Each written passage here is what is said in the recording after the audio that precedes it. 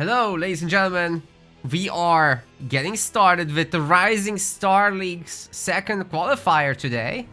This is gonna be pretty damn sick. So these are basically the pros of tomorrow. These are the guys that aren't quite level with the very top pros, but they're still really strong, especially the guys who are likely to win this. But the difference is, compared to the Pro League here, that everybody can participate except the very top guys.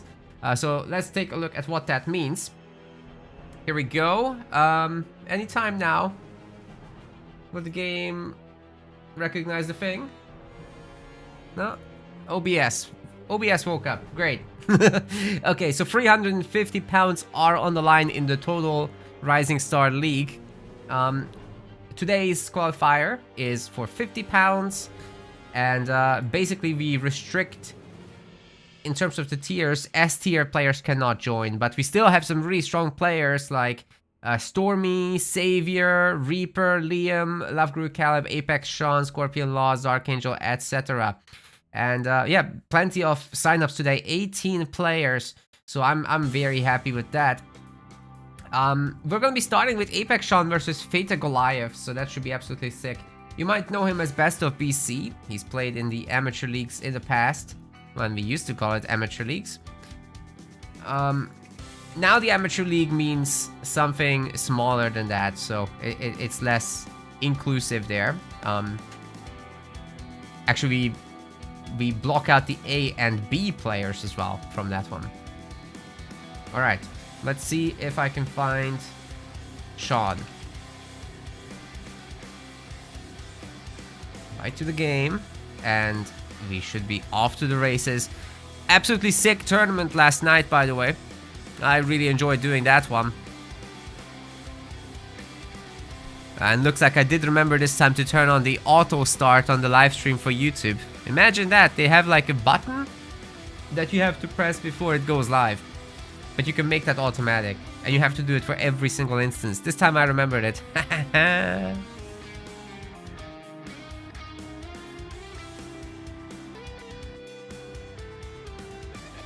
Okay.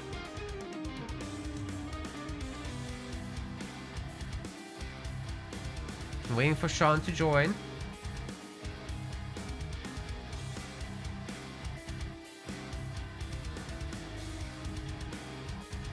I hope he didn't fall asleep or something. He is showing us offline everywhere. That would be bad. Because then we don't have anything to cast.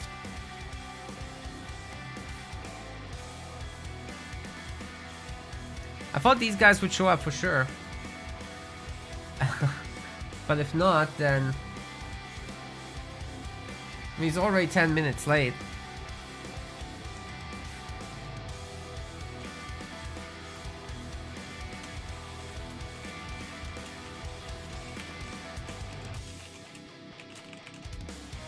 Yeah, if he doesn't show up very soon, then I'll cast Liam versus Psychic Wizard.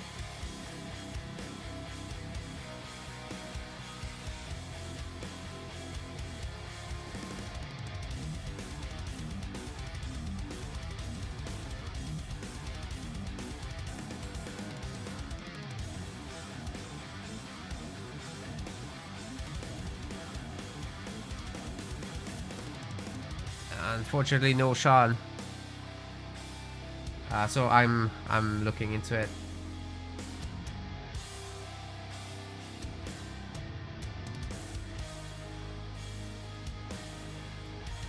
We do have a lot of other really cool matches though. So there's definitely some picks. The Archangel versus the Colossal Sea. And then the winner of that versus Stormy, most likely. Stormy is the favorite in this tournament at the moment, along with Savor. They're supposedly pretty close to each other in skill. Savor is back from a very extended break. He used to be one of the top guys. So it's just a matter of unrusting for him, I think, for the most part. But everybody did get better over time, so there is that.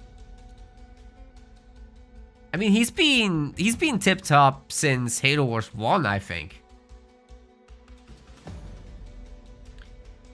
We also have stuff like Reaper versus Viper, Scorpion Laws versus Defender, so there's a ton of fun matches here.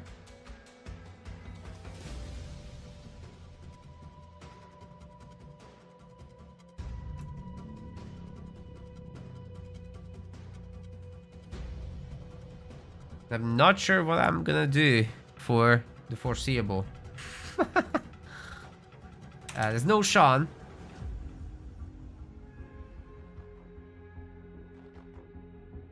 And Love Guru Caleb has a habit of no-showing, so I probably would have trouble casting Liam games.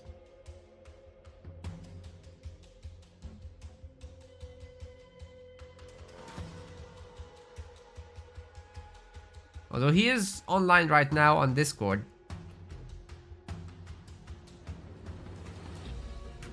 Alright. Fita Goliath has left my lobby, so that's not what we're casting after all. I'll update this bracket real quick. What was that? Match number 10. We'll remove ourselves from that one.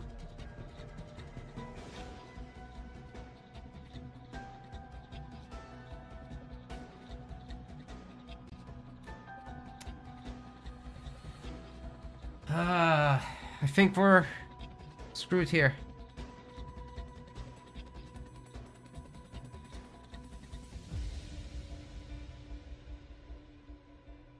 I'm gonna try to join Stormy, to be honest. Let me get his Xbox username.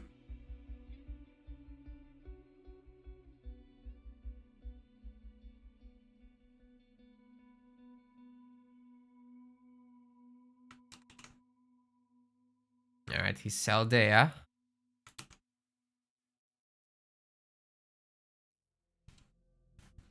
I hope. Great, he doesn't show up for me when I search.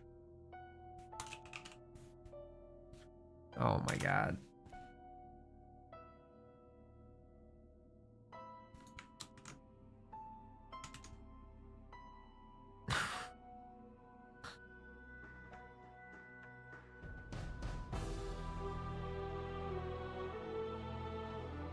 Okay, I need to add him as a friend. Oh, I already sent one.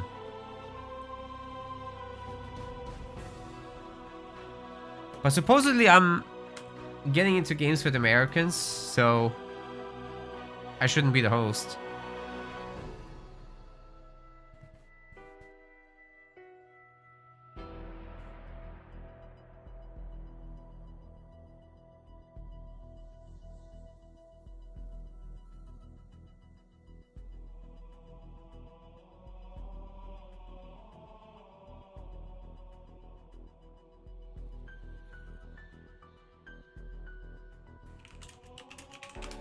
Well, there's nothing else to do, so I'm gonna get Stormy to invite me.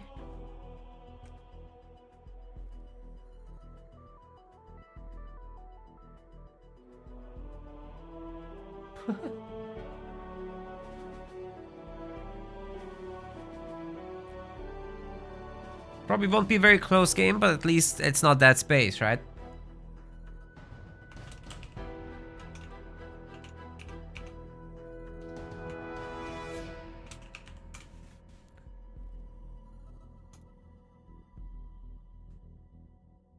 Yeah, I would have liked to cast Wizard versus Liam, but they already started.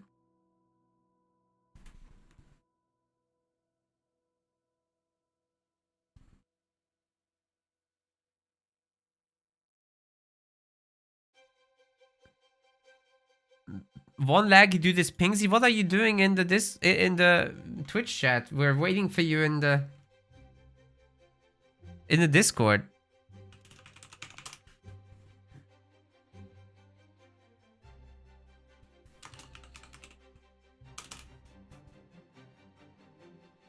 We didn't find your gamer tag anywhere.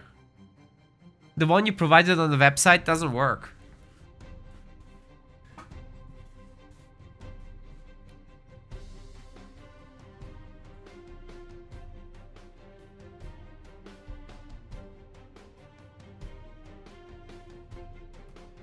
Like, the no-show rule is probably gonna get you.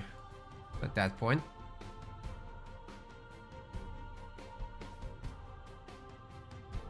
I think these guys are ready to go. The first map is going to be Bedrock, so I'll be focusing on this now. Let's get it on.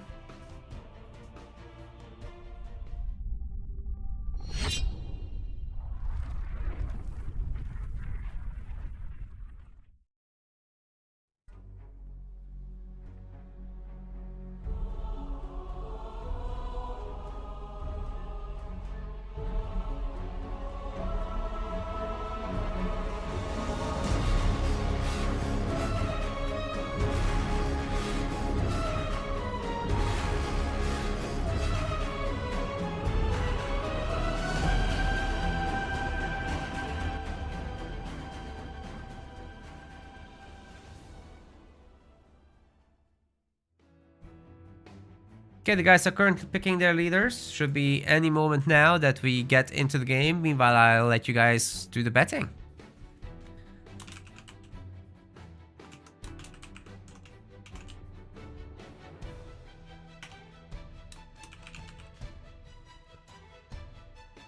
Go get your meta place points.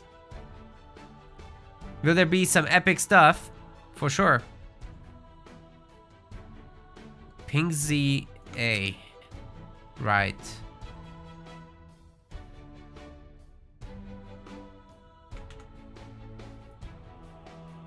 Yeah, that's not what it said on your profile. I think you made a typo somewhere.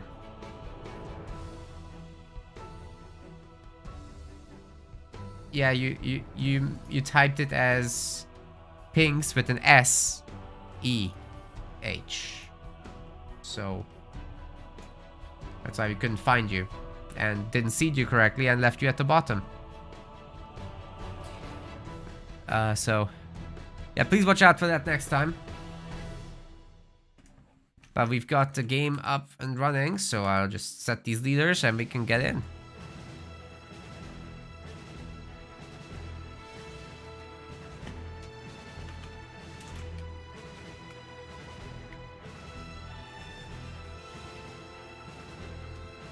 Ladies and gentlemen, welcome to the Rising Star League's qualifier number 2 out of 2. 350 pounds are on the line here. In the blue color, we have got the Visceral playing as Decimus. And on the other side of the map, winning the last qualifier with just a single loss in the entire tournament, this is Stormy playing as Shipmaster. Keep referring to him as Stormy for now. His old name. Don't know much about the Visceral. The thing about the Rising Star League is that everybody can play. Except the very, very, very top guys. So we have this whole tier list system on our website. And whenever you beat somebody, you leapfrog them in the leaderboard. If you do it to the degree that you reach the S tier, you're no longer able to play in Rising Star events. Those guys can only play in the Pro League, but if you're in the A tier like Stormy here is, then you can play in both.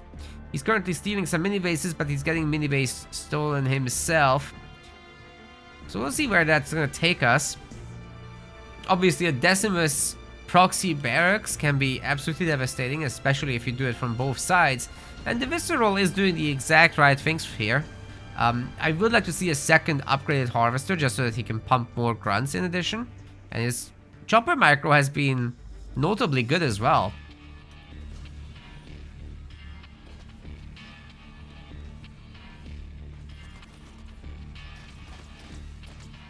Is this a scrub league? No, there's an amateur league as well, which is open to everybody that's not in S, A, or B tiers. So pretty much Gen Pop, right? For that one. Jump Pack Brutes up on the cliff. So you guys can still sign up to the Amateur League. That one's next week. Which is like, what, 19th? October 19th, that's right.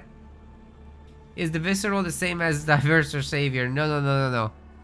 This is not him. Savor is playing on his own account, obviously. He can't play both. Otherwise, the lateness rule will get him.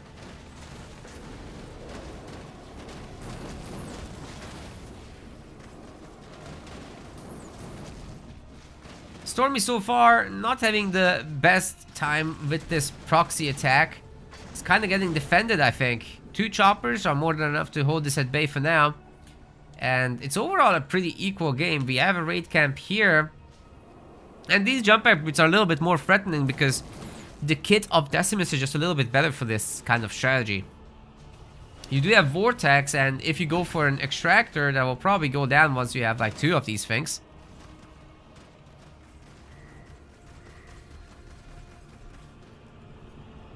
Well, you guys can go to the MetaPlace website and always just check out the profiles of the players. They have their gamer tag information in there.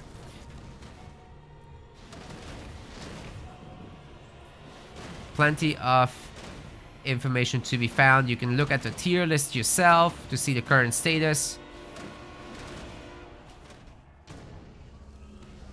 as well as the league leaderboard, because the players get points from the tournament. So there's a separate leaderboard for that, which basically will determine how they place in the league. But signups are limited to the provisional list with their tiers. Either way, this Chopperino...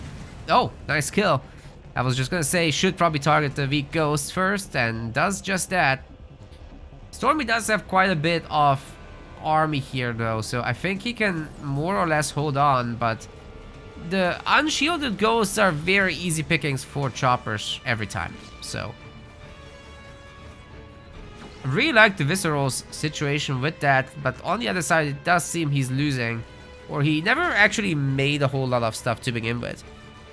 Is he currently getting shrapnel mines? Yes. So that will upgrade momentarily, and then several grunts might pop out of here. That should be able to get rid of these ghosts if Stormy isn't paying attention for a moment. There's also a good number of Decimus choppers roaming the map. And finally, the Visceral cleans up the back mini base. He's getting a second power extractor. This is a pretty solid player, I'm not gonna lie. And we didn't seed him particularly high, so... you know, MMR can be sometimes a little bit deceiving. But Stormy is all over the map. He's picked up all the resources, so... he does have a massive population lead, and that's where the skill difference shows up a little bit. He's 45 population to 29. Now, that's not something that Decimus can't bring back. But if you look at the base, there's also the awareness that this is a longer extended tier 1 game. So we're gonna upgrade all these resource buildings, and that's just not the case for the Visceral right now. It's gonna take him a moment. Oh, he's finally upgraded the extractor. I was gonna say, that's important. Loses the mini base. Oh no, I'm pretty sure there were some units locked in there. So Stormy has a pretty good time. When you have this many ghosts, you're able to take map control as well. And with Shipmaster, you probably have banished raid, which means that you can capture power nodes with your ghosts, and there's plenty of them to do it with. He will recapture his own side of the map. There's turrets coming up. So this is looking overall pretty good, and just having made that many units contributes to your leader power progress, but the Visceral actually has just as much. He's going tier 2 first, and that might give him a little bit of an edge in that sense, that he can get out some better units. But the ghosts can just bully them one by one, so you gotta be careful with how you move out.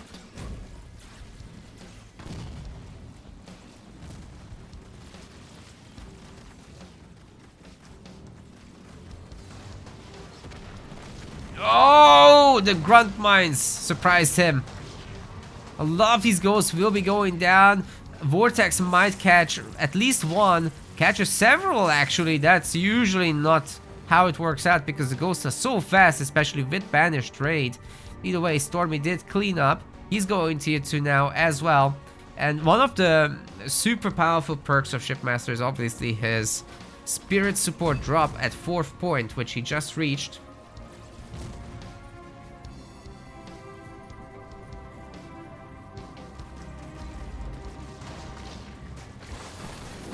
I'm sure it's gonna come into play very, very soon. It's expensive though. Beam is gonna be used on the Ghost, which is actually not great. Because now the drop can happen without any contest. Should have enough resources for it right now. It's a good time to drop it in. Oh, there it is. There will be a bit of a Ranger war. But Boundless Siphon is also in, so that helps a little bit at least. But, you know, Engineer Shields are better than Boundless Siphon. At least while they're up. And they'll be giving them high ground vision as well, so the Ranger beats the other Ranger. The Ghost can absolutely annihilate Rangers also, so that's a factor. Of course, the Hunters are good against them.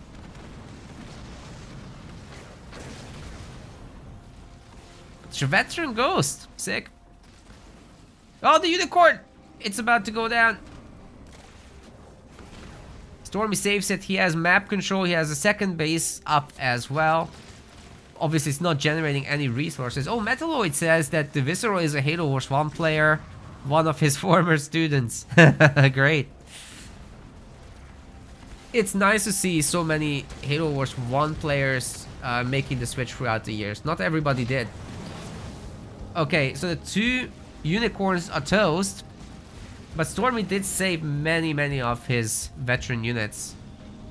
At least the ground boys. Chad and Steve are safe. More engineers are getting manually made. And so long as he has the Ranger pump going, as long as he's got this base upgraded and secured, everything should be just fine. Third generator coming out for the Visceral. I thought this was not going to be a super close game, but actually it's not bad at all.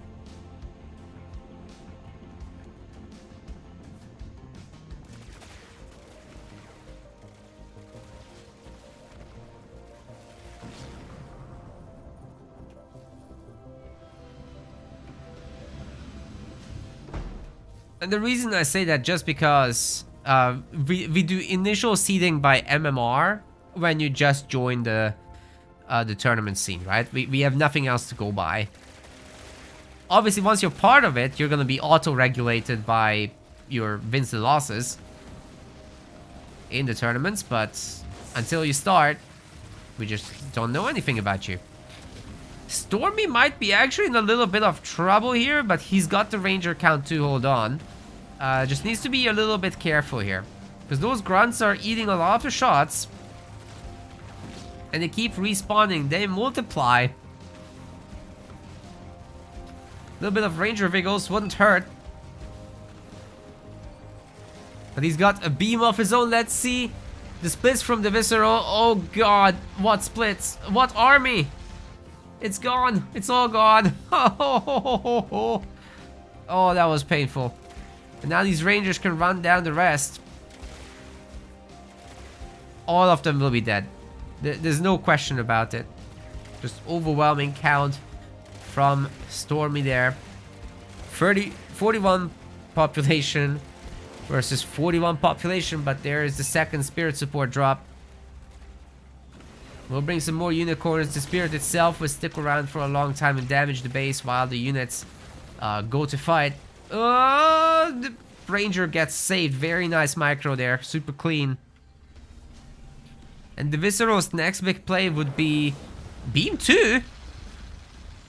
That's a not very good 5th point. It will kill Chad over there. But I mean, Steve is still going. He's holding on. No Decimus drop is definitely very problematic. That's the one thing that could have turned this game around. He had the power for it, just not the blue. And, you know, if you don't spend all this that was in the queue right now, then you could have dropped in Decimus, and that's a game changer against just a handful of Rangers. Would have loved to see that, but this is going to cost his game. Yeah, don't go Beam 2 for 5th point. Get an ultimate skill. Every time. That's the lesson from this game.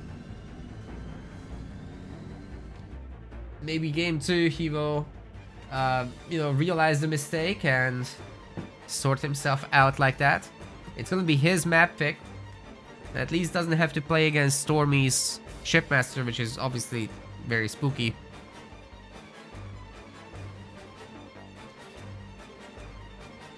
Frontier will be the next map. And I'm gonna quickly check what's going on.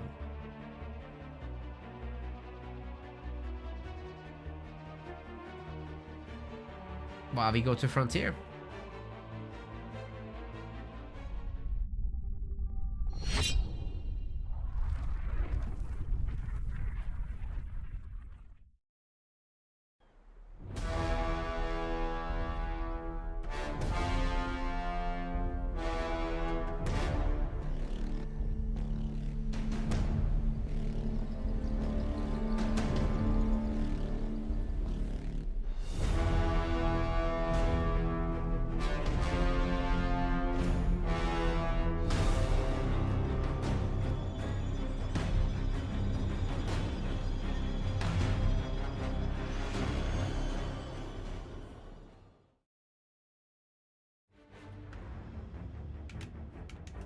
Alright guys, one moment and we'll jump right into it.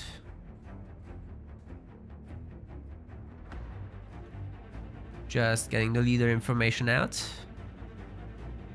And you guys can do your predictions.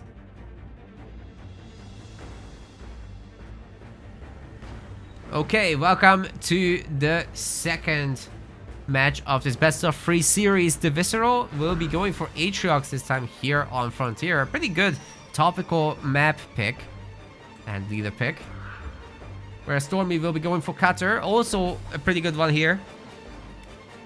You do have the high ground advantage for your snipers. And it's a relatively open but contained map, so your drops are just very powerful. Reinforcement distances are pretty good. As for Atriox, you get easy enough expansions, which are further helped by the reinforcement distances. Your hero can reign supreme in the early game at least somewhat, but gotta watch out for the snipers. So far, no barracks from Stormy. He's gonna go hero himself, which could work out.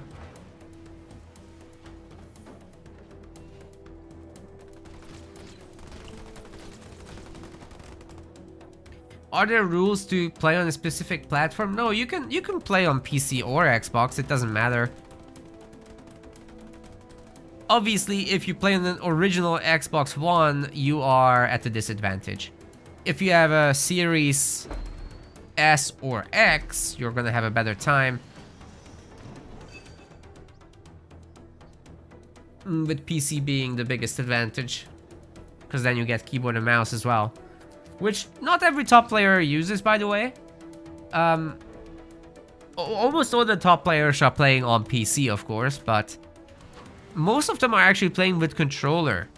There's a handful of guys like XCA, RNT, Liam, who often play with keyboard and mouse, but not always.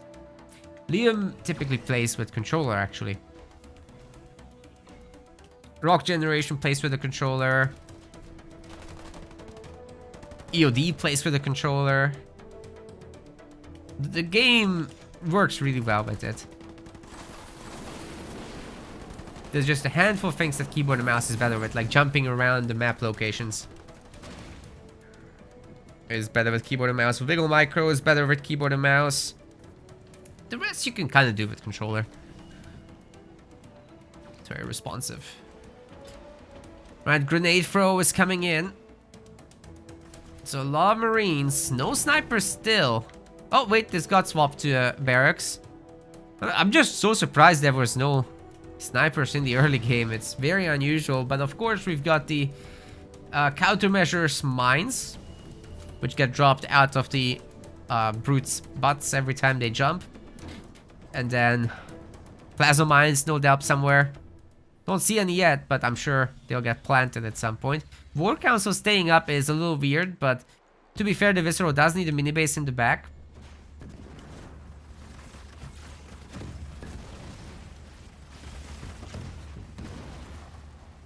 Well, you can see the consequences of not having snipers in the opening. There is full map control for the Visceral right now.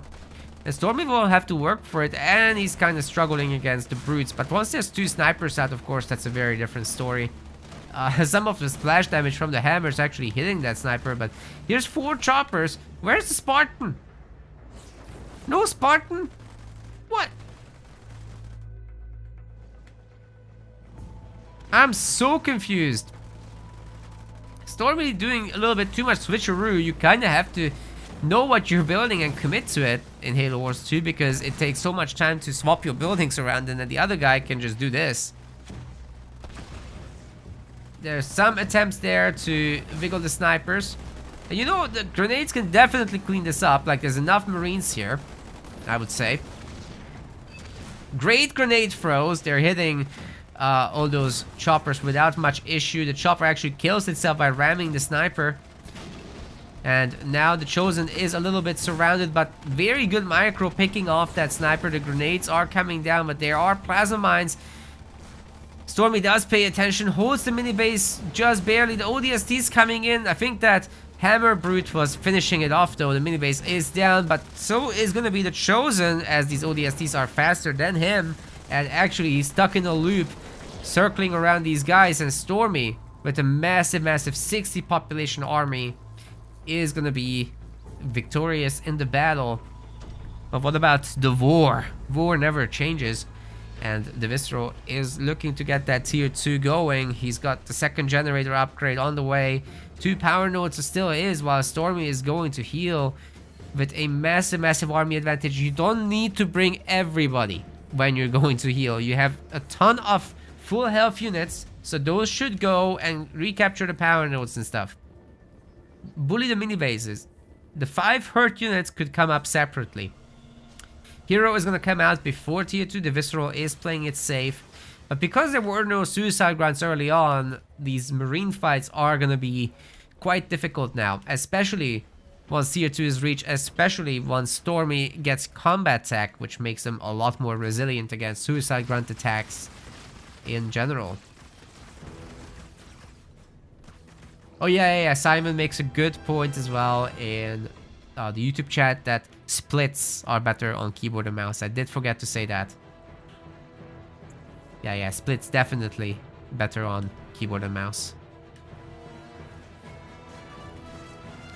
I spectate with controller though, even though I'm a keyboard mouse enthusiast myself, because you get the follow camera with controller, so that's a little smoother.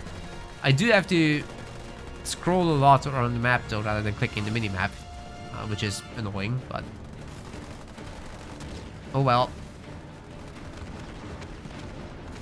If there's ever a Halo Wars 2 Definitive Edition, maybe they add a minimap interaction for controller. That would be great. Or a follow cam for keyboard and mouse. Either way, it's dead. The Visceral just didn't make units, man. Like, you can't let Cutter spam Marines to full population and not respect it. It will kill you. Like that. Yeah, that was a very heavy undercommit. The hero is really strong, but it can't carry the entire army. I guess we'll be following Stormy around then, so the plans have changed. I'm gonna update the bracket with our plans. So that's match 3 and 11 needing an update.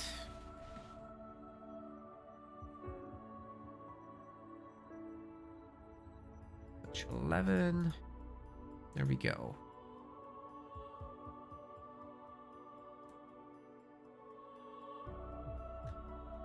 Do we have a bet section for who's gonna win the tournament? No, actually, it's a very difficult thing to implement because there's a lot of regulation around betting. So Twitch, I'm doing it on Twitch because, well, as far as the per game betting goes, you guys just bet some points. It doesn't cost any money. It's for fun, right? And then you can put some memes in the chat with it.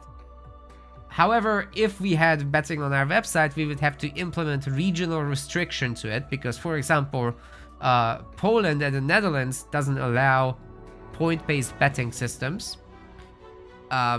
If we did the money version, I would have to register with every regulator around the globe. Like, you know, I'm UK domiciled, but it would have to be globally regulated still. So no, I'm not gonna do something like that.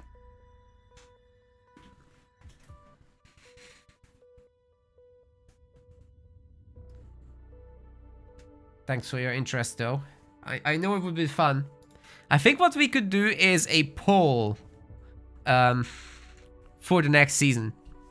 Or we could do a poll for the main event. We'll do that on the website. We could do that. But we still need to get the final 8 for the league defined.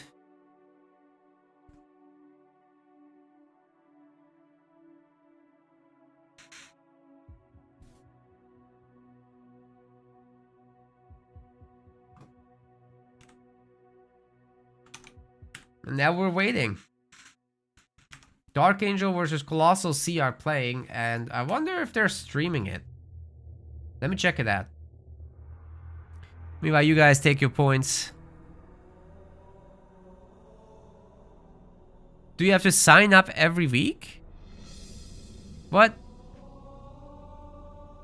What's the question? I don't understand the question. I'm sorry.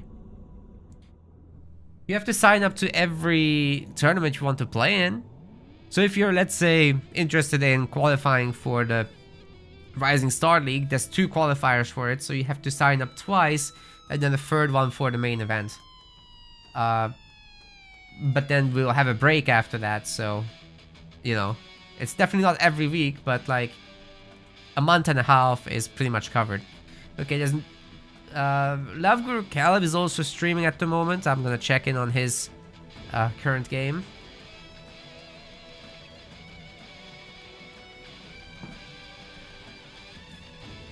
Yeah, thanks Jordan. Happy to be back. Happy to be back. We were gone for so long, it's true. But it's been about time.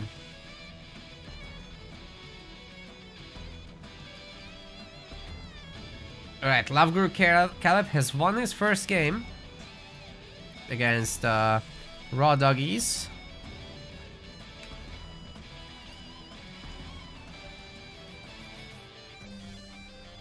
And as for Dark Angel and Colossal Sea, I'm gonna consult the Halo Warpoint website.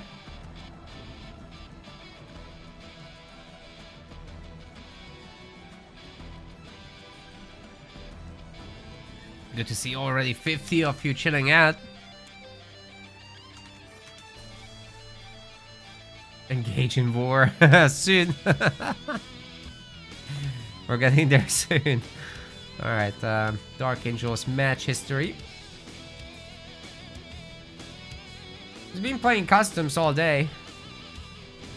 Well, no, not all day, that was yesterday actually. So I think he's up 2-0 against Colossal Sea, if I'm seeing this correctly. So we might have our next game coming in shortly.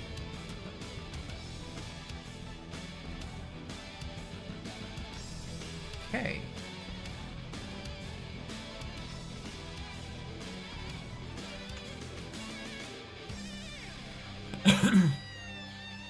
So we can invite him against Stormy here.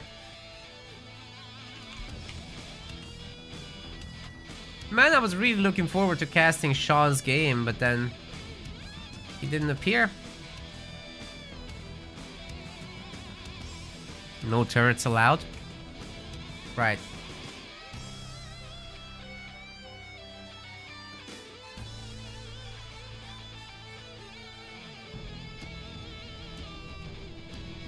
Oh my god, Reaper's already in the winner's semis.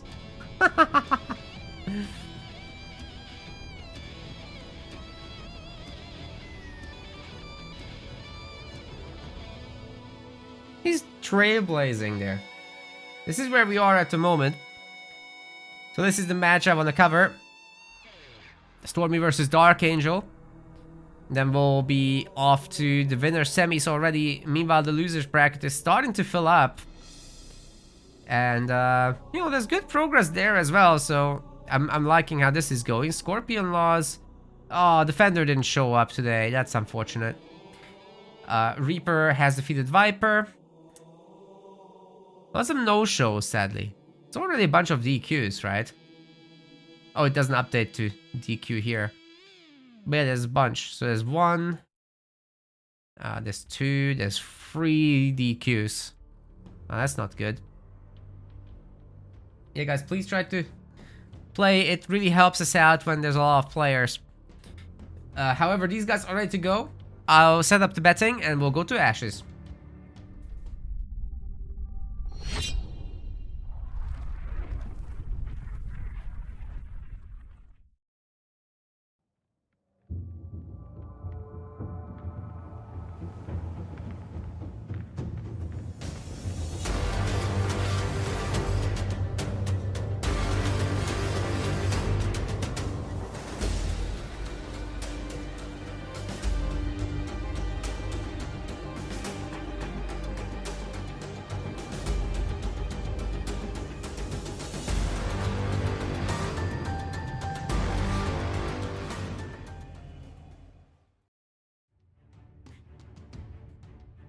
Cool.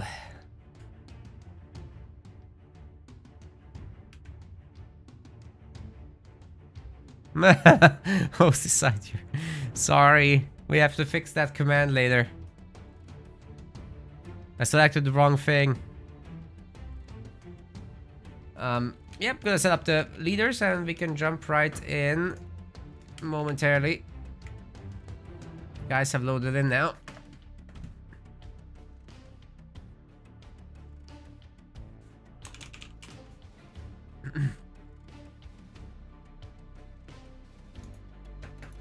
Cool, let's go. What is the finals from yesterday? What? It happened. Or the main event. Oh, in 2 weeks. Let's do this now. Ladies and gentlemen, welcome to the Rising Star Tournaments qualifier number 2. Dark Angel here in the blue color playing as Forge. There's already some action in the middle.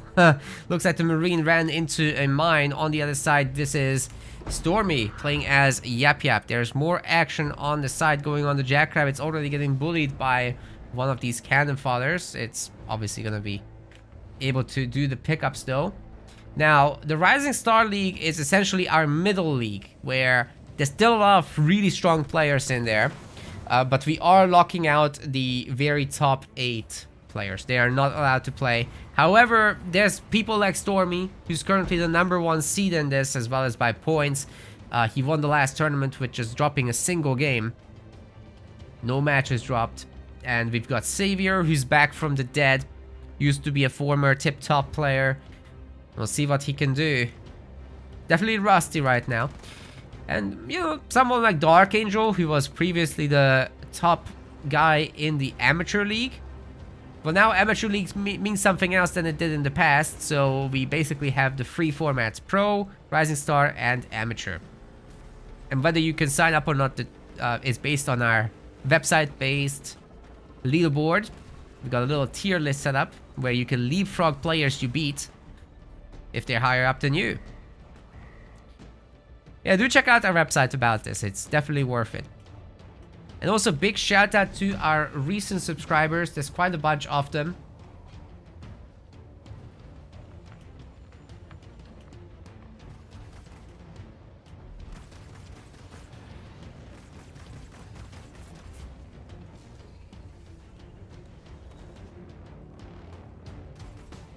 Dark Angel with only the 1 mini base steal. It's not gonna be enough. It's only 2 mini bases versus 4. So he's definitely got his work cut out for himself. But there are 2 generators. He can make a Warthog back home, get tier 2, get some Warthogs, and start cleaning up those minis.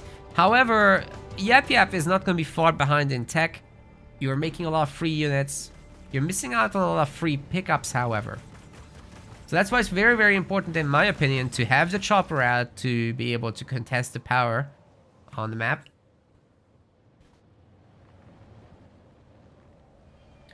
Yeah, there was a question in the chat about when the next... when the main event for the Pro League is. So that's in 2 weeks from now, for anyone watching live. End of October, basically. But the tournament yesterday did conclude properly, so... the qualifier did fully take place. No event was delayed. No match was delayed in it, I mean. Alright, second base for Dark Angel coming up rather than a Forge Hog. He'll be going tier 2 before then. Very interesting to not see a Forge... oh my god. Per generator in tier 1. That's crazy, dude. Then again, Stormy does have complete information about this. I didn't actually finish my thought about our subscribers, so people like Scorpion Laws and Crew 6 and Flex Buff Chest are now supporting us on the website. Crew as well, and I hope I'm not forgetting anybody. No Distractions also. Those are all website subscribers which are helping us power our entire ecosystem. So thank you very, very much for that very direct support. This league has a £350 total prize pool, which can also be contributed to by the community. That's another way to look to support these kinds of events, so that it's more valuable for the players. Something we care about deeply, of course. I mean, the Pro League has nearly a £1,000 prize pool in total, so it's the biggest we've ever done. And you know, the fact that the Rising Stars get 35% of that size is also, I think, pretty good. Because in the past, the way we did it, they just wouldn't get anything, right? it would be impossible for those guys to win against the top 8. Or it will be extremely rare. Certainly not in a league format. Maybe a single series, but not in a league. I love what Dark is doing. This is super interesting. He finally has his Forge Hog. But I mean, the expansion, the proxy garage, this is super hype actually.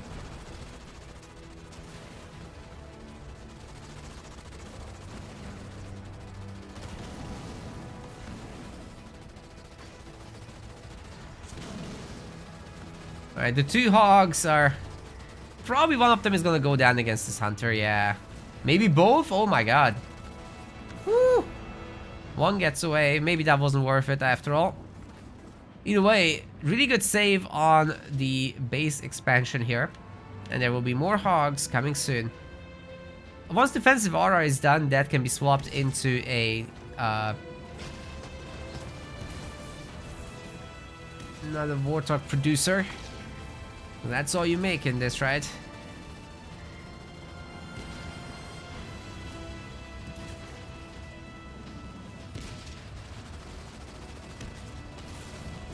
Woo! Oh, the Nightingale loss is terrible here. Oh my god. Oh man, that's painful. They're so expensive. And now the hunters are here. Stormy is pushing super hard. He's got his own expansion. Ankle biters is coming in, making these guys a little stronger. And you know, Yap Yap never has a problem staying popped. You can just pump the free guys from any mini base. And he has plenty of mini bases, as you know. Engineers here helping to detect. We'll need another Nightingale. But has a good amount of resources. You could drop Kodiaks up top. And that could be quite potent. The Hellbringers is a good addition as well that I like a lot here.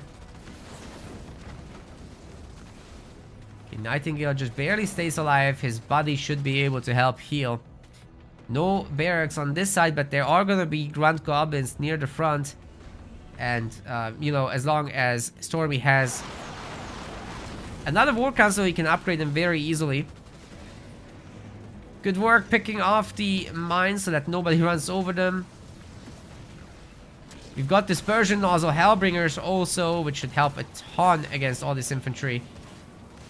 Especially everyone sitting in that fire is actually damaging the grunt dome.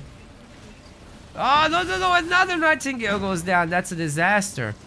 At least 1,000 resources were lost in Nightingales so far just to keep the base alive. Almost cheaper to start a new base at that point. But yeah, with the grunt dome being weak, Scalabomb goes down. It doesn't really hurt the units, but it forces them to leave, allowing the Hellbringers to start doing their work. And there is a lot of fire on the ground indeed. Hunters have to respect it. Dude, the shade turrets are still going. That's crazy. Don't tell me another Nightingale goes down. That's ridiculous. The heavy grunt almost got it. Holy crap. Yeah, it's definitely worth having like 4 Nightingales. I think that's the magic number. At least to me, it seems that way. Dark really needs a building back there. Oh my god.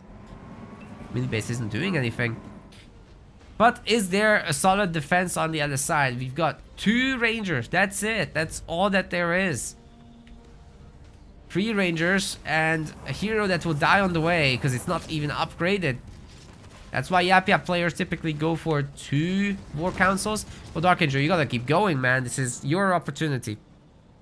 Oh, no. He's not going for it. Oh, the tunnel vision. See, the single hogs are a really good answer to this mini-base situation. I think you should have just pushed the army. He had a massive advantage here against the Rangers with Warthogs and Hellbringers. I really like his situation that he had. There's no Reavers yet either, so the Nightingales can actually do work. Although picking off these heroes is pretty good also. And then you can have these 2 minis, but can you actually hold this base now? Because once again, the Nightingale is very weak, easy to pick off, doesn't get off the smoke. There's detection anyway, and Yap Yap drop coming in will be definitely challenging to this base with the starred up brutes, the grunt riders. Dark's trying to make a turret, but it's way too late for that. Somebody finish the hero. This is toast. Gotta sell everything. He does just that. As you can see, the Hellbringers are too low in number to damage the units. The Hellbringer healing, the Engineer healing is just too much. And now there's a shield hero with 2 turrets. It's way harder to break that.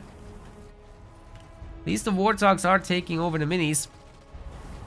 And there's another base coming up for Dark, but that could have been a proper attack here earlier. And now he doesn't have money for the 5th point because, well, his base isn't generating money for him. Can't drop in Grizzlies. Ideally, you'd be saving up for that. You see, if he had been able to save the Nightingales, now you would have money for the Grizzly drop, and that's basically game over here, right? I think everybody can see that. Heavy metal and the healing together are keeping the Forge Hog alive. The Nightingales are still in a decent spot here. So I like this a lot. The Hellbringers still quite a force. But I think there's just going to be too many leader powers from our Yap Yap player, especially with Grunt Dome. You have to leave here. The Methane and the EMP can definitely do a number to the Forge Hog too, so you can take that health level for granted. But taking over the minis, this has potential for Dark Angels' late game. I like it a lot, but once again, the Grunt Riders are here, bullying the base. Aye. Woo! That beam is a disaster right now. Forge Hog will definitely be toast. Nightingale's toast. This is great value for that beam already. And who says the Nightingale can escape? I'm not sure it can. Okay, the units actually run past it. Lucky. That was value for money once again. That's a 7-slot base. A Yap Yap player is now tier 3. Stormy should be running away with this game, I think. If everything goes his way. The Grunt Goblins is still just tier 1. No Shardstorm launcher. No Shard Stormy launcher has been researched just yet. But I'm sure he's working on it soon.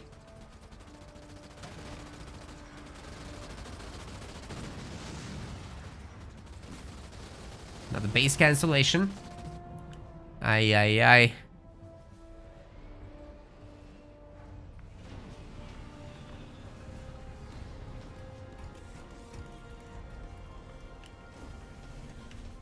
Gotta make more gabos.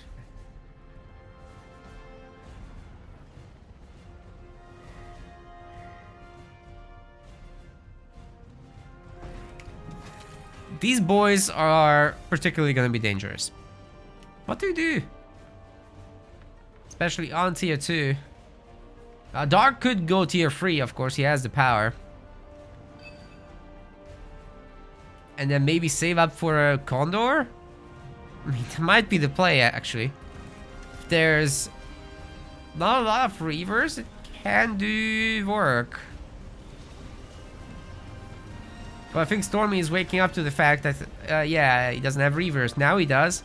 And that number will just keep growing. EMP on the Grunts is also very, very good against the Condor, but that thing outranges everything.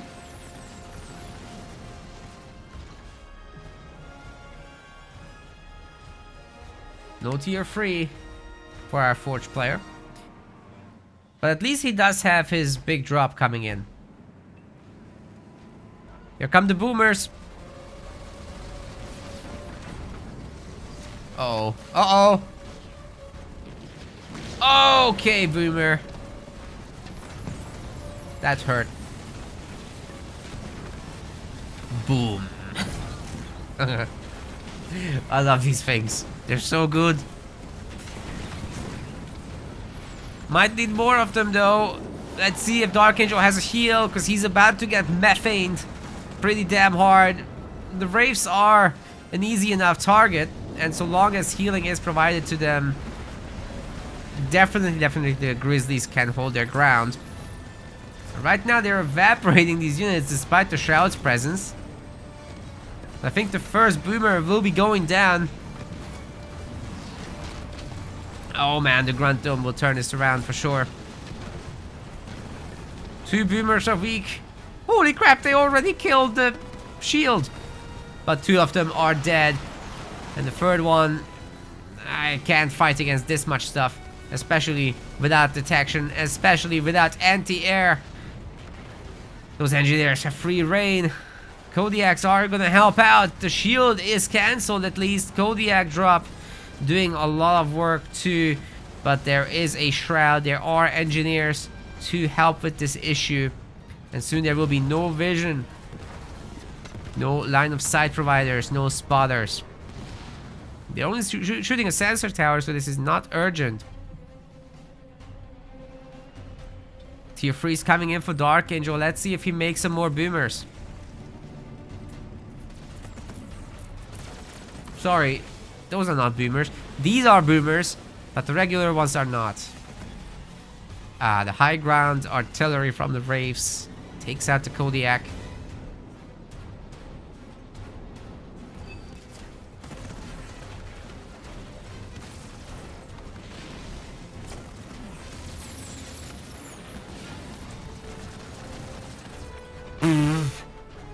Warthog evaporates.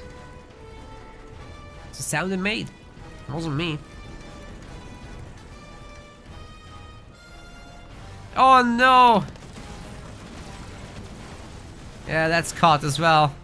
Well, I just don't see how Stormy can lose from here on out, and neither does Dark. It's gonna be a 1-0 advantage right there.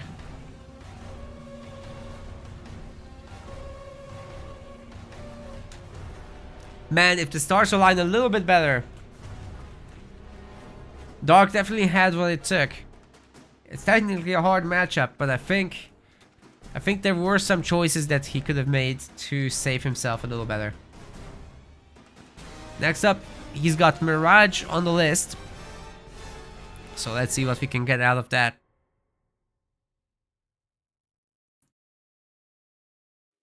Feel like a Condor would have been better. I mean, considering the army that was on the field, I think I agree. But, you know, there's always the methane drop and beam. Yeah, Jordan is right about that. Though as long as there's no anti-air, defensively you can do a lot with it. And there are teleporters on this map. So with Kodiak coverage, with the boomers, a lot can be done. Anyway, let's go. Mirage.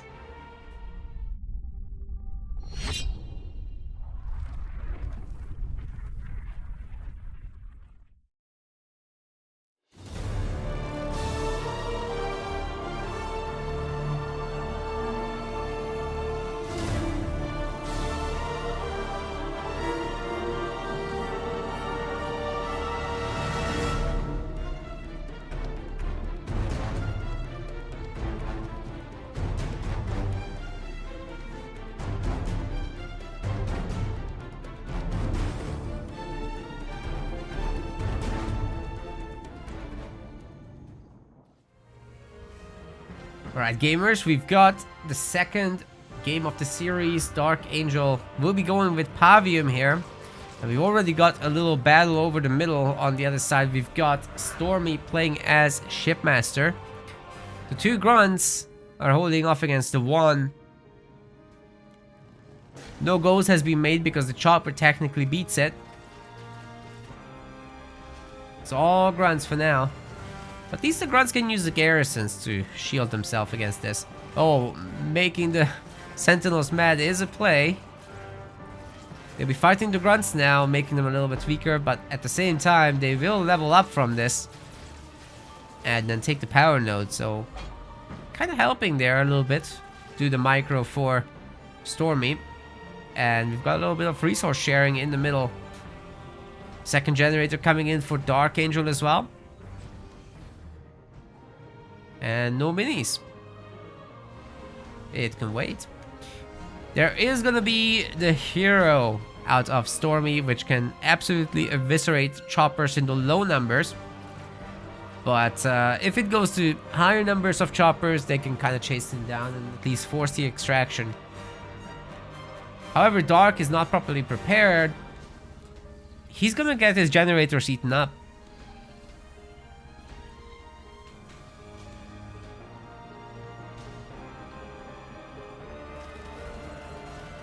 Pavium is something we don't often see on this map, but the choppers can be quite potent.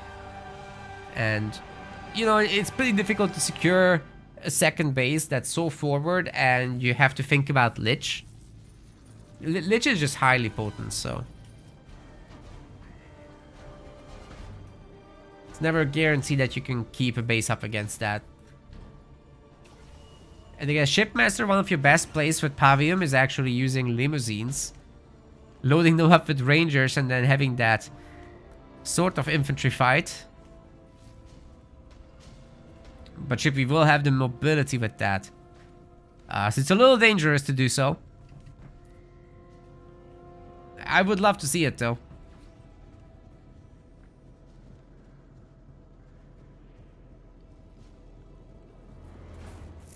Shouldn't be difficult to make it to 4th point anyway. Now let's see about the important part though. What is actually happening. There are gonna be no choppers. This is Dark Angel on 3 mini bases, 2 generators, and a single turret. This hero is gonna punish him. Like, there's no doubt about that. He's trying to go tier 2, but he's naked. Pants are off. And here comes the honor guard.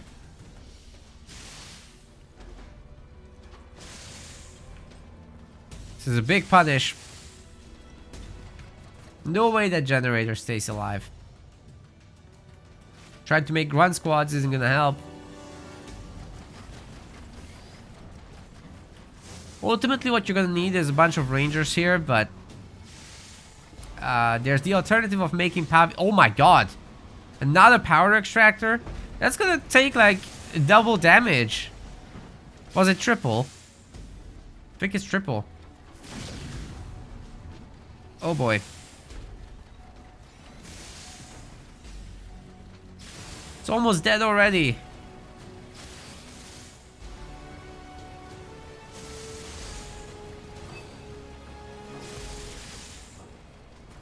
Ooh.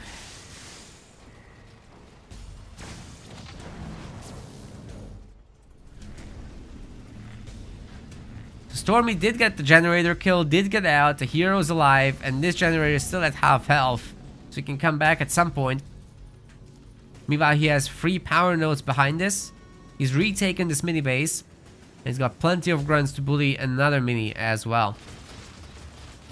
Grunt on grunt action coming in. Shrapnel mines getting research. And we're gonna see some elite rangers. But here comes the honor guard again. Looking for another hit. It's gonna be triple elites getting pumped.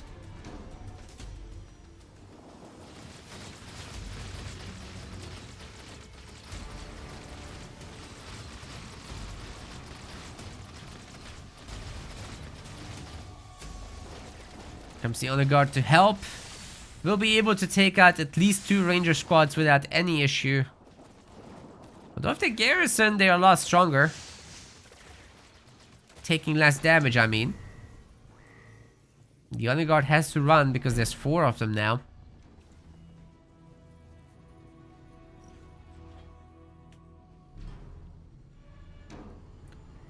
Double raid camp is up in the middle. So Stormy is gonna get some of his own now. The honor guard upgrade is coming in. A lot more stats for our boys soon. Got his shields back so he can once again bully the rangers a bit.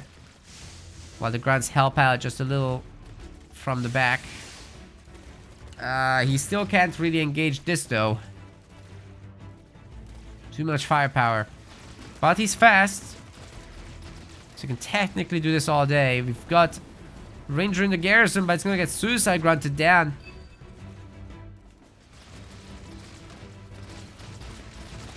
The Dark is actually pushing his advantage at the moment. With all these Rangers, it's not that difficult.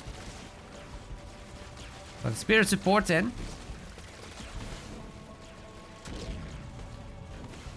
And I gotta say, that's actually enough Rangers to keep pushing. There's a ton of grunts who can take down the unicorns, no problem.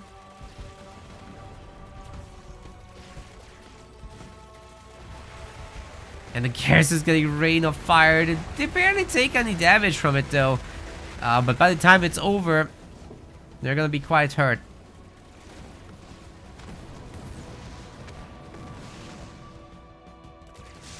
One star on the hero.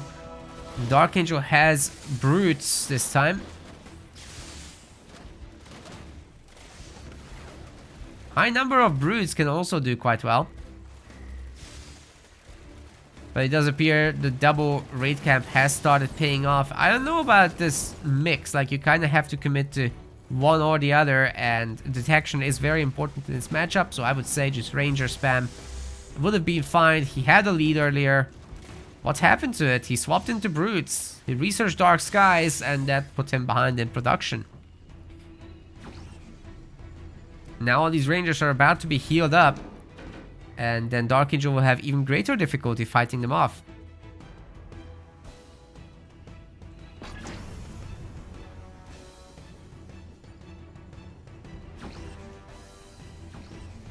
Rare DNA says he'll join in a couple of weeks. We're actually not gonna have an event to join in a couple of weeks, but we'll be back early next year.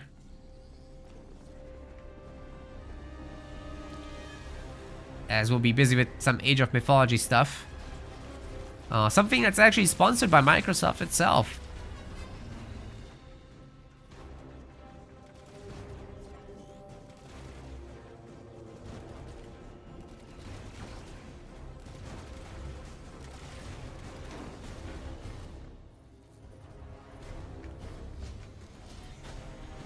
Yeah, really looking forward to our next season of Halo Wars as well, of course.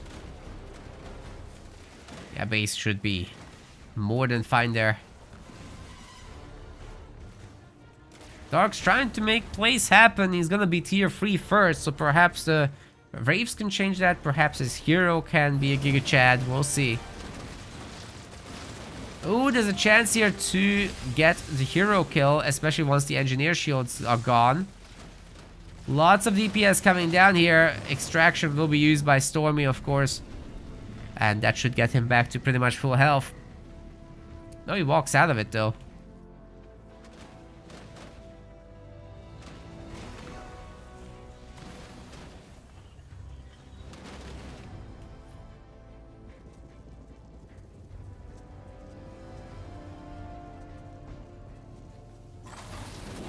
Still not seeing a Pavium hero.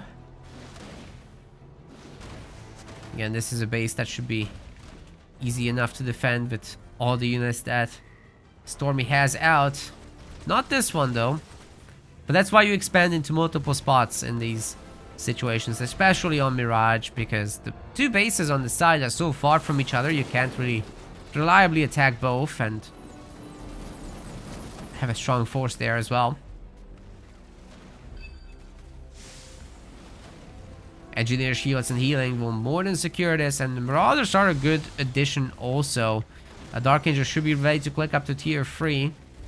He's getting more brutes, he's getting infantry level 2, but this honor guard has reached a 2-star status and is working towards the 3rd. It's quite problematic.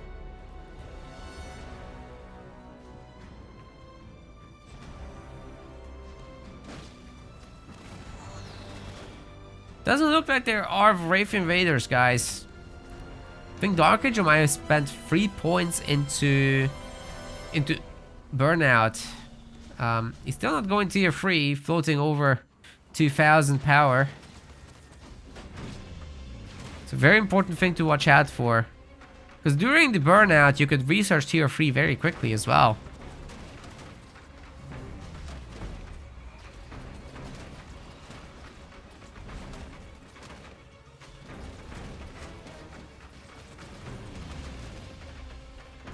Nothing here to defend the base. Are the brutes actually gonna get this? That's sick if they do. It's only 2 of them, so... Oh, the Lich! Oh, the Lich! I completely missed it. Oh my god. Oh my god, he got the main. What the hell happened here? Stormy's just standing around with his army. He didn't even send engineers from, nothing. Oh my god, he lost his base. What the hell happened?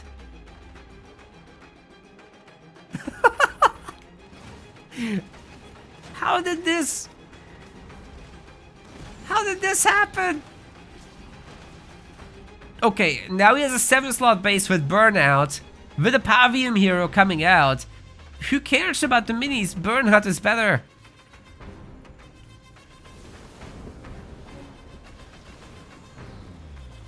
Super good situation to be in if you're him. And even this base is quite weak, so the engineers will have to stick around here and wait. In fact, extract is now to the mini base, because that's the oldest base of all. Very annoying.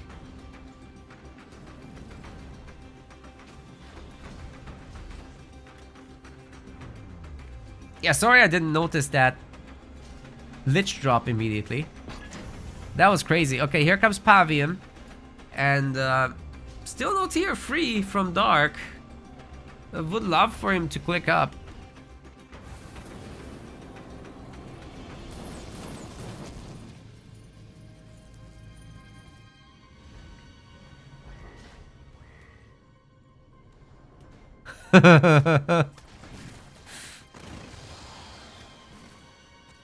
Everybody will lose their betting points if Dark wins this. Nobody voted for him. You guys silly. At least put 10 points on him. You got 200 times return.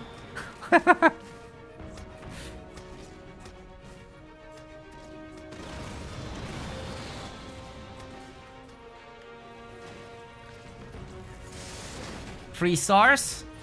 That's one way back into this.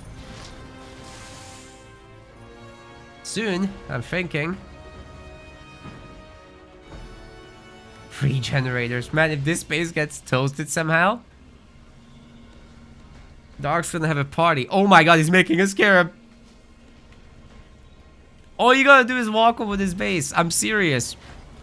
You can't stop that from picking off buildings. And there's 3 generators in the back. It's free real estate.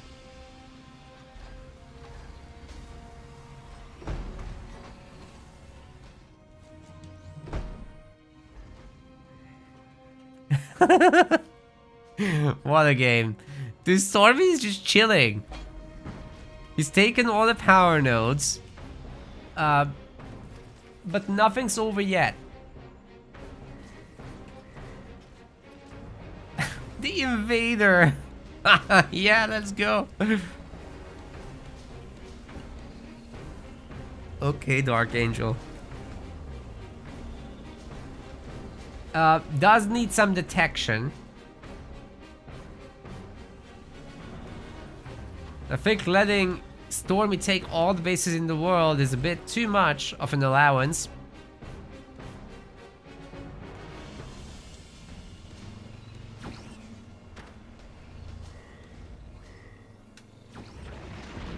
Superhero landing. Okay, there goes the raid camp. The time has come. Oh. There's nothing here to heal this thing, so if there's gonna be a lot of hunters, it's actually gonna be in trouble. Cloaking gen is on. So yeah, detection is gonna be pretty damn important, guys. Who's gonna detect here? Look at Shipmaster.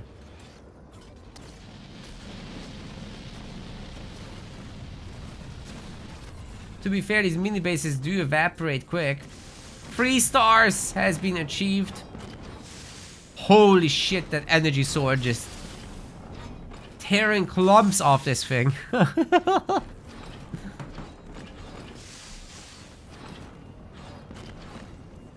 What a Giga Chad. Yeah, I have to go back against that.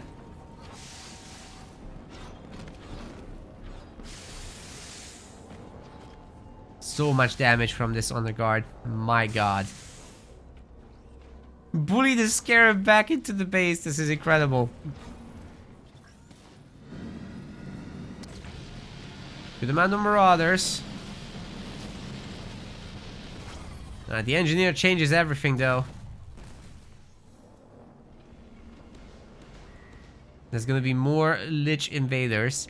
Are we just gonna go 120 pop Lich Invaders over time? Is that what this is? The turrets are upgraded for anti-air. Forces and extract on the hero, that's hilarious. But it's time to go. Dark Angel does have the mini base. He can make some rangers from this thing. Should do that, definitely. This is no army to attack a base with.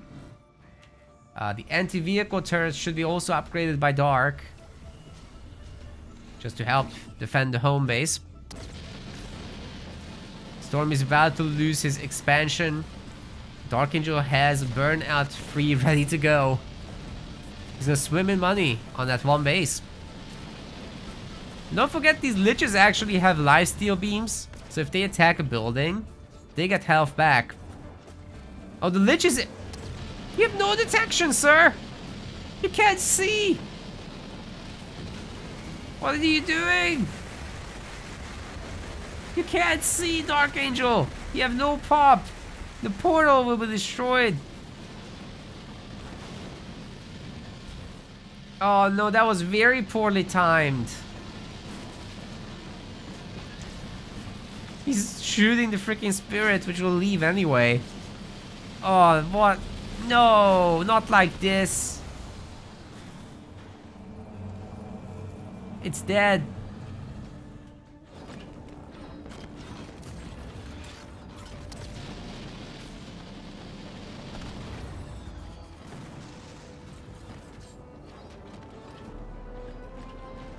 Ay, ay, ay, ay, ay. There's some confusion in the chat about why Stormy is here. So, the guys here aren't bad. That's the whole thing. Stormy is just at the cutoff point. Somewhere we have to have a cutoff point, and this is it. Oh my god, Ultramines just evaporated his army. Everything's at red health. The Scarab will have a field day here. That was one of the best Ultramines in a while. The Engineer Shield was the only thing keeping the units going. Even the 3-star Honor Guard has to respect this, and look at this.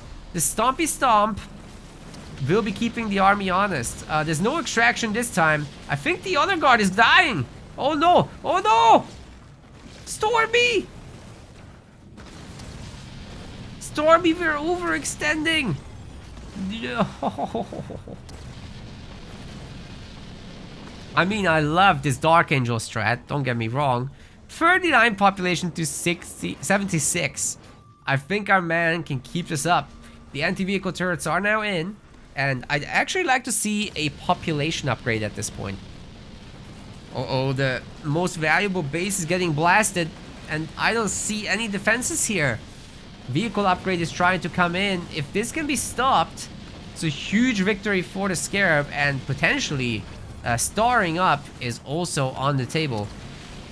The vehicle upgrade 2 will probably finish. The hero will probably finish. Displacement has happened, so shouldn't be able to see the base after the engineer's dead, but can still stomp the Scarabs.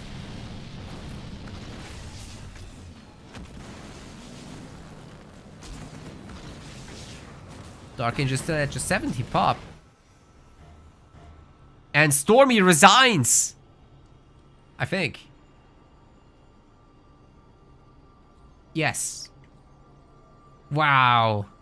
Okay, that Scarab came out of nowhere from his point of view, and he definitely did overexpand. Losing that main base was an absolute disaster. Dark Angel getting a single glorious victory here in the series. Can he do it again? Well, we're about to find out.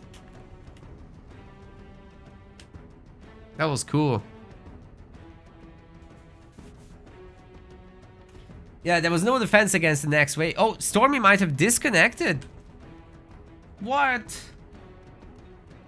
He's not in the lobby anymore. Oh, that's a disconnect.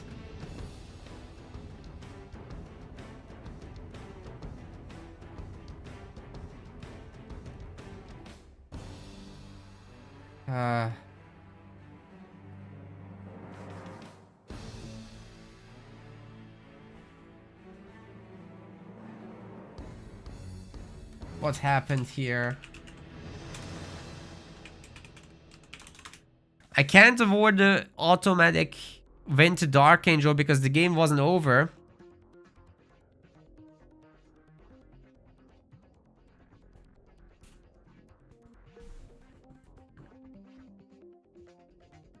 And he did have fewer bases.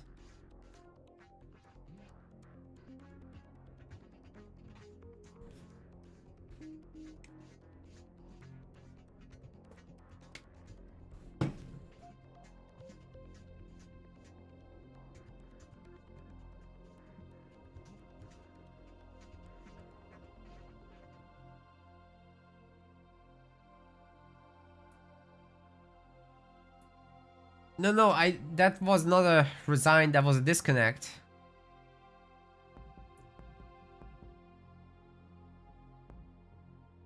Where is he?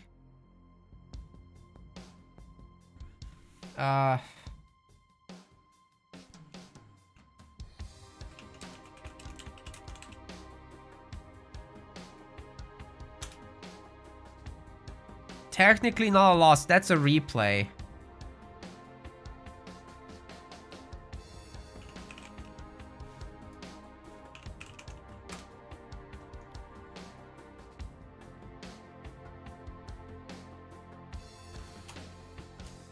They have to replay that, guys, because it's a disconnect. Granted, that Scarab push was sick, but there were other bases.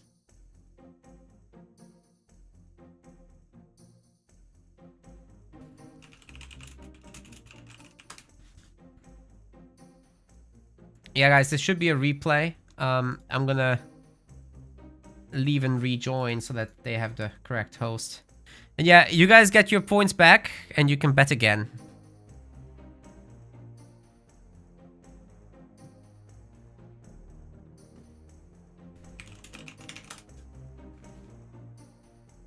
Very unfortunate, but I can't call a game like that. Like, what if he has enough reavers to kill the engineers again, right? What if he has a beam and kills all the engineers? Then the base is safe, and you can max out on Wraiths.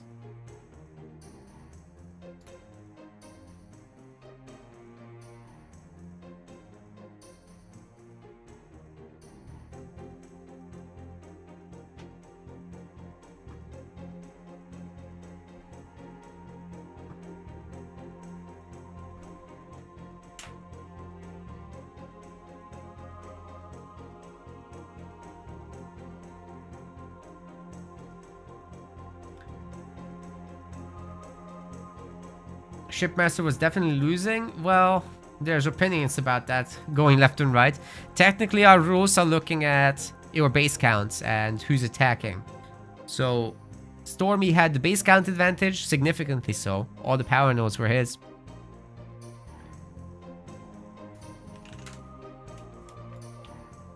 It's just too divisive to call this, you know? I'm just not comfortable calling Dark Angel victory here. So let's go back to one more step. It was not a victory, it was a replay here.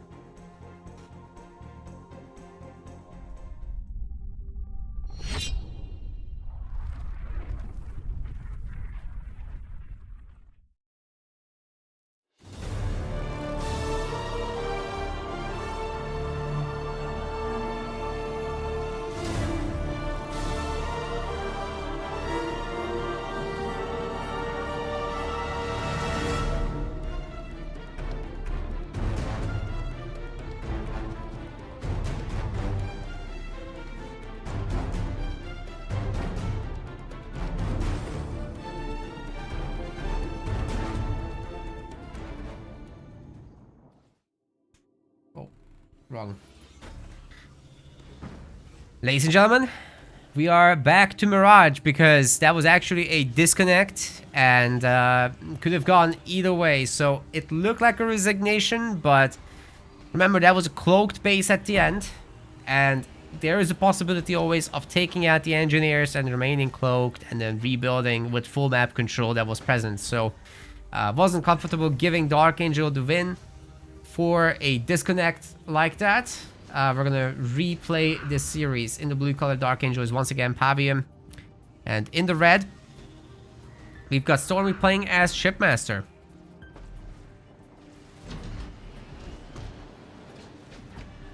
It was a really cool game. I would have liked to see it played out.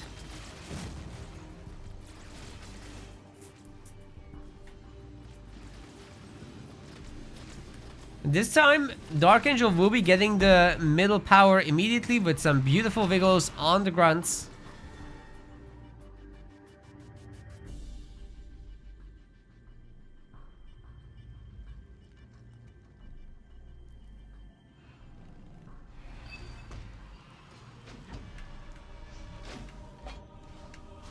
Good resource pickups, this time more mini bases as well. And he can just swap into a second generator later. There will be 2 choppers as well to chase away the grunts from the power nodes. But Stormy is the one with a 3rd mini base. So we'll see how that plays out for him.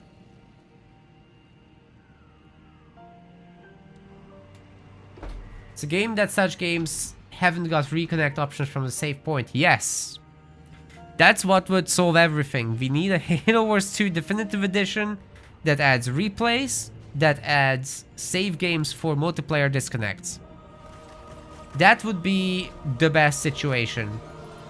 Or even continue from replay so we could go back like 10 seconds before the disconnect and go from there. Would be so good. And the ability to watch ranked games as a spectator and whatever. You know, the new Halo Studios team should really think about it.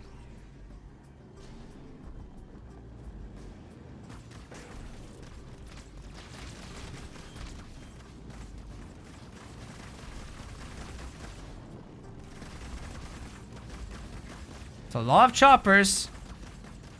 It's looking okay for Dark Angel. And by the way, just for the record, I really dislike having to call games like this. I try to do the best that is possible, trying to be fair to both players. But that was just a little bit too close to call. There's plenty of backup bases there. There's cloak, there's anti-air, there's beam.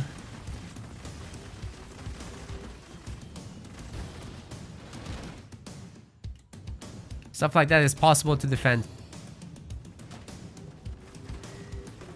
Anyway, there's a ghost now. And I don't think Dark Angel has upgraded Chopper, so this might be a tough fight for him. Especially going into the early brutes is potentially a mistake. I think you shouldn't be doing that, as the ghost will be just getting a numerical advantage from that. But the Rams are sick, and the ghosts are definitely struggling here, but they are just higher in numbers. Choppers are no longer dominant here, and they are getting pushed away. And if the ghosts get their shields back, it's gonna be even more pronounced. Really good focus fire micro on the weak targets, however, and the jump brute jumps actually slowing these guys down is pretty sick, but there's just too many ghosts, too much production from Stormy. It's a very different kind of game from the last one. No early hero build, and just ghosts is going to probably put this away very, very quickly.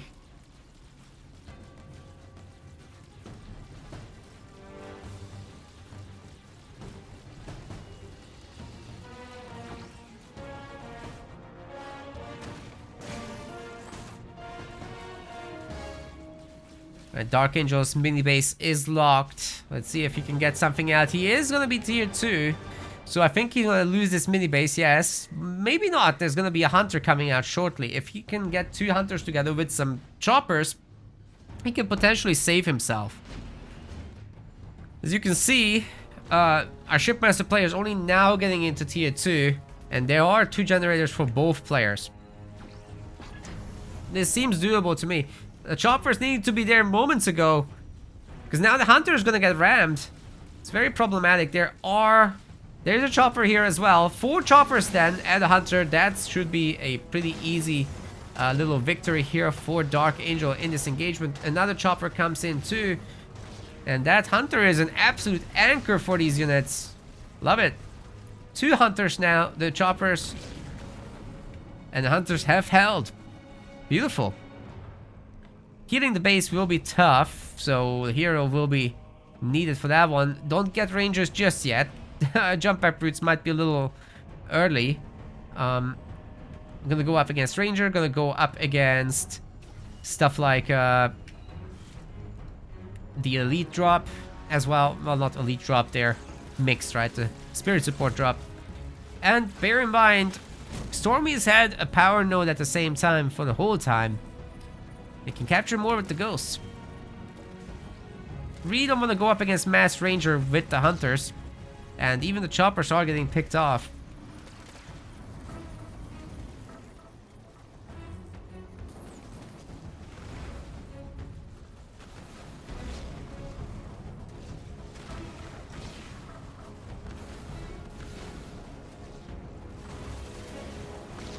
This game could still go both ways, but the ranger count is getting a little bit dangerous now. The choppers ramming into the ghosts is not the best idea. They should be ramming into the rangers in this situation, because that's the counter units you gotta take out. And every single hunter is now dead. Dark Angel is dead, and Stormy will be moving to the next round. Even if this hadn't been a call by admin replay, the next game could have played out the exact same. So, you know, Stormy winning this doesn't change anything. It's like we had the next game, but with the same leaders and map. That's how I see it, at least. Still, I think Dark Angel put up a really good fight, and that was super fun to cast. For sure.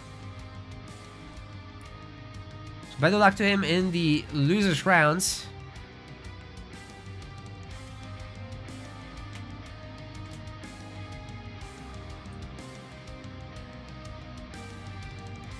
And we're currently waiting for the results from Liam and Love Guru Caleb.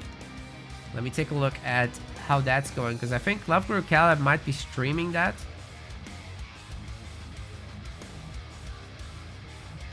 They are currently fighting. It looks to me like Liam is winning it quite hard.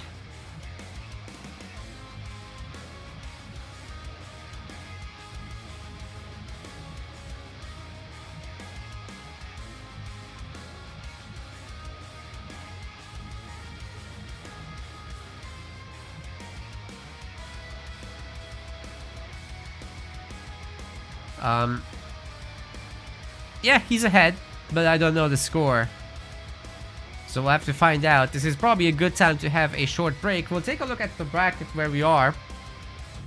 Currently, winner semifinals should be coming up. I guess we could go for Savor versus Reaper first. So I'll inform Stormy, and then we can just keep the show going.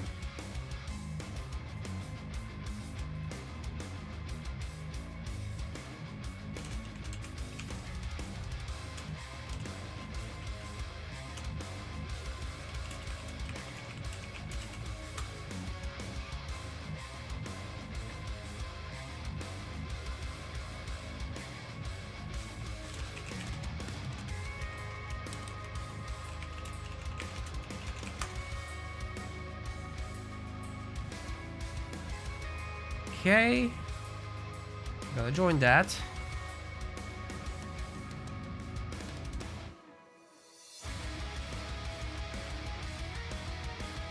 Getting a lot of invites from Savor. He's making sure. Okay, I got it. Send me like 10. Defender just woke up. That's unfortunate.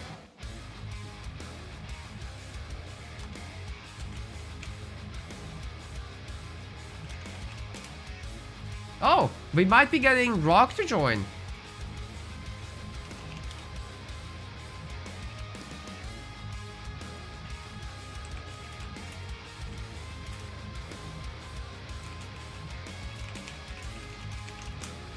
I think I need to restart my game. It's not joining Savor.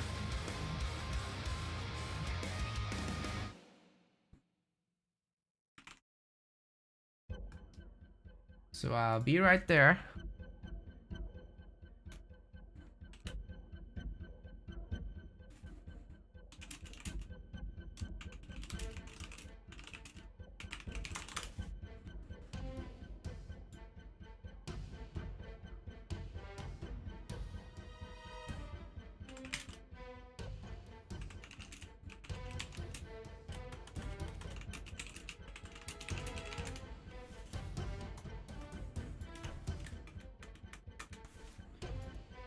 Okay, try to join this now. And it will be Savor's pick for the map once I'm able to join him.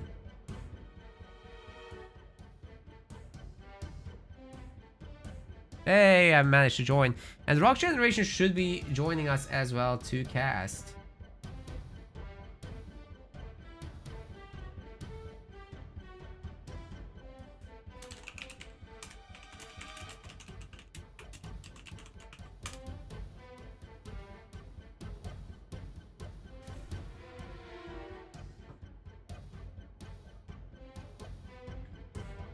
Hello, hello. Hold on, Rock.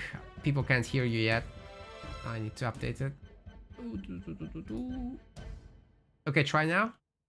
Testing 1, 2, 3. Testing, there you 1, are. 2, 3. Very good. Everything good? Yeah, great to see you here. Or hear you. It's our first podcast. It is, it is. So we've got Savor versus Reaper. Savor has just returned from essentially a super long hiatus. How do you feel about his return? Do you think he can be probably the favorite of this tournament? He's currently seeded number 2, but where do you stand on this? Yeah, I think he'll probably be seen as the favorite, but he kind of plays in and out once in a while. I think probably his old experience should come in handy here, but it just depends how resty he is. And I think Reaper's been doing pretty good in the last tournament as well. So I have to see how Savor performs today, if he can wipe the rust off. Yeah, for sure.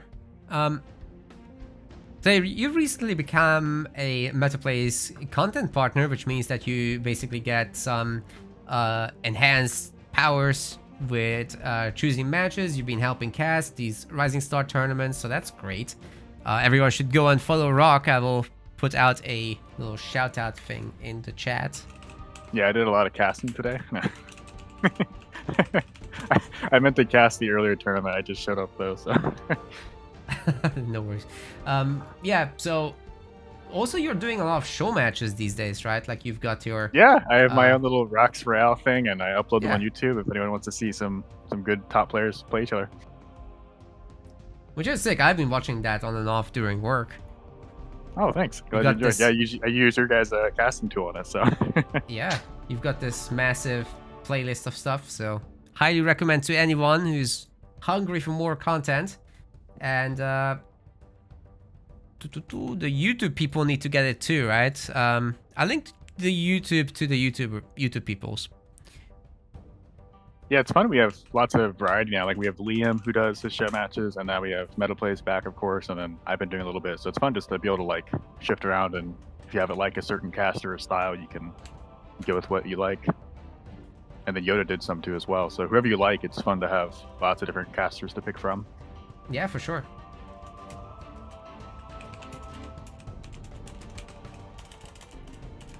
Alright, just telling Savor that he can pick the map. He's gonna pick a Rift, right? Rift or Bedrock is what I'd expect. Like, Rift, okay. You his win. His notorious thing in the pack was Arbiter Rift always. So, and we've been seeing that a lot in this tournament. So I think that's what we'll probably bring. Yodesta wants to scream Tournament Rift together with you. I'm okay. I don't scream. I don't have that casting style.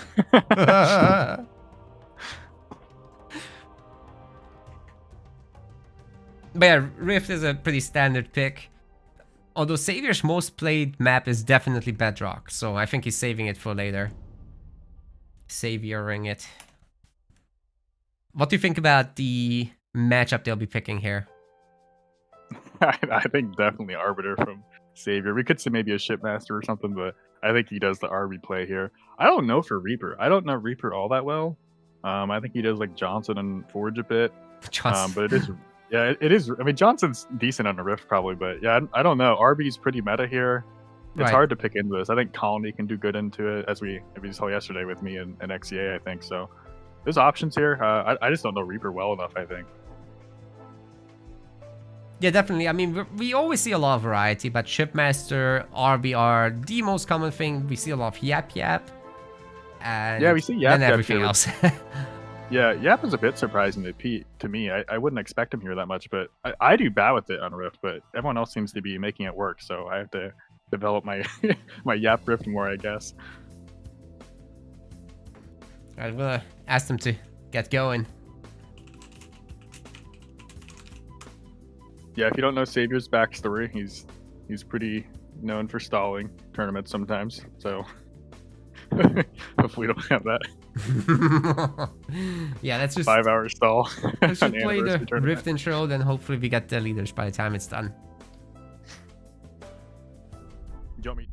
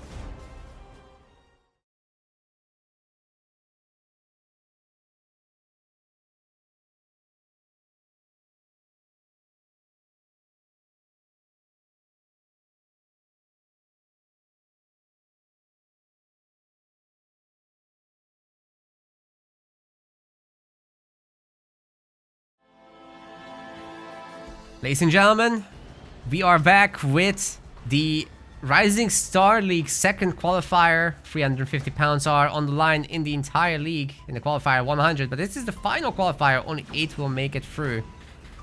And I've got Rock Generation with me today as well, helping to cast. In the blue color, this is Reaper playing as Colony. And over here in the red corner, we've got Diversity 1 Savior playing as Arbiter. Very nice, Rock. So I would recommend absolutely everybody watching this live or later to go and follow/subscribe to Rock. Obviously, you're one of the top players. You're casting. You're doing show matches. So, you know, should be right up everybody's alley. Yeah, thanks. I have a few on my channel. If you guys want to see some top player show matches, I cast them on my channel. So, as for this match, what would be the first thing you're thinking in terms of how this plays out? well, The matchup. I think the colony pick is good in the arbiter here. So I think we talked about that before too. I think that's a good pick here. It's gonna be rough, you know. Arbiter Rift meta, it's pretty in meta now. So hard to have answers here. I think we'll probably see a minimal tech one, maybe like a little bit of some skit play, but it's gonna be rough. We did not seeing a double gen from Reaper yet, so maybe he's gonna go a little bit heavier tech one here. Yeah. So with that in mind, why is Arbiter meta? You typically see some Phantoms, some defensive tier 2 play, which you can combine with a little bit of poking. You usually don't do all-out aggression with him, but a little bit of poking and just hiding under your shields with Phantoms, popping units into the Phantoms, waiting for them to get their veterancy. Every now and then you should check their veterancy, and then once it's high, you basically get to move out. Yeah, and I think the map, it's just kind of defensive in nature. That Expo is so natural and so close to your main. Yeah, reinforcement distances are great. In terms of defensive play, the third base is a little bit further away, which usually leads to people grabbing them later or trying to do it in a sneaky fashion, masking it with some aggression, but yeah, that's usually I think the goal. That's usually the goal, I think, to try to beat this, is you try to suffocate that third base out and keep them 4 base to 2 to try to overcome this defensive nature of this map sometimes. And it looks like double gen from both players now, so they're more or less just going tech 2, I think, with just some grunt play, grabbing the nodes. Usual typical Rift behavior, I think. 2 upgraded pads for Reaper. Yeah, so Savor will beat him to tech 2 just a little bit. certainly helps that he has the earlier power node and already working on the second one. Yeah, those will be grunts are just so that. It's so hard with the monkey grunts. They're just so disobedient on taking the node sometimes. Yeah, it's a very good idea to start taking nodes with the brute grunts to just immediately send one grunt in to start capturing, and then the rest of them can just fire. Yeah, if you start shooting, you can't even begin to capture it until all of them are dead. So that's a good decision to make right before you even start the engagement. Ideally, it wouldn't be bugged, but it is, so. Yeah, the elite grunts actually do it. The elite grunts do it too, actually. If you ever get their upgrade where they get the extra squad, they'll become like the brute grunts, so they get broken too. So it's something with like the grunts in the squad, the type or something breaking it. And I recall it wasn't always like that, so something broke it. Yeah, Savor is now Tech 2. I think we're just going to see probably a Ranger spam. Weird Expo from Reaper he just grabbed all the way on Savor's side. That is pretty brazen. That's going to be hard to defend, I think.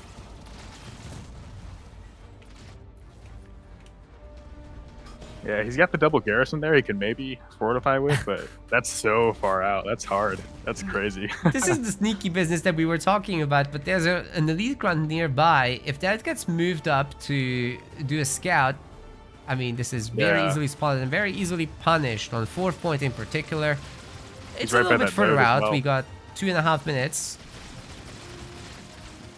I can't believe he hasn't spotted it. He has so many units right around it. The node walking by, he just hasn't quite seen it though. Do you think we'll see Goliath drop from Reaper, or do you think we'll see Brand?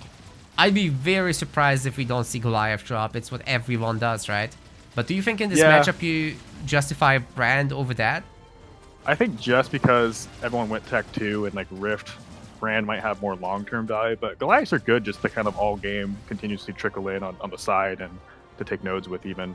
So it's not bad. Yeah, there's a case for either one, I think. And he was on that mini base, so it may have been helpful there. But you know, there's grunts there and Rangers. Maybe it's good he didn't drop it. Savor has his Expo, but he hasn't built on it. Rock versus Reaper is memeing. What is he doing? Skit reverse. That is meta. I don't know what you're talking about. Oh, sorry. I mean, against Phantoms, yeah, it is. Actually, he's already buying a Phantom, so it's actually going to be a good play. It's so funny. He's These playing things are into so good. There's Reavers even versus normal infantry. They have like such high torque and agility. They're actually really good. Like these skits on them just are shredding these grunts. You can see it's so hard to engage it. Even if you had a hunter, you have to really tenaciously chase them down. The Reavers are just so mobile. And that base got up from Reaper. I mean, it's upgraded. Savor has no idea. He's barely getting built on his own base right now. This meme is actually working. That's the best kind of memes. This would be a disappointing return for Savor to die to skit Reaver. Just an old man returning to the meta, losing to this. He's just gonna rage quit and never come back. Yeah. Dude, it's all Reaper's fault. Oh, the engineer is dead. This is why Colony can do good in the Arbiter, though. The Skit Reaver are just uniquely so powerful versus those Phantoms. They really punch hard. Yeah, and there's the Goliath drops. We're seeing it now. Man, I would have expected a traditional tier 2. Actually, the Goliaths are taking a lot of damage from the elites there, so gotta be a little careful with that. Yeah. But we've got a heal, of course. Form. He needs to focus the base with them, I think. He's using them to fight the army, but maybe the Skit Reavers could be doing that, but... Yeah, those things are to knock out the Phantoms so easily. I'm surprised Savor went Phantom third. That's pretty early. I think it's hard to support that early air of any kind. Like we don't usually even see Banshees or Hornets or anything at 6 minutes. It's too hard logistically to support that, I think, early on. Oh my gosh, the Hunters are dying to skate Reaver. This is just hilarious. Poor Savor. He still doesn't know about that base over there. Engineers or anything. Yeah, he's just now gotten his 4th point, so if he knew about the base, which he doesn't, right? He's looking at it, he's sending a unit now. Okay, okay, now. There's the potential. Is he dropping in the elites? He's got the money for it. No. Maybe he picked... Oh my god, maybe he picked a different leader power. Because he picked that before. He already went Phantoms, so I think Enforcer drop would be kind of hard, because then he would only have one way. He'd only have Ponder at one still. He could do it maybe, but maybe he saw the base was so big already, he didn't want to risk it. Because here's what I'm thinking. If you're going up against Skit Reaver, there's no mobility for those guys, right? So why not try to bully the main while the Skit Reavers are here? Yeah. I think it's just not Savor's style. I think he plays tight and contained here. I think he's just his brain's being blown apart. He's surprised these things are giving him so much trouble. I think the Hunters were actually underperforming there, and they were dying. So I think he's trying to get his head around this, and he's overbuying Hunter now. I think he's decided just to stop buying Phantom for now. I think he realizes that's not in the cards with this play. So I think he's just trying to get some upgrades, just trying to get online. I think he's more than happy to take this into late game too. So he's patient here. There's no rush to him. The Reavers aren't like an immediate threat that are going to push him in or something. So he's gonna take his time here. There's no urgency, I think. But he does know that base is over there, and that will eventually suffocate him out. So he probably should do something eventually. He just kind of let that base get on the side really free and early. And his own one got spotted, so that's at risk now as well, sort of. He's sending out the Hunters. There's gonna be a reinforcements upgrade of all things. Not a hero, not anything else. He wants to make a bigger army. And I think classic Savor style would be just to keep upgrading this tier 2 army and gradually get to late game. He's not ever rushing Wraiths or anything like that. I've never seen him play like that. He sent the Hunters over, but Reaper has Goliath drop back, so even if the Reavers had to run, he could just drop in Goliath drop, and there's nothing to fight those. And he's gonna lose all the Reavers, actually. Wow. No jump. No jump at all. They're all dead. Oh. Wow, he actually used the brand. That seemed like overkill. I'm surprised he used it. He actually had Goliath drop. He could have used that. There's no Rangers here or anything. Wait, so that was his 5th point? He probably grabbed it 4th, right? Just Goliath drop, then Brand? All right. I guess no teleport or anything. He does have Pack Pro Grunt, which is an interesting buy here. Maybe he's just really scared of Phantom play. So I guess we're saving up for Devastating Host eventually, but not just yet. Maybe Combat Repair. Oh, the mines. Good detonation This there. is a tough situation. When Arbiter just kind of sits there, I think a lot of players just, what now? I think they don't know what to do now sometimes. So it may just be not really knowing how to close here or how to progress with this. It's a tough situation. Nice plasma bolt in the middle of the grunts. Wasn't the Yeah, best of Conduit hits, 2 but goes- you know, just a activate the conduit. Conduit 2, gives him that 30% damage buff. Gonna help him clean up this fight. He has the cloak and everything too, so he can't even see half the units over here. 30% is such a big number. It's kind of crazy, Yeah, it's actually. crazy at level 2 already. Yeah, and like level 3 it's 45, and it gets crazy so fast. Basically, you have level 3 infantry already if you just drop that in for a few seconds, so it's crazy. Well, Savor is ready to go tier 3 if he so chooses. Level 2 infantry coming in, level 1 air coming in, and he's skewing like 4 phantoms. So never mind, no tier 3 just yet. As I was saying, he plays out that tier 2 as much as he can. Milks it, even. I think he was expecting to go into the long game here, but Reaper's not really buying much. His forces are really small. He lost a lot. Savor could probably just push and close right now. It's 30 pop to 100, and I'm sure there's a lot of upgrades and conduit with that. And Reaper's just on Wraith now, and that Wraith will probably just die to like 100 Phantom or any of these hunters here.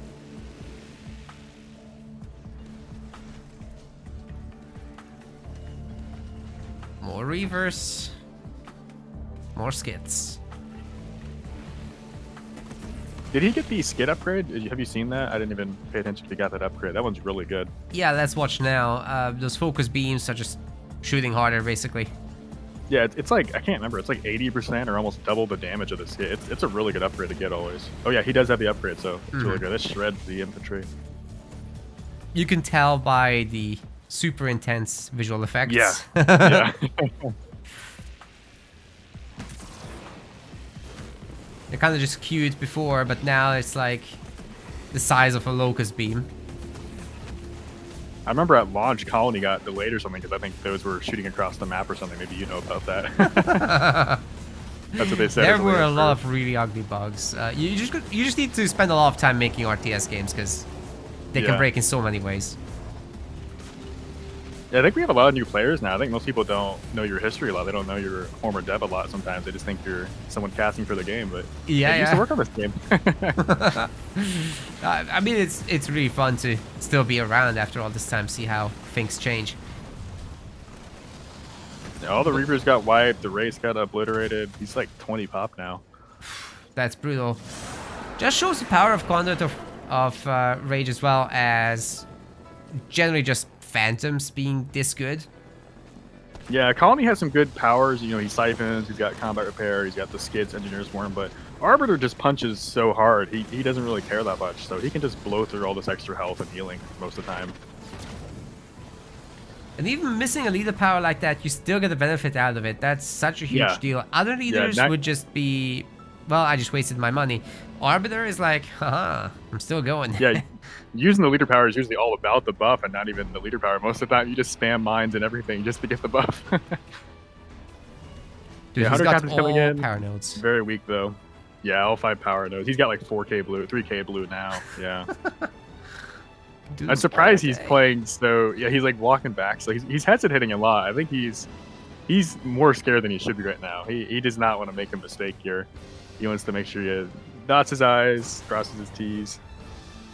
You know, I think this is actually stylistic. Like, I don't actually think he's scared. This is just Savior being Savior. Yeah, maybe. Which is this is weird one of to those say, situations though where you totally could just go in. It sure looks like he's scared. Here. Especially after winning huge fights like that. Like, I would imagine you just at least poke and see. And if there's anything too scary, you can maybe just walk away. But he's not even like checking. He's just winning a fight and he's still waiting. He wants everything. He wants every power and every upgrade. You know, before the game, he was asking if Reaper wants no rush 20 minutes. He's actually serious. He wants that. He's Arbiter. Yeah.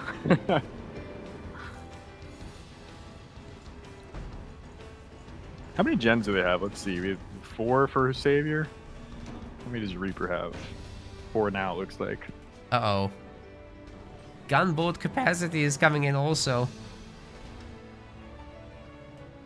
Makes you need a little bit fewer Phantoms. You still want to It's have funny that- some extra, because the units dropping out don't necessarily die. It's funny that Reaper was spamming Reavers so much earlier, but now there's a lot of Phantoms, and he's not doing it as much now. When it really would be the play now. Because he only has 4 now. He had so many earlier.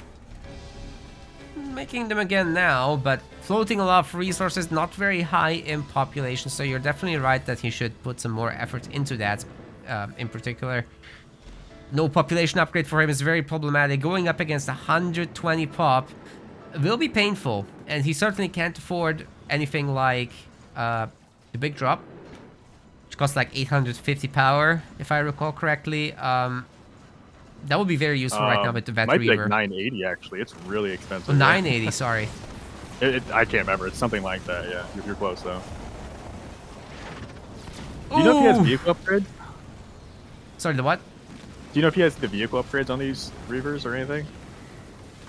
I didn't notice any, but he's getting evaporated. Yeah, he got. So I'm not sure it absolutely matters. It'd be nice if you could click on the unit and tell like if it has level 1 or level 2 on it. Oh, actually, he got fun wiped, fact. Here's Yeah. a dev thing. In the early days, that existed. Dang. And then the UI got remade, and it got worse. That's because like when you click on them, you can see if they have the Y ability upgrade or not, and I really like that. I wish I could just know if my opponent had level 2 infantry or something. That'd be You so literally nice just have know. to put a number next to them. It's crazy. Yeah, Like, wow. because that's what's hidden in these show matches. Sometimes one army is kind of outperforming another, and sometimes it's just because like they got level 2 really fast or something. But you don't see that as easily. Yeah, it would be also great if this production bar that I just opened with the back menu, if that was always visible. Then we Yeah. just know what's going on as it's going. We don't necessarily have to talk about it because everyone can see for themselves. Yeah, that'd be a good casting tool. Just have those upgrades For sure. there all the time. Yeah, I don't know what Reaper can do now. It's 120 pop. He's got 6k. It's just there's not even anything hardly to buy now. But the unit's probably got Veterancy 1 or Veterancy 2 in there now, and he has his conduit powers, like level 3 probably now. So Savior's not gonna keep going with that momentum. He's gonna back up. I Such a guess he patient could style. loop around, hit the mini bases maybe. That's always an easy thing to go for. And then, 18 minutes, you probably have teleport at this point. The RB is getting upgrades at the moment. He just got his Conduit Incarnate. No doubt soon the third upgrade as well. He's a good addition to the army for sure. Very hard to kill. I may be like the laziest player ever. I never buy him just because I hate microing it. It always messes up my Phantom micro, so. Oh, right. I usually try to get the upgrades too, just because the hero's expensive. I think 1,000 power, so. Yes. But he is really good. He's almost impossible to kill. He just can do hit and runs and straight on take on things. So it's very annoying. When people use it against me, it is annoying. So definitely worth buying a lot of the time. I'm just a lazy player. The amount of times I've seen this guy going in someone's main and just taking out generators randomly. Yeah, Is with that insane. force drop, just crazy. You can strip half the base. Even with like 4 turrets, they're ready too. He'll tank everything, and the force drop will just strip the base clean. It's so gnarly. Although it's better against UNSC because Banish at least has cloaking, which Reaper has right Yeah, now. So the shield chilling under helps. this might be a play. The shield gives you a second just to respond to it too, because he just comes out of the dark sometimes, and if you're UNSC base, that's it. He's on it and he's hitting it right away. Oh yeah, UNSC, you have to be there. Yeah. Another base for Savor. That's based. Now he could play his mobility card. Reaper has nothing to defend his third. This is an easy moment to take it over. Yeah, that island base should be so easy to take out now. Surprised he doesn't even try to address it. Maybe it's cloaked and he just... No, it's not. He just doesn't care. He's just going to sit here and get this one up. But RB is ready for the thing. Ooh, mass cloaking. Those things are so fast now. Wow. It also triggers Conduit Freight, so they get all the things. Yeah. Barely those dropping Reapers in blew up pop. Oh, instantly. good taunt. Yeah, that's like the best thing about this matchup is that taunt. You can just really eat up all the Arbiter's conduit for like 20 seconds or something if you have a level 3 Hunter Captain. That can really help save you a lot. Did he just stasis himself, but the boys are still shooting? Huh? What? They're like moving, yeah. What was that? Maybe the taunt glitched it somehow, I guess. Maybe the stasis didn't apply for some reason. Oh my god. It's forcing them to shoot through a stasis. You know, the programmers during development were like making these scenarios up. What if you're frozen and you get stasis? Then Yeah. what if you are taunted, you get stasis? All that crazy amount of scenarios that is possible in this game. Yeah, those are hard Need to a lot of probably work. to catch. You just have to have the players report them, hopefully, before development goes out. Yeah, It's hard to catch all those scenarios.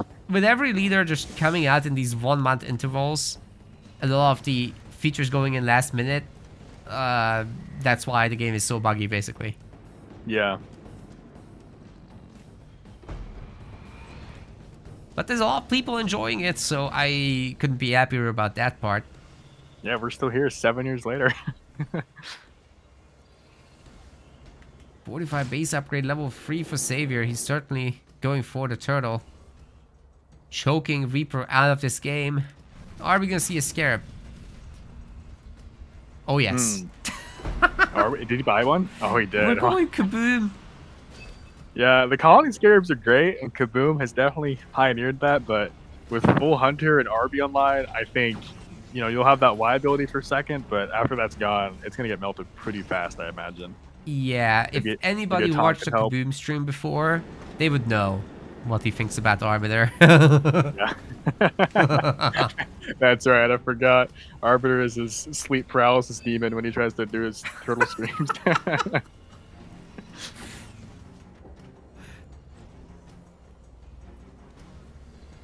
I used to Yeah, get a luckily- lot of sleep paralysis actually in the past.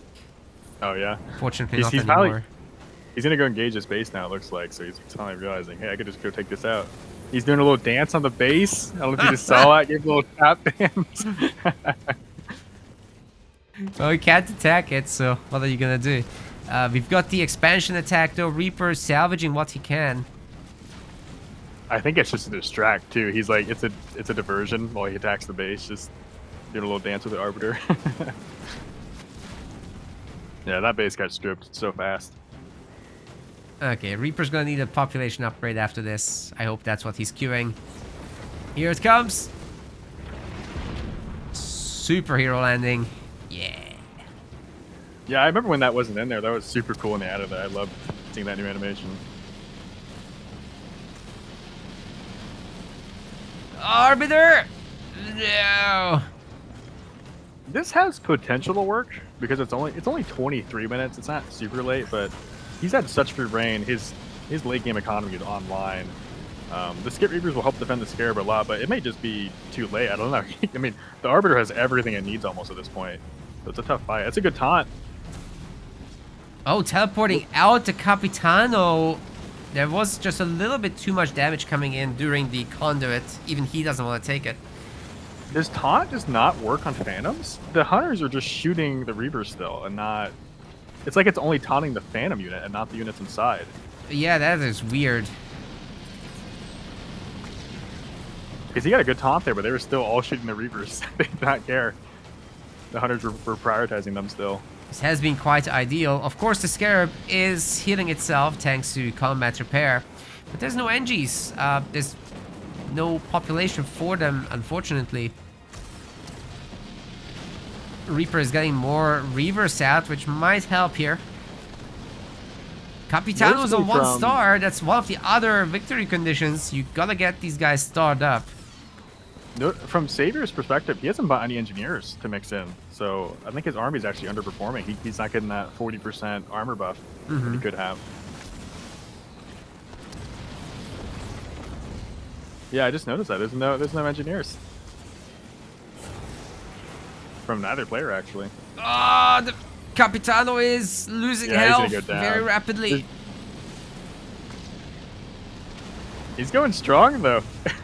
The Scarab might fall. Oh god. He Oh gets my back gosh. in the shield. Does he just have to poke a leg in, or like does the center have to go through? Just a leg. Okay. Yeah, he's cloaked now too. Maybe he doesn't have any rangers in any of these. He can't even see. Oh my god, the Hunter Captain is actually leeching health. Yeah. If he has that battle harder power too, he might get better in C2 here real quick. Wow. He got a lot of kills there. He made it. That's surprising. I'm surprised. The Scare barely lived. The Hunter Captain barely lived. You know, they're regenerating here. Savior's gonna have to remake his entire army. Good for him that he saved the Arbiter, but that will be very useful in the next fight. His resources are just soaring. Bank account's looking good.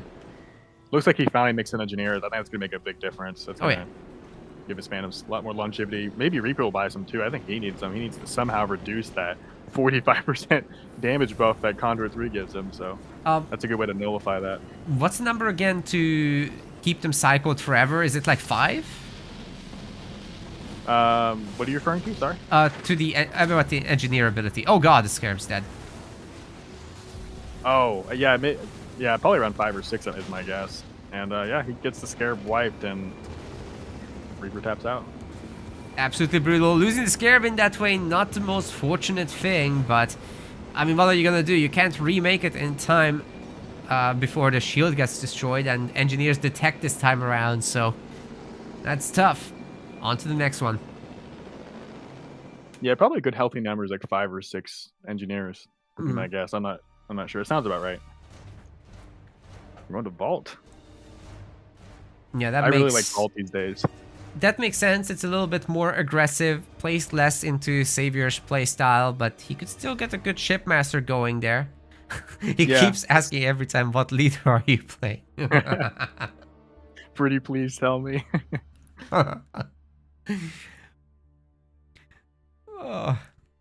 Question in the chat from Harry Tuna. Have we heard from Kaboom at all? You want him back? Okay, we'll ask him for next season. I know he wanted to be on a break. So we'll see if he wants back in for the next seasons.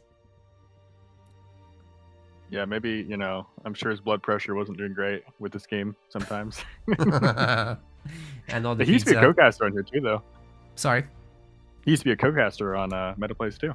Yes, but we did downsize in terms of the co-casting, so we're not doing the internal casters anymore because we'll just never hit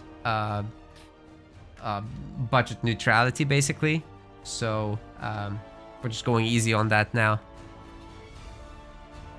Too much staff before.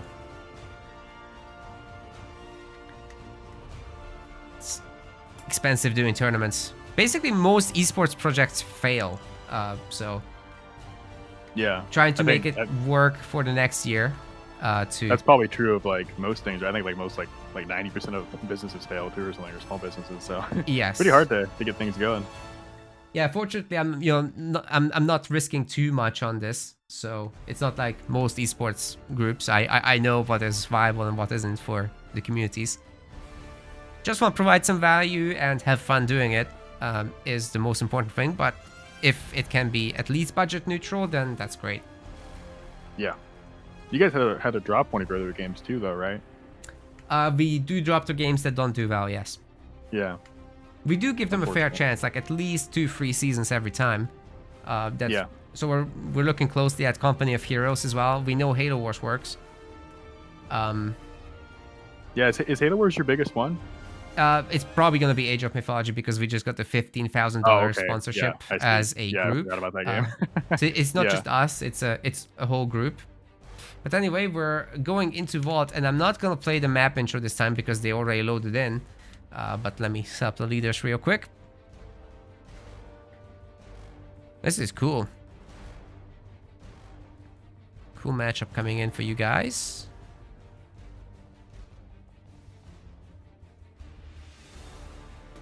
And you can bet on the next thing already. Let's go.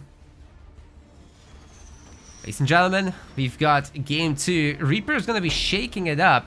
And actually, this is a leader I think is super cool for this map. We don't see it enough. Can he make it work? Kinsano.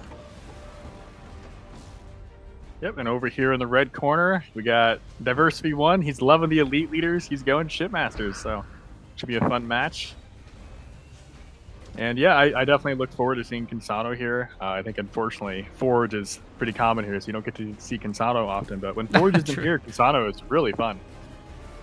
I And we have think some when Ghost she Rat. works, she's great, right? Like, to have the Yeah, yeah, momentum with all that fire, deleting the infantry, all the drops, all the mobility, it's a really nice kit. It's just the vehicle leaders like Forge are really crapping all over her. yeah. She's got like one or two things always working against her, but when she can get away with things and she gets some momentum, she really is a lot like kind of like a discount cutter.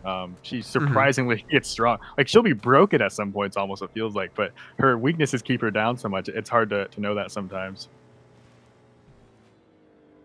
Like that leader on Tech 1 is pretty bad, but on Tech 3 or Tech 2, that leader is like an arbiter. It's like impossible to catch. It runs around and just bombs all your buildings, so it's very annoying to deal with. Yeah, it would be cool if she was a little bit better in tier 1, then she could maybe run Yeah, around and harass a bit more. the scouts are just too good, and she doesn't have like a viable Y ability for that Tech 1, Yeah. so. And the rabbit has been elusive, but you might catch him now. He chased it all over. The rabbit is Break faster, away so again. getting away from this is no big deal at all until raid 2 comes in. A banished raid, Oh that yeah, is. I was gonna say it's raid 2 that gives the ghost the speed though, yeah. So not even raid 1 saves him there. And he opened 2 ghosts, and the other ghost is gonna catch him now. Did he get the scout off though? So he did get the information needed. He actually snakes away again, so he is wasting all of Savior's time with his rabbit. Funny Beautiful. enough. Yeah, you know, Savor could have just picked up a mini base, honestly, with all that money that he spent on a ghost, and gotta be Yeah. pretty annoying to deal with this. He is going ghost shielding now, so he's just gonna spam the ghosts. And wow. I think that's a good option here. I think Honor Guard probably wouldn't be the play. I imagine the Cansano's gonna go rabbits probably, but he's actually going grenade through a marine, I guess. So I guess he didn't opt Okay. for that. Yeah, we've got red line, and Yeah, red line's great. I think the lack of a hero though, it's hard. I'm not sure. Grenade throw struggles to kill the mass scouts. I think that shield is really hard to cut through. especially when there's high ground, it's just so easy to get the dodges, and Vault has a lot of ramps where you can abuse the movement. The grenades do track somewhat, but as long as you swap your directions, they will be thrown off with their aim. Yeah. I think the problem too is even when they connect, the ratio is just not good enough. It takes like too many grenades per ghost to kill them. So. Oh yeah, yeah. And he is able to take nodes with the ghost as well. So if Reaper doesn't fight him, he'll just zoom around and grab 3 nodes. The raid 2 is so fun on these things. Picking off the reinforcements is of course a big play. You've got the mobility lead, so you might as well go for that. That's a good grenade throw there, though. There's the others. Oh, Savior's kind of struggling here. Yeah, he got some good connections. Oh, that one misses barely. That's heat the of battle is height nice, advantage too. I mentioned. Yeah. Heat of battle and redline both help here a lot, for sure. Better speed, better damage, and then that heat of battle comes in and gives you like 60% damage or something and 20% armor or something, one of those numbers. So really, really, really good when that procs on a unit. The resource pickups have been largely in Savior's favor, but he didn't pick up the stuff on the cliff. And we do have a double gen from Reaper now. No double gen from Savior, so he's looking to stick this out for a long time. And he's floating a lot of blue though, so he probably could pick one up soon. Looks like he just spent it. He had like 1,200. I think he's just gonna go full ghost and then maybe just scale into a spirit support. And Reaper's coming in here. Neither player has 3rd point yet, but we may see a beam from Savior and then maybe turret drop from Reaper. Yeah, they engage here. Good grenade throws. Whoa! Especially during the ramps, it's very, very effective, and the AoE can hit multiple ghosts. Yeah, you have to be careful with those bunch ups. Yeah, he's doing good. I think the ghosts are really meta and hard to fight, so Reaper's doing good. He's showing the Katana Marines and can stand up a little bit. Yeah, look how fast they are. They're so fast. Finally, there's some suicide grunts out. That's really the answer to this situation for the ghost player. Yeah. You've got your mobility, but why not make some suis? They're so good at clearing out Marines, right? Yeah, the series will be annoying to mix in with the ghost here. He'll have to keep splitting, and that'll get exhausting quick. Yeah, here comes a Sui. Yeah, good connection. Hits a clump of 3. Ah. Sorry, I missed that when I was looking at the ghosts and coughing. Sorry, guys. Caught another one though, but the Marine is 1 star. Epic. Will be taking over the power node. Generally speaking, Reaper seems to be having a power node advantage overall, which is great for him. That ghost just ate 5 grenades by dodging them. It's the... Yeah. He is picking up an Expo. Probably a good option here. Just he hit Tech 2. And if he can get CT Marine, he'll actually get that red line activated again. So maybe he'll be able to use it all over again. Silly CT bug. That's a really good way as well to fight against the suicide grunts. The combat tech Marines are just much more durable, able to take the hit, but you still got the split.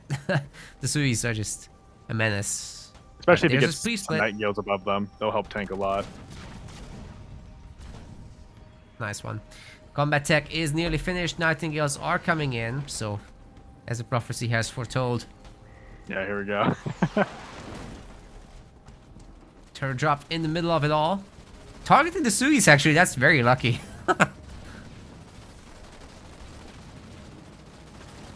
Yeah, Savor should definitely not fight this. With that new buff activated, this army is actually horrifying to fight against for the next minute, so he should probably just disengage from that for a minute. And Reaper should probably just steam full ahead, I think. I think he's looking good. He's probably about to get 4th point. Get hog drop maybe. Seems to be going for the teleporter.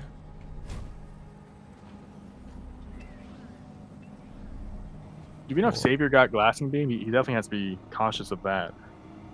I'd be surprised if he didn't. Yeah, there's not much.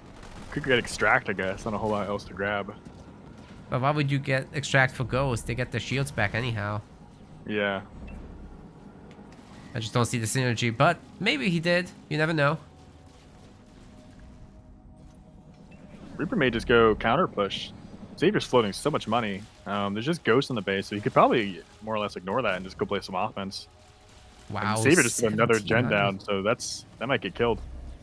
Yeah, he has 1700 with a 3rd gen he just put down, so he had like 2500 a second ago. Well, there's always the idea of the 4th gen, but yeah, I don't know about that. goes down on the Expo. I think he's going to lose this. But it might be a good trade. I think that's worth a trade for Reaper there. I think he's getting more value. There's a gen on this base. I think in the 1 base to 1 base scenario too, I think Insano would be better. That big drop comes in super hard if Shipmaster's only on 1 base. I like the Warthog drop there. Definitely that 3rd extractor is toast. The Savor's gonna have to save his main somehow, but we still haven't seen beam from him. Granted, there's been really good pre-splits from Reaper, so it's easier to save yourself against that. But now the ghosts are having to come home, and yeah, these combat tech Marines are just gonna rinse them, really. Gotta be careful. Wait, one of these extractors isn't upgraded. What happened? Oh, I just saw that. Yeah, I guess he neglected. Yeah, that's a lot of lost income there. The shield's gonna barely get up, I think. Maybe we'll get some grenade throws off.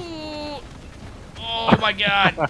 Last second. It'll probably drop faster still, though, I think. And he's not quite on 5th point. Here comes blasting beam. Here's the big moment. Right in the middle of the group. Reaper is going back into it. No! Yeah. Not like this. Yeah, that's one of those sink or swim moments there. If you can finish his base kill. The shield's getting close to dropping. He might be able to still keep this push going. It's just ghosts.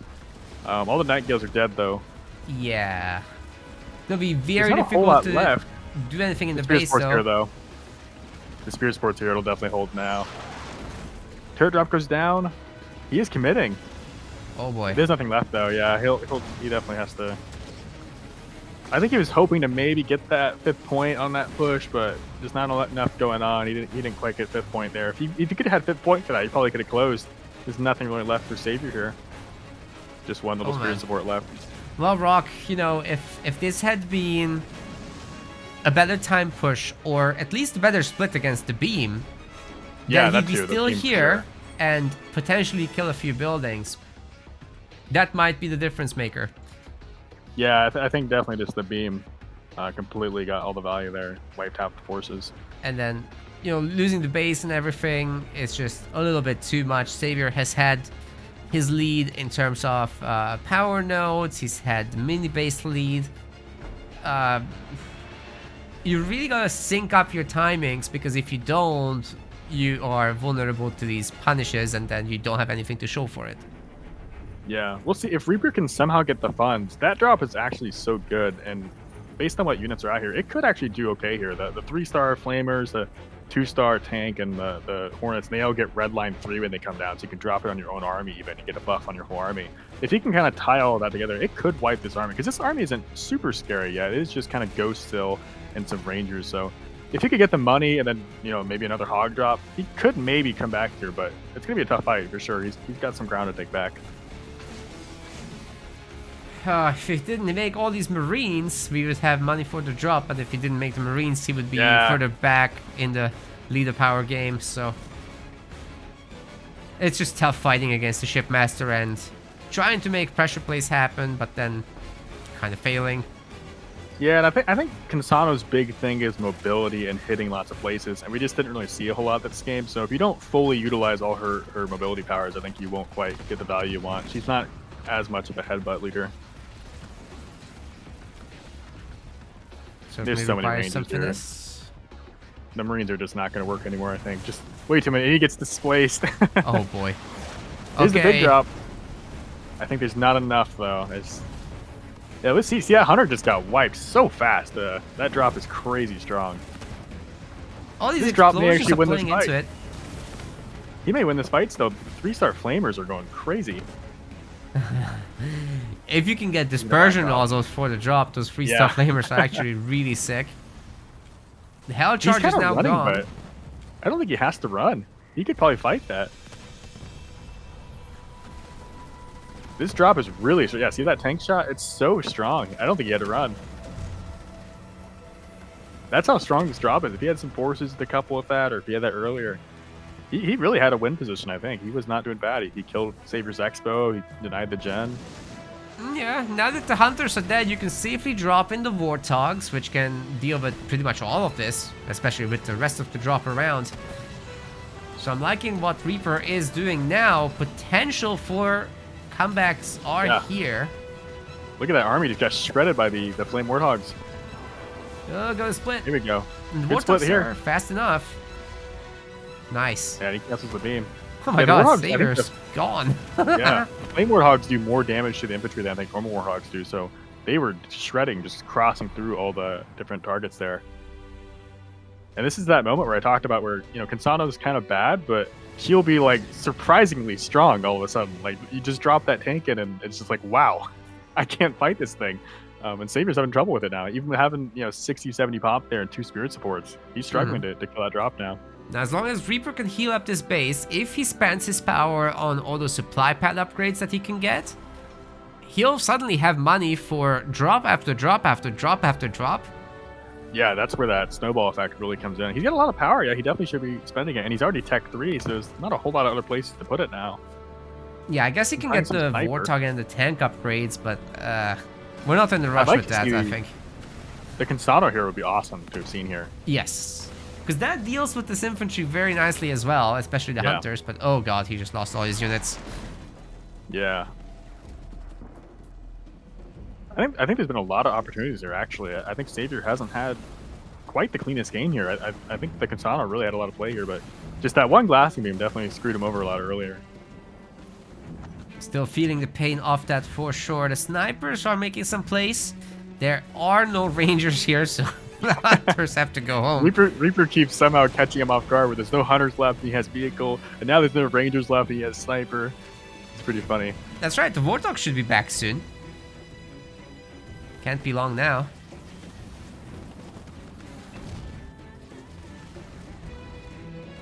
He has an anti-infantry turret, so I don't think Savor can push into this. He still just has a counter ball. It's another Hunter pickoff right there. Very nice. Yeah, he keeps proccing heat of battle, running back, and being super annoying at that. Pretty funny kiting.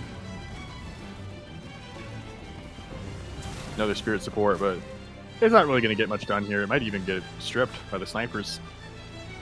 Another hog drop goes down. Okay, probably that a bit might too much be for them. Too many Hunters still, and especially with displacement, the snipers no longer have a range advantage, but as long as they get the kills, you have 1,000,000 armor. I'm surprised Reaper's fighting this so much. I think he should maybe just go elsewhere. The turrets will hold. There's so many hunters here. You're right. This is a Burke army, as it's widely known, and the upgraded turrets can handle this. So dropping the Warthogs on like a mini base can easily clean it up. That should be the play. There's so many things to do on this map. You don't have to always just take the fight. And Savior's got like 4 gens now, 3 base. He really likes grunts, I think. Yeah, he really likes the upgraded grunts. I think they're just kind of a good filler and spam, so I think he just likes to mix them in. It's kind of good though, because then you don't end up overbuying counters too much, but yeah, he really likes the grunts. And Reaper's picking up at 3rd base now. Infantry level 2 coming in. Do we know if Savor got the infantry upgrades? His Rangers look pretty big now. He might have 1 or 2 upgrades. Definitely has 1. Don't see him doing anything else right now, so I would say he's level 1. Yeah, too bad we can't just click it, huh? Yep, too bad. We've got active camo, by the way, on the snipers, and I'm sure soon enough stanchion rifles are coming in as well. Stanchion. Yeah, we haven't seen it in a while. I think that's actually a pretty decent answer here, but I think Savior's so big now that he could probably just kind of tech over stanchion and go into air vehicles or something. Or teleport in. That's also good. It's only half his army, by the way, so that's a surround, and then beam just punishes whatever unit is running away. Stanchion countered. There are enough units here now, too, with the engineer bubbles and upgrades. He might be able to overcome these turrets, maybe, if he pushed into it. But the big drop's probably back soon, so he has to be careful to overextend and get dropped on again. Reaper's just perpetually poor. I don't know where all his money's going always. A lot of Marines are just dying, I guess.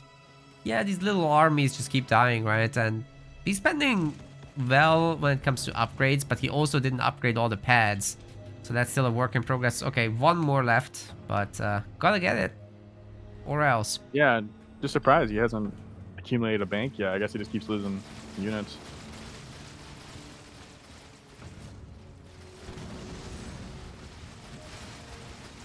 Yeah, it looks like Savor saw the stanchion, and he's gonna start to transition for Banshee. He's gonna start to get that going.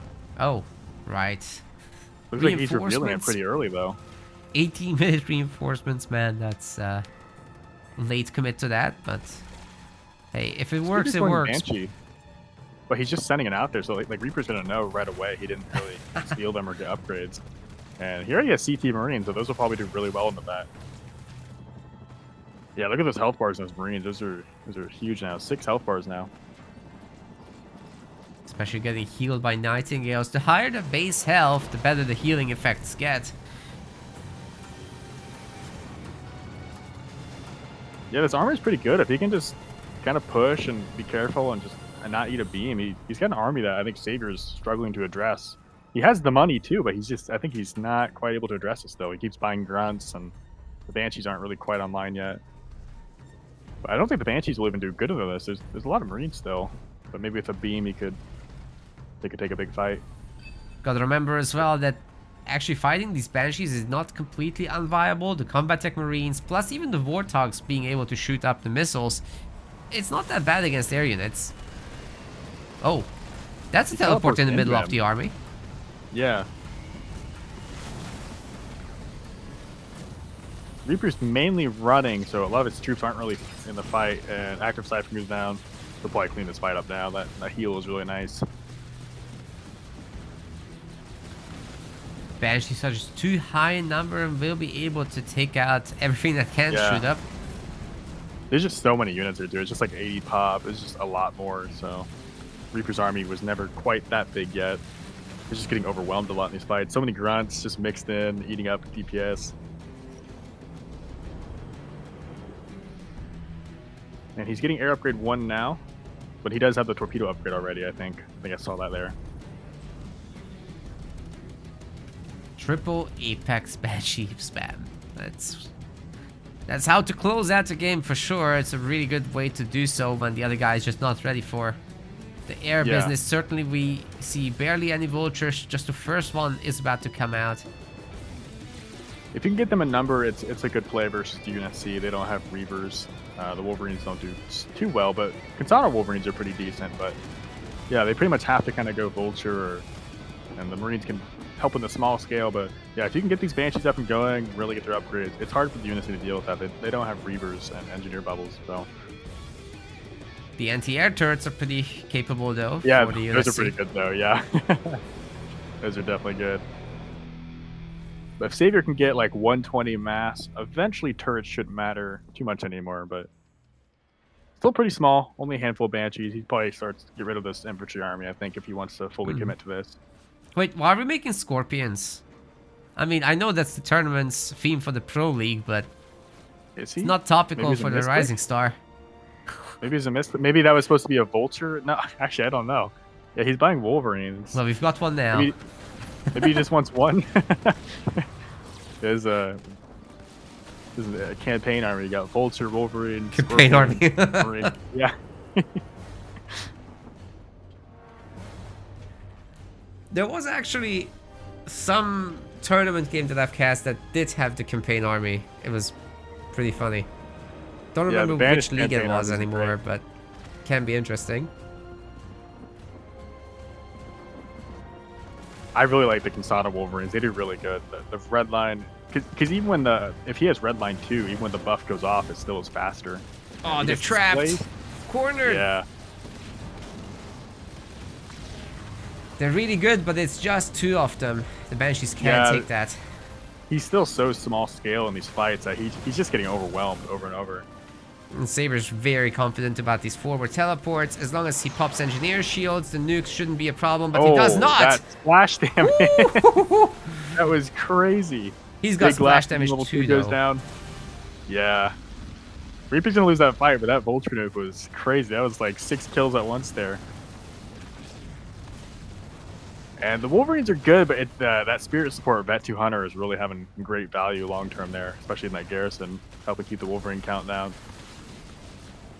Marines just come out, don't even get to shoot, they're dead already. Another mini base down. Savor has ultimate map control and is just choking Reaper out of this game. Man, if Reaper had just stayed at home under some turrets, making a full army, this would be looking very differently, I'm thinking. Yeah, I think he was trying to deny that 4th base over there, but unfortunately, Shipmaster will bring you to him. This place is always there, so you have to kind of always be aware of that. It's a little hard to counter sometimes. He does have no anti-air turret, just the Wolverine, Marine. I think he has to be careful with his micro here too. I think the Marines in those fights are facing backwards most of the time, and they're just not even getting shots off sometimes.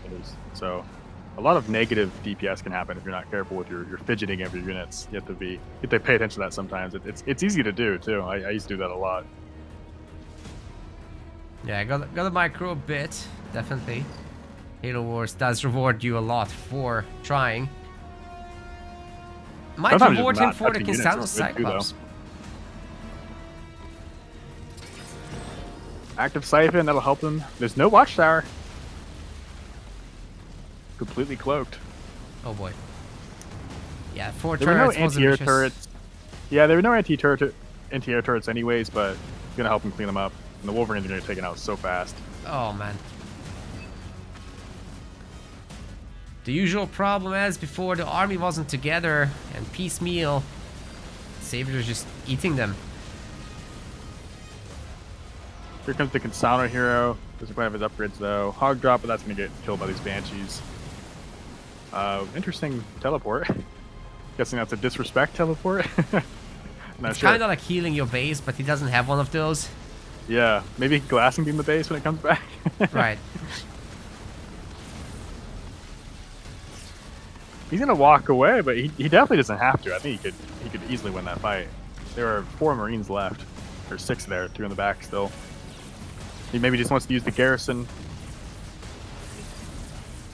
I think he's definitely got this game in the bag though. There's almost nothing left here from Reaper. 21 pop to 109. Wow. Banshees must be fully upgraded by now. They definitely have plasma torpedo. Their health bar looks huge. I think that's level 3 Banshees rock.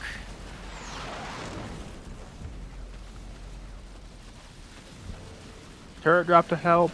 Getsano here doesn't get to use her ability. Oh, big Inferno. Oh, that wipe. That was good. Nothing to follow up, unfortunately, but it red barred a lot of the Banshee. That was good. He does extract home. Playing it Omega safe. He can just come back very easily with the middle teleporters. He could probably still push even with the army remaining there, but yeah, Reaper taps out. Yeah, not entirely unsurprising, but Reaper was a #2 player in the previous tournament. So Savor is definitely spooky in this league, but he's just come back. We can definitely smell the rust, I think, on him. Next season, he's probably going to be in the Pro League, though.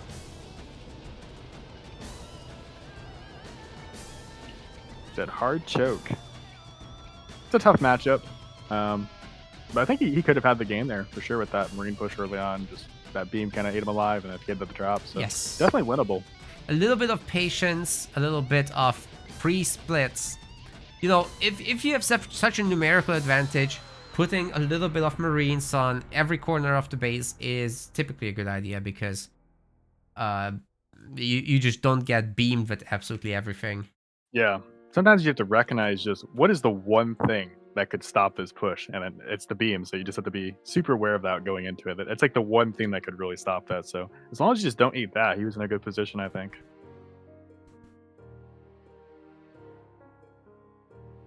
Yeah, so you sticking around for more Rock, or what's the plan? Yeah, are we on the finals? Actually, there's a second winner semis, so there's a lot going on today. Liam and Stormy? Liam and Stormy, that's right. So just to show everybody the bracket as well real quick. This is where we are. We just Savor the GOAT, that's his username. Alright then. We've got Stormy versus Liam coming up, and then the winner will be playing as Savor. Then the losers bracket is progressing very nicely. Scorpion, Laws, and Psychic Wizard are fighting. Reaper will be fighting against Dark Angel. Then we'll potentially cover the loser semifinals if time permits. I think it should, but maybe not. We'll see. There's a bunch of best of ones remaining. Just the one, actually. But yeah, that's up. Stormy versus Liam.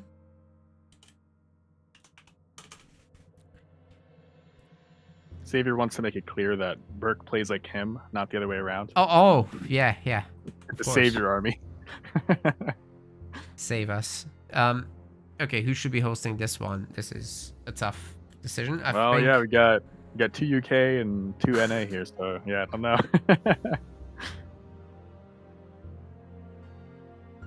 I think I'll just host that. Although, so if I host it, then Liam would be lagging as well, so it's probably best for Stormy to host, and then... Liam would lag? Us spectators will lag, for the most part. Why would Liam lag if you host?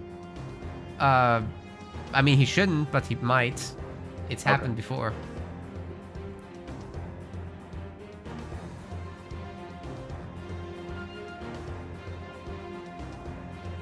Trying to message Stormy. It's not the easiest thing to make this UI happen. The Xbox app is such rubbish. Okay, I'll just ping him on Discord then.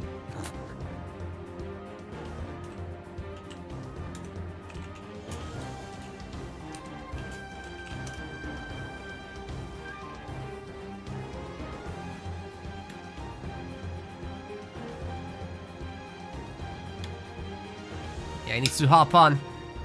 Yeah, guys, if you're having a good time, please hit that follow button. Follow Rock Generation as well. I'm doing a second round of shoutouts there. And if you want to support us directly, you can look at the website subscriptions. You can subscribe as well on Twitch or become a member on YouTube. All that helps us out running these events.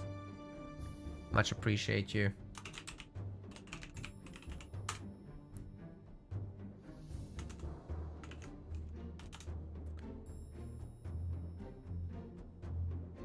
Team's ready to beat Stormy this time.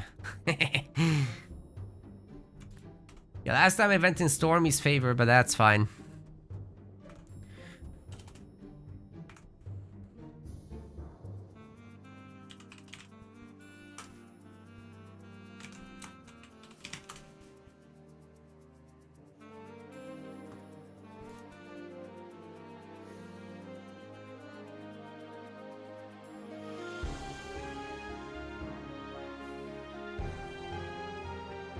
Okay, Liam joined us, so just a matter of time until Stormy invites us.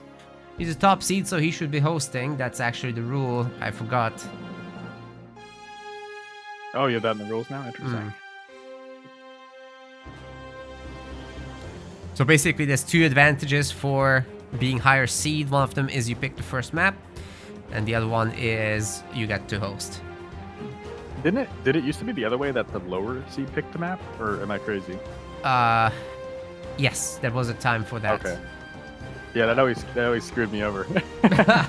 Yeah, we wanted to basically give the weaker players a little bit of an edge so that we get more upsets, but basically decided against it over time as people gave feedback. So trying to listen every now and then when we can. My existence was perpetually on fissures and all my best of ones and best of threes. God. Actually, we took out fissures as well, based on feedback. A lot of people dislike it. I was talking to Hero. Since it's best of threes and best of fives, would you guys ever like think about doing like leader bans? I think some people are wanting kind of to be able to ban certain leaders. I think we're seeing like Arbiter Rift a lot and stuff. Right. That was a conversation yesterday that some people brought up, and actually, even on the YouTube comments, people talk about how there's too much Arbiter and Shipmaster, and people are tired of it. So it is something that we could do, maybe even per map. That you pick a map and then you ban a specific leader there. Yeah, I think because it's a best of three, you can easily give someone a ban or even two bans if ever game to that. There's so many leaders to play, and best of threes are so deterministic sometimes with matchups. So sometimes there's just a leader on a map where it's just like you either near them or that leader is so hard to beat. So I think it's fun. I think it's more fun for people to watch too. They get to see a lot more matchups and stuff too. So I think it's a win for everyone. The players enjoy it. The people watching enjoy it. I'm sure the casters enjoy it too a lot more. So something to think about because we're seeing a lot of RB Rift, I think. Yeah, definitely. So we'll start the conversation around that. There's a bunch of other minor things that we need to start a conversation about as well. So yeah, like the ruling about what happens when you move up to the next tier while you're still actively playing in the league. So that's all up for debate, and we can very easily adjust this because it's literally just dropping a line in the description, right? So it's not a big effort for us to change these things. All right, I'm not getting an invite from Stormy. Again. Sorry, repeat please. I was just saying, also, if you repick the same leader again, have to discuss that rule. yes. From yesterday. Today we'll just go with what we did yesterday. Same thing, that you get 2 leader bans basically as a reward. For tolerating that, but we need to have the conversation about that too. Haven't yet. Okay, I think I've heard an invite, but it's not showing. Oh, this app sucks, man. Are we trying to get Stormy in here? Yes, so the Windows overlay worked. The Xbox app isn't even showing it. Oh my god. Okay, we're in.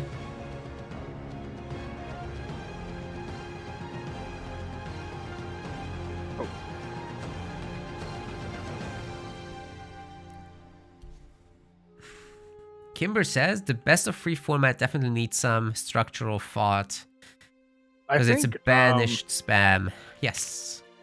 I think in the Pro League, because there's 8 people, you could maybe afford to do some more best of 5s. But right, we have a player known as EOD sometimes, where sometimes the tournaments can be longer or shorter, so it's hard to know sometimes. Because even with the best of 3s, that other one was pretty long, so definitely would have keep it short. But I think people definitely prefer the best of 5 show match when it's time conscious and possible. But well, guys, probably not doable in the lower leagues, I imagine. There's many things to debate. We might do a whole podcast on this once we have a stance. And, a podcast. and to talk about how we got there in the first place. But right now, this match is ready to go. And we're going to set it up. Ashes will be the first map.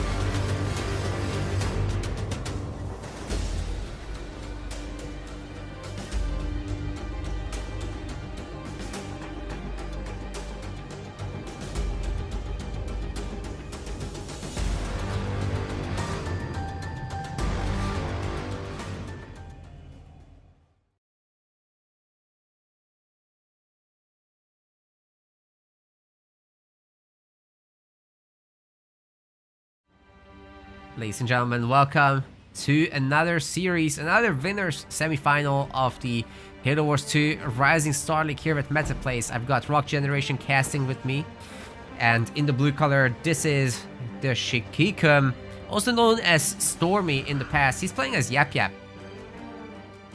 And over here in the red corner, we've got Mr. Cerulean White playing as Decimus. Opening double grunt.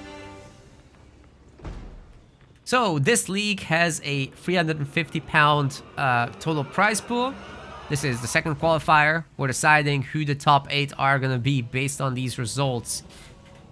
These guys fought in the last one as well in the winners semifinals, so maybe Liam will get his revenge, maybe not. It was a really close series, by the way. So very excited to see how that's going to go. First mini base steal is in. Yeah, we may see a 4-2 mini base situation. The fodder going everywhere. He might get, yeah, it's going to be hard for Liam to get more than these two, I think. Yeah, and Stormy picks up that one, and yeah, Liam's just going to be left to one now on his side, and the one he already grabbed. He really hurried up with this. Stormy did sacrifice his 4th building timing, so that power extractor will be quite late. But yeah, he also didn't open chopper though, so I think he had a little bit more of the money for this. Yeah.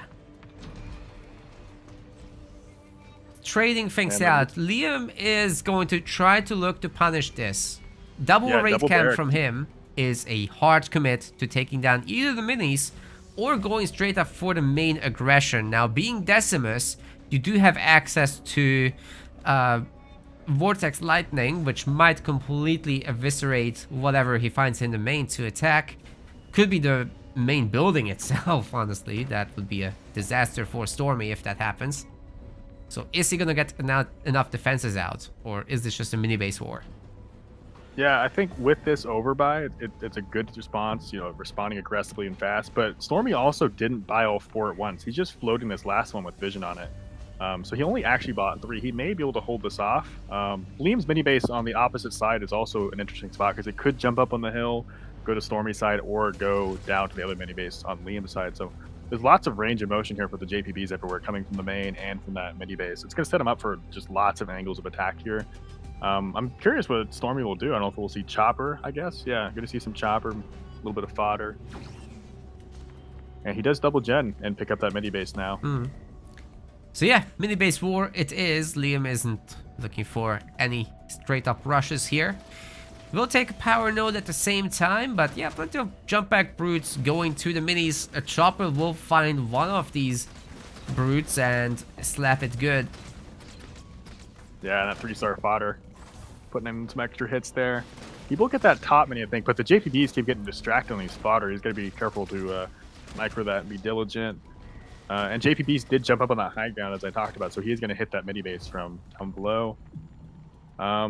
Yeah, he's got a clock here too, though, because, you know, Stormy is double gen now. He'll hit tech probably before Liam does, so he's gonna have to get some ground done. He does clear out one mini base. At least Liam knows about it, you know. So he's got the one grunt in that base, shooting that extractor a little bit. Even if you vortex it, it's not gonna go down, but get some more backup in there, and then we're talking. That's good to know. Like, he does know the situation he's in, so, you know, there's this ambiguity, like, has my opponent double gen yet? But he went out there, he got that information, so that's good for him to know at least, so he can respond adequately. We do have a vortex going down with the choppers. It's a very nice one too. 2 choppers going down for it. That's cost effective right there.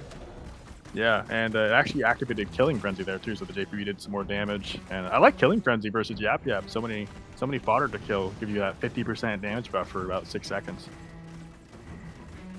The grunt mines are in as well, which will help a lot against the choppers. Ooh.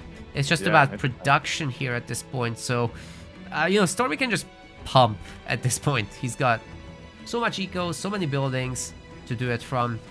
And so long as he doesn't lose any generators, I think he's happy. Yeah, he did send some to Stormy's main, but I think there's a turret. It's a long distance to travel there, and the choppers can get there. So I think that's going to get stopped. But he did even out the mini bases at least. It is 3-3 now. He hasn't quite double gen yet, so he probably has to get on that soon. Stormy's buying Tech 2 now. Oh, here come the gift subs. Formatio is dropping one, gifting it to Deku. Thank you. Very kind. We're almost at the 40 goal. By the way, as far as the chat's betting went, Liam's favored 71% in terms of points. But he's the lower seed, right? A little bit, yeah. But Yeah. they had a close series last time. I don't blame the chat for cheering him on.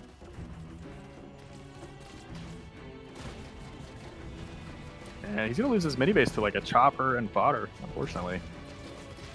And the other one's getting hit by the Grunt Rider, so Liam might get put into just one mini base despite all the opening harassment. And he actually sold a pad to get the second extractor down, so he still has that raid camp. Really limited on blue now, though. I like the Grunt Rider play, but Stormy is pulling it away. I think that's a mistake. Oh, yeah. All Yeah, units. Yeah. I think he maybe has turret drop and he's going for a hit or something. I'm not sure. Definitely could have finished off that last mini, but oh well. Yeah, He's he does about have to lose his Rangers out expo now. though, Rock. That's a big deal. Yeah, that is. There are JPBs still doing stuff in the background. Some of Stormy's mini bases are a red bar. It's a lot to keep track of, even with 2 gathers. But he has Tech 2, Rangers are out, Apex down. He might just go onto Liam's base and apply full pressure and then just maybe do the Yap drop onto the base. Liam has nothing to defend. I mean, these Rangers are just going to kill all the defending forces, I think. There's only 2 turrets up. Without Tech 2, his options are limited. Maybe Boundless Siphon will come in just in time. He's a little bit far out still. Yeah. He's so far out from both things. Didn't even click up to tier 2. At least he has the 2 turrets though. I like that. Yap just got the 4th point though. He dropped the turret drop and that boosted him to 4th point. So he has the Yap drop now. He could kill some gems. Which should come in any moment. He's almost got the supplies for it. About to hear that drop coming in. There it is. Yeah, here it comes. He does have a raid camp with Sui's coming out that might be able to help repel. Oh, Glassing Beam. There we go. Okay, that's going to do a lot against this. Especially Yeah, and he goes for the Methane Wagon. That's good. I like that pick. Oh, that's great. And he gets some more damage onto the Grunt Riders as well. So if the turrets aren't stupid targeting the the cannon fodder, they should be able to defend here. Oh, another fodder getting targeted again. That's crazy RNG. Very unfortunate. And now the heavy grunts. Oh my god. That's so unlucky. maybe this Sui can help clean up the rest of the Grunt Riders here. Has They're to. getting picked off by the Ranger though. Oh my god. Okay, one turret is targeting. He does take out the Grunt Riders, but the Extractor's weak now, but I think it's just enough to hold. He does save the Extractor, which is very important there. Chopper's also more a or good less- tool against the Ranger, so there is Yeah, that. that'll be good. He does have Boundless Siphon too. And more or less like a catastrophic situation was prevented there. Not a whole lot actually got killed building-wise. So I think he's in an okay spot to break back out here maybe. As long as he doesn't overextend against those Rangers. High ground vision is very useful there for sure. I think, yeah, there's only 2 Rangers. No, there's a few out. I think a lot of Stormy's forces got killed there, so they're kind of even on pop. He's just not picking Expo back up. Stormy's probably a bit ahead, but, Desmond's just got Boundless Siphon, so he's going to branch out with much better passives here going forward. One good play that's obviously available to Decimus will be the big drop. Maybe Corey will come in and help out. We'll see. Oh, he's a pretty bad line there. They will heal back up, hopefully, maybe over time. His Rangers are getting picked off, though. 2 Rangers are just holding the ground here, not letting him break back out. We didn't get the for Ranger Liam. Wriggles. Sad. It's my new Liam probably favorite just has thing, to be a actually, little Rock. patient. The Ranger Wiggle, yeah, XCA was wiggling his Rangers a lot yesterday. Yeah.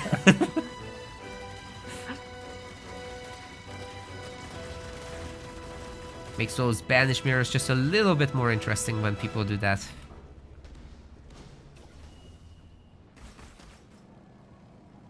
Who would have thought these 2 choppers would be such MVPs here, killing all the Rangers out? Hero units. There's some Hunters backing it up. I'm kind of questioning the lack of units from Liam. I would expect more counter units by now. I guess he's just taking them all to get them out. But he's got some on this high ground. It's not too bad, but we'll need more. Getting the Even if second he base doesn't up is opt critical. in for the Desi drop, the Killing Frenzy is good as well to grab. He's got lots of passives that just continually keep helping make his army really strong. Okay, let's see how these choppers change the Yeah. equation. I mean, there is the one hunter. I think these engineer bubbles are making the big difference here. Even though he has Boundless Siphon, without that 40%, his rangers are just not able to compete as well. No, if there's cycled engineer shields, you just have to disengage. You have to either have your own or... What? He also definitely has infantry level 1, because his rangers have 5 bars while Liam's only have 4, so he's already fighting uphill fight with that as well. I'm just so confused. He sold his base. Oh. Yeah, I don't know. Maybe he just wants the money for the Desi drop, or... But then he bought the other one. Yeah. Maybe he thinks Stormy is right there, ready to take it out, because he was just fighting him by that node. So he just wants to put it somewhere differently. Yeah, to be fair, the whole situation with the drop could be happening anytime now. He does have Dark Skies now. He's going to start to send those around. I think that's really good into Yap Yap. It's a little late to get it going, but those are really hard to kill for any leaper. And yeah, they're on the mini base, so that'll help clear all those side mini bases. Get a lot done over there. I think he has to be careful because Stormy might eventually just mass up and push forward, so that's always a potential threat lingering. Yap is really scary when you do have a full army. Oh, the secret beam! Oh, he's not looking! gosh. Holy shit! Rock, I'm scared. Hold me. Jesus Christ. Those fog of war beams will sneak up on you. It sucks when you just look away for a few seconds too long. That was insane. Yeah, too many forces sitting there. That was begging to be beamed, I think.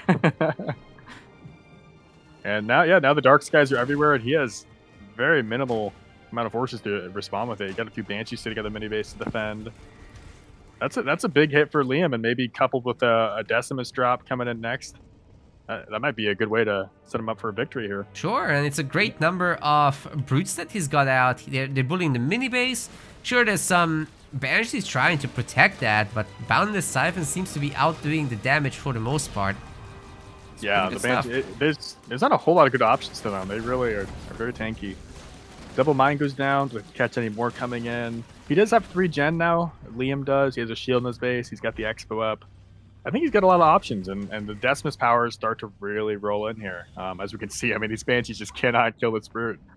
So it's hard for Stormy to buy units here. You know, like, what do you buy here? It's a little complicated. You want to be able to push a base, but these units take so much DPS. You need more counters. It's tough here, especially after losing a lot of units like that. And we have a sneak attack on the main.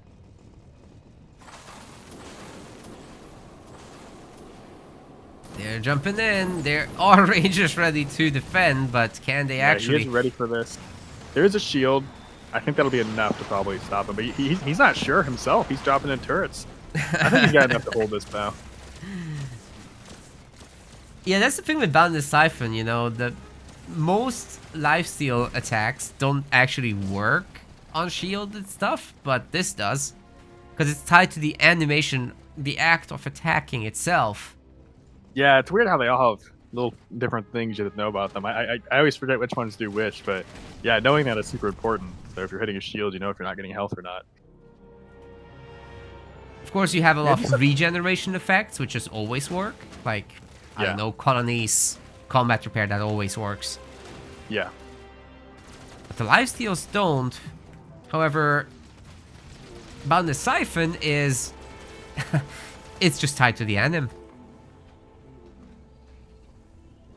Looks like Stormy's just kind of sitting units everywhere. He's more or less just putting out the fires. He's not letting anything get out of hand. JPBs are not hitting too many places at once. It's not scattering him around, and I think he's recovered from that beam a bit. He's got a lot of blues floating. He could have a level 2 drop maybe. Which would be a really good move, especially while Liam has his pants down on this 3rd base. But you know, if Liam can stabilize and get all this base building stuff up and running, and he maybe gets his own Banshees out. He's currently getting Plasma Torpedo, Air Upgrade 1, and amassing his fleet. That can be very painful because Stormy right now is not ready for that. Yeah, and he has 3 Apex, and he already has a few out, and the Desi Banshees are specifically so hard to deal with. I think they'll be rough for Stormy. I don't think he has any garages down, so it'll be a slow response from Reavers, and that might just catch him off guard, yeah. He did deny that third base, so that was nice from Liam there. Well, Rock, at least the last patch gave the Rangers an anti-air buff, I'm just saying. Oh my gosh, yeah. Tickle harder. Yeah, I forgot that's... Was there any reason behind that? It's just... I wasn't The Rangers involved. need to do a little more to air, huh? That was free for free. Yeah, you weren't on there anymore, yeah. No. That was funny. What a weird thing just to throw in there. Just 10% more to air. They're lacking. We have a Glassing Beam going down, level 2 drop. He has Grunt Dome. And they are Veterancy 2, so they will tank that a little bit better, and the Methane will help them tank it, so not too bad. The shield does Especially go with down some though, infantry but the upgrade. Banshees, well, they're facing quite a bit of infantry, and that Ranger buff is helping for sure this Yeah. time. The 3 Goblins, too. Those things are Reavers on their own. Those will really annihilate Banshees if you're not careful. The beam, however, does miss, and oh, the heroes are getting Vortex, all 3 at once, holy crap. They can still trigger their abilities while stunned, however, that's a specialty for these guys. All So 3 many of heals. them are up, and Liam's base is falling. He's trying to heal it desperately with that one engineer, with the shield up as well, but it's dropped. The base is dead, Rock. Oh, he had a shield going down there, too. I think he didn't get to sell that. I think he'll clean this up. The Banshees are really performing well, and there's only a few heavy grunts there, and the Goblins are getting taken out. I think he'll wipe this army out, and he'll stabilize, but we'll see. I mean, the Balanced Fury is really helping those Banshees. Maybe we'll see a Desi drops here soon. Oh, Nope, God. There it is. Oh god, that beam is going right through everybody!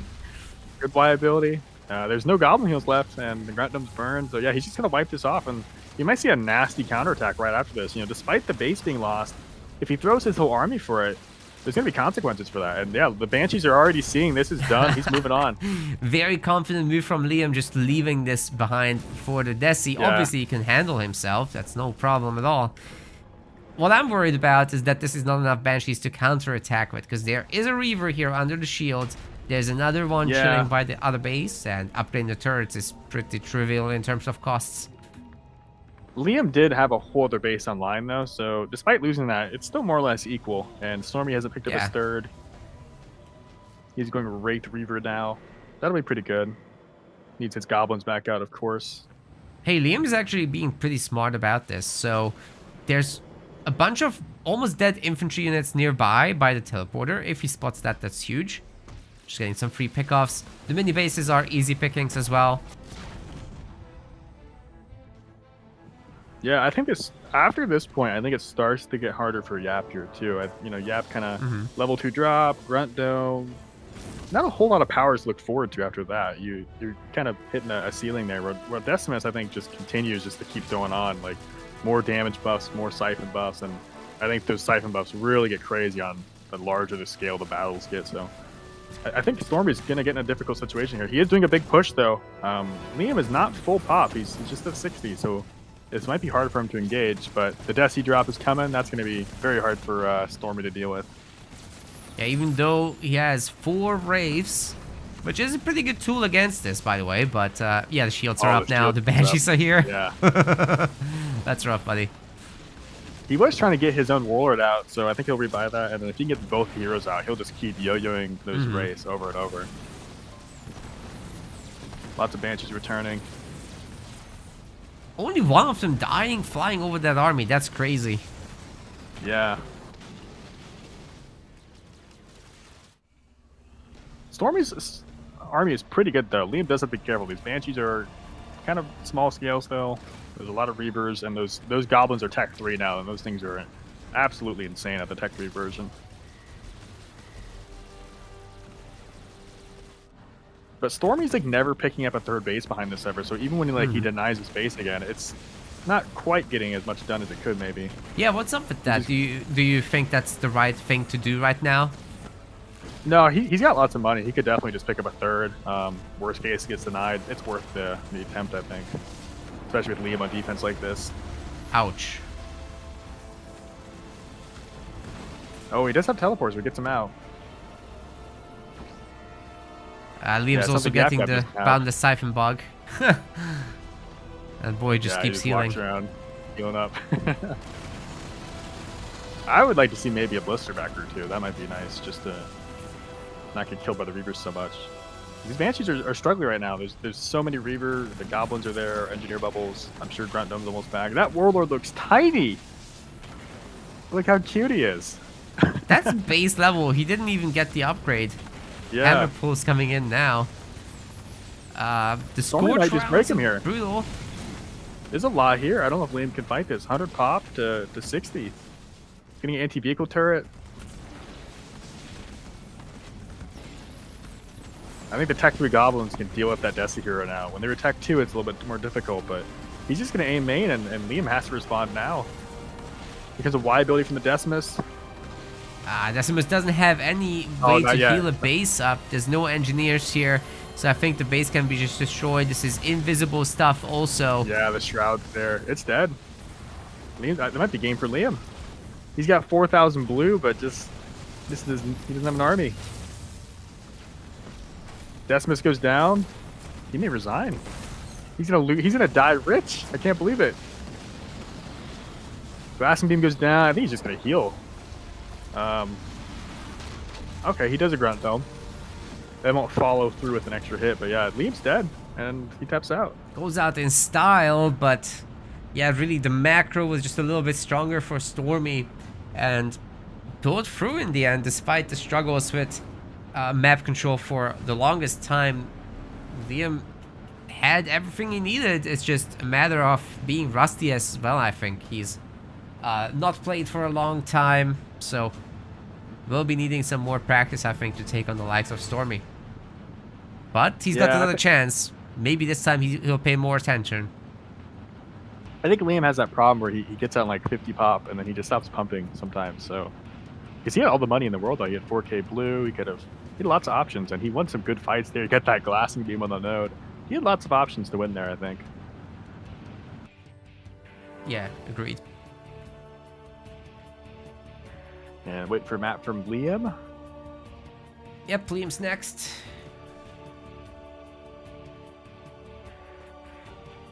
Wonder what Liam likes. Maybe Mirage. Oh, Rift. Going for another banished mirror, no doubt. These guys are gonna pick the leaders quickly, so I'll just send you guys to the map now.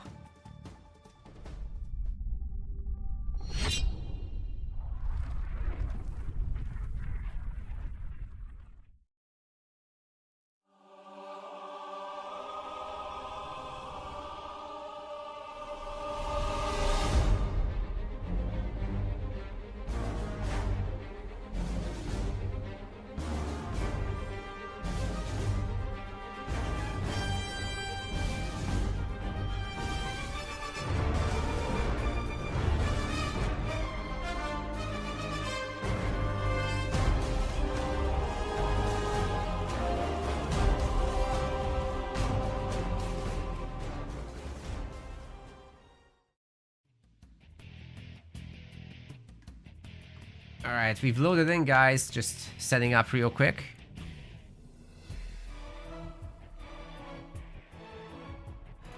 Then we'll kick off.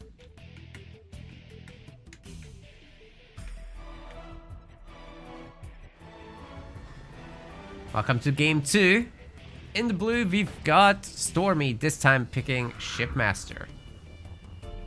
And over here in the red corner, we got Sir Liam White picking as Yap Yap. We've been seeing him do that a lot recently on Rift, and I think he's had some success with it. It's an interesting pick. It's fun to see a difference from the usual Arbiter games, I think, or Colony. So it's fun to see Yap Yap here. It seems to me the Brits like this. EOD does this too. Always Yap Yap here. Maybe. The Americans just go for the elites. Yeah. I used to not, but I had to join it. Ooh, great mine use, by the way. That's one of the nice parts about the early game for Yap Yap. You just mine up on the power, Get a nice detonation. And your free boys can go and gather. Yeah, we haven't seen the Yap Yaps open chopper or anything. They keep just doing the fodder opener. I think he tried to go for a mini steal, but the elite opener, pretty clean. He was able to easily secure those, and it's Rift, so there's only 2 to grab. So not a whole lot of value from the fodder here. I think the elites are gobbling up the rest of the power. The mine hit was pretty much it, though. I think it's hard for the fodder to compete with all the power here. Their collection rate is just too slow to keep up with those elites. I mean, Liam still got half. That's good enough. Yeah, he got the one on his side and the one on the side. He had to drop a mine for it though, so that cost him a little bit of power. But yes. that's a pretty solid position there. It's not too bad. Yeah, usually you expect wars with Yap Yap to not get half, even because the grunt just come over to bully you, and there's nothing you can do about it without the chopper, which is actually happening on this mini power. What do you think we'll see from Liam? Do you think we'll see barracks? Oh, yep, maybe a raid camp. Oh, always. Just, you know, 2 Gen 1 barracks. That's what both him and EOD would do here. I think you have to. Without the real access to units, the pump from the mains, you just have fodder. You kind of have to just queue up a barracks. Otherwise, you have no way to get some nodes reliably, I think.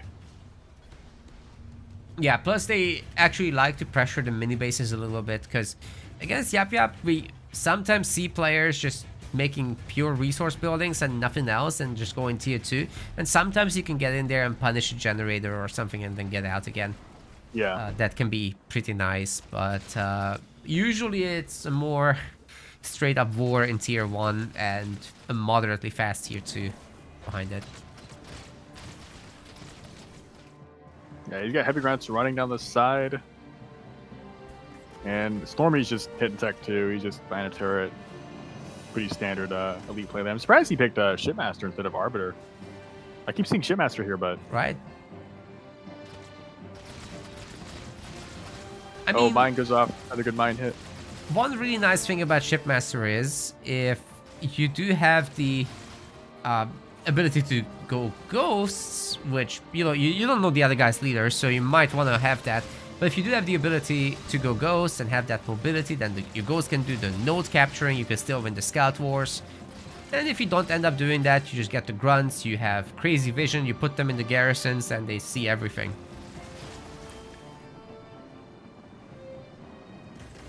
Yeah, speaking of vision, that's probably like the most fun part of Yap Yap. You just know everything all the time. Yap Yap does as well, yeah. Everywhere. Yeah, information is really good there. And he's pushing the base. I like the expo. Yap Yap can expo pretty early, I think. There's just so much pop out. It's really hard to push through and punish those. So I like that. Another raid camp down. It's kind of cool how he gets that different style because of that. Yeah, I do. It's really fun to early expose Yap. These grunts are crazy. They're just running at the choppers.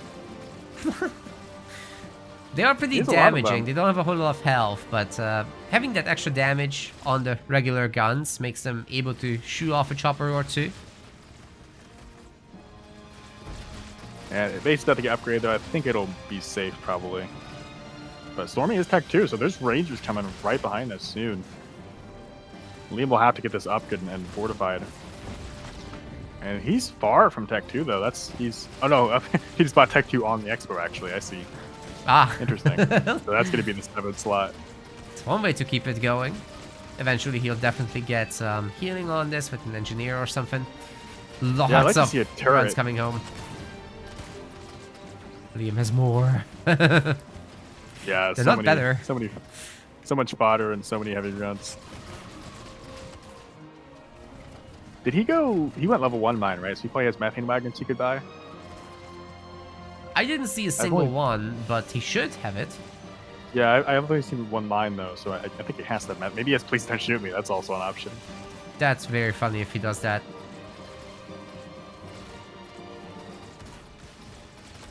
Why would you do that against ship? You can just pick maybe Arbiter 5th point, no? To stop conduit or something, or enforcer drop. But yeah, versus ship, I don't see the value as much. I guess you worry about displays beam, but that's like 5th point problems. Yeah, and you have other options for that. You have Grunt Dome and your leaders. Yeah. I guess PDSM could be nice for that, but that's later. Yeah, you don't have to worry about that yet. Especially since methane wagons are so good too to miss them out. It's nice to have them early. That it's like 20% armor buff, 20% damage buff, and then it also debuffs them 20%. So lots Yeah, of values there. and they count as scouts in terms of like how their damage profile works. So picking off these elites is totally doable with them. Oh my god, all the rangers are coming Oh, out. But there's an unfortunate engineer. time to come out. Oh, That's why he got it. Now we that's a know. use of that. There we go. Yeah, it does help him get like shields up too and turrets. That's what it can be nice for sometimes. But yeah, he got the rangers out, so he will hold now. If those had died, that would have been a little more sketchy. But hopefully he'll get the goblins out too. Those are always really good to get. Oh yeah. Like the tier 2 with the double War Council is just such a nice, again, stylistic thing for Yap Yap that nobody else does. Yeah, those 3 goblins can just counter like most of everything. They're such like a good base unit. They can kill other rangers. They can do base damage on themselves. You can push a base at just 3 goblins even sometimes. So they're just all around. There's like never a reason not to buy them, it seems. But this game is not going in that direction. Stormy is using his advantages very wisely. Power node captures, third base, keeping an eye on Liam's third base as well. So all this is exactly what he should be doing here. We keep seeing Stormy buy the engineers too, and Liam does not. So when these rangers fights happen, he just can't even compete. The engineer bubbles are just making it impossible to fight.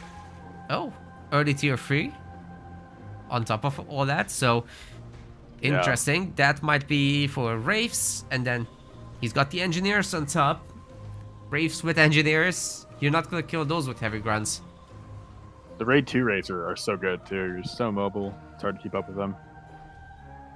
He does get a third extractor down. Yeah, Liam's going to be in the Ranger War still, and a raid's going to pop out, so he's going to be in for his prize soon. He is getting a Locust. I think he wants to press forward a little bit. He does see the Expo over there. I think he's realizing he's getting behind. He's going to have to start making some moves. The one play available to Liam right now is his drop, and the side base of Stormy looks a little vulnerable. Maybe he can pressure that a little bit. Don't know. That'd be the place to hit for sure if he's going to do anything. Yeah, he's got to hurry though. That thing's getting upgraded, and Spirit Support is probably coming here. Has he dropped it yet, or he just didn't go for it, did he? Yeah, no Spirit Support yet. Maybe he saved his power to go Tech 3. That is weird. Short some launchers coming in. Single War Council, no double stuff. Yeah, it takes a while because leaders take like 45 seconds to train. So when you just have one War Council, 3 heroes with the upgrades, it's going to take a few minutes to get them all out.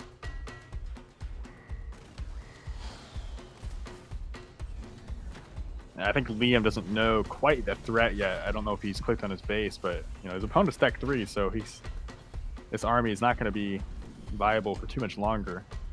One more reason to take all the garrisons is Yap Yap. You've got the free units. Might as well get the vision. Yeah. Oh, there's the drop. And a push with the Locust. Good idea. But that's gonna mean there's still no methane wagons, so... He has one from the drop, so he's using that. Yes. And he did Please Don't Shoot Me, so yeah, he won't be able to buy. He'll have to use the drop for a while. Let's keep that thing alive. He bought one Goblin and then upgraded both upgrades, and now he's buying more, so... And then Wraiths are out with Scorch. Those are doing a number on the army. I think he's going to kill the base at least, though. So yeah, it looks like that's guaranteed, and he might be able to walk out of this with Please Don't Shoot Me, but the Wraiths are like, we're just going to counterattack. There's nothing left to defend anyway. Yeah, look how fast they are. They are so fast. And he already bought Scorch to them. That's a really good upgrade.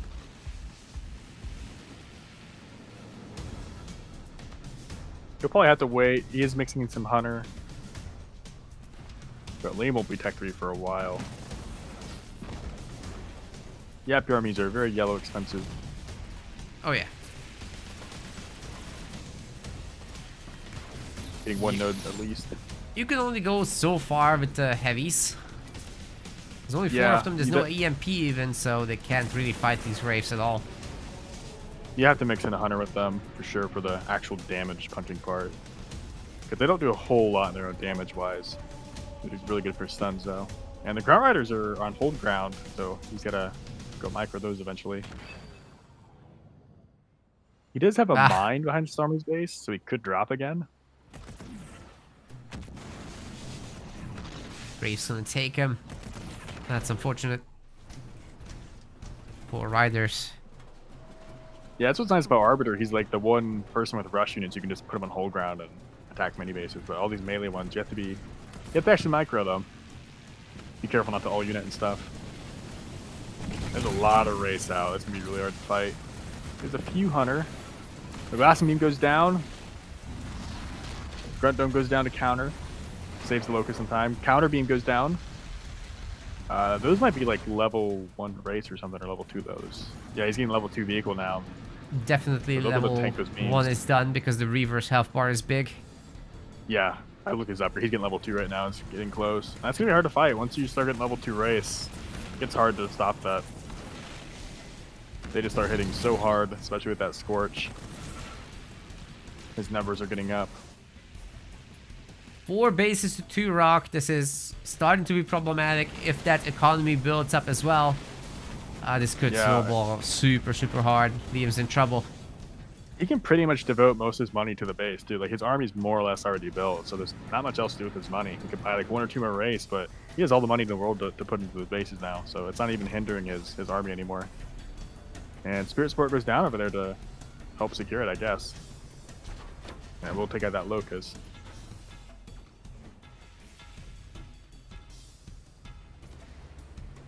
Gonna stop the node capture as well.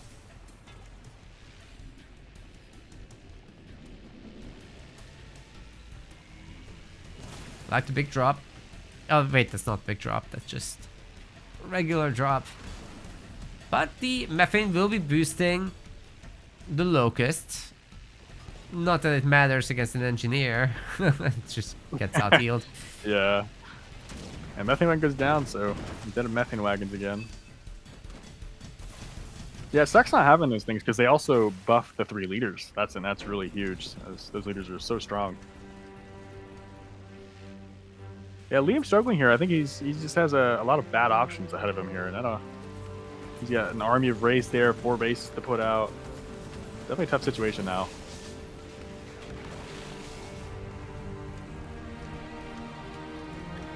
Well, at least he's tier 3. He can get those hunter upgrades so that they can shoot a little bit more consistently.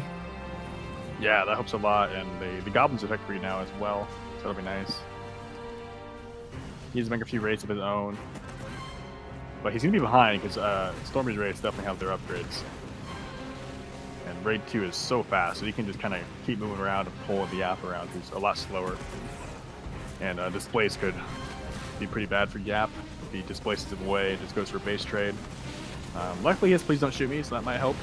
But the race are going in, yeah. These are really fast. They can just drive in, drive out. Liam will be slow to be pulled around. And Liam's actually counterattacking. It's his only hope, to be honest. He certainly can't take on that kind of Wraith Yeah, army. he just can't fight it for sure. But his main base is actually the weakest one here. And not really defended, so it's going to get taken out like almost immediately. I think Stormy's going to aim main and kill him probably under like 10 seconds. Can be real ugly. Counterattack is not looking as good. He just doesn't have as much base damage here. Shielded base also. 100 pop. He does Please Don't Shoot Me. Oh, we got displaced. Kind of a lucky timing there. It's even worse. But he's going to have 120 pop to Liam's 80, and it's like Locust, tiny army, so I think he's dead. I think he just can't do anything now. It's just too much to go against here. The base gets shielded for a moment, but with that many Wraiths, the shield just disappears and the base is next.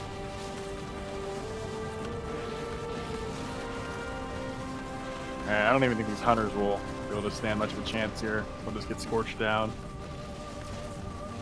Another Spear Sport. Last one goes down. Just level 1 though. These racers are so tanky now. Teleports out. And I think Liam's just taking one last fight. One last chance. He'll probably resign here though. His army's almost completely dead. Active Sniper goes down. You can't even see him now. Oh man. He's getting a handful of kills throughout this, but honestly he got crushed in every way.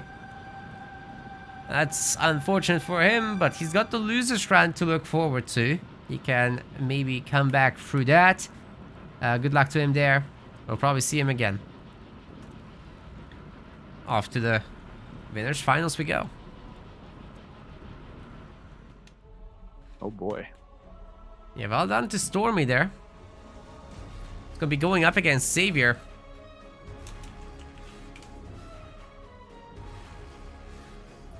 That'll be fun. I like to see those two versus each other. Should be a hell of a series. Let me enter the score here real quick. Psychic Wizard and Liam can go ahead and fight, and then Reaper and the winner of that should please wait for us.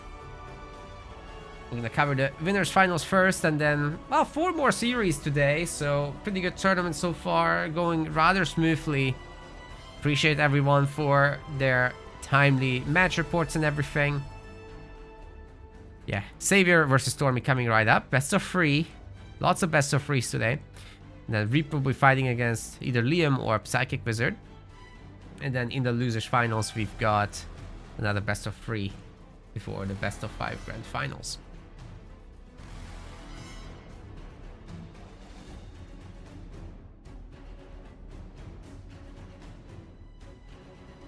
And I think after the loser semi starts, hosted side, I assume you're listening, so that we can take over from there in terms of like reporting the scores, obviously. Only need adminning for the early hours.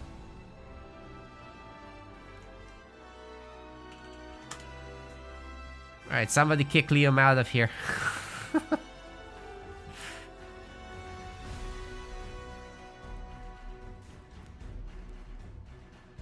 And that's right, Stormy does pick the map.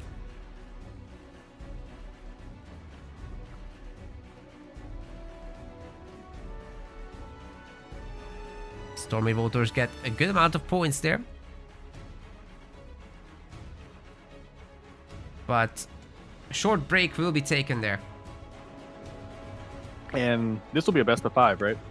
No. Best of 3s all the way through. Oh. Except the finals. That's best of 5. Oh. Because otherwise we'd be here until 4 a.m. UK time, okay. so I'll be a little dead. Yeah. I can do until 1 a.m. easily enough, that's fine. But I still need to have dinner then, and it's like not comfy.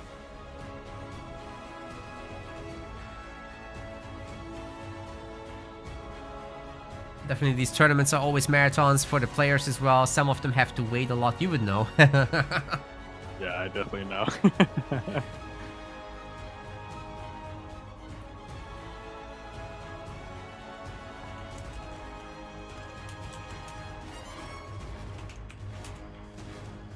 Yeah, it's tough because you can't really start too much sooner and then get that time gap, so yeah. It's hard not to get yourself screwed over there.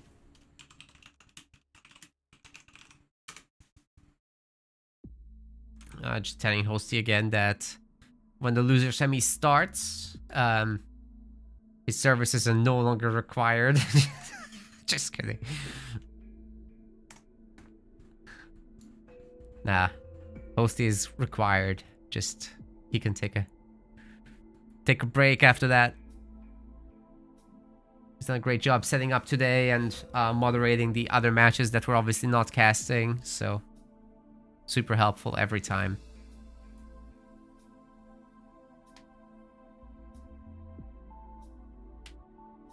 Mirage. I don't think Savor will do too well here. I'm not sure if he's well versed in Mirage. That's a very aggressive map. Scout Wars very oftentimes. Can be Infantry Wars, but most oftentimes it's Scouts. It will be interesting to see what they do there. Well, let's go to the map intro because they have their leaders.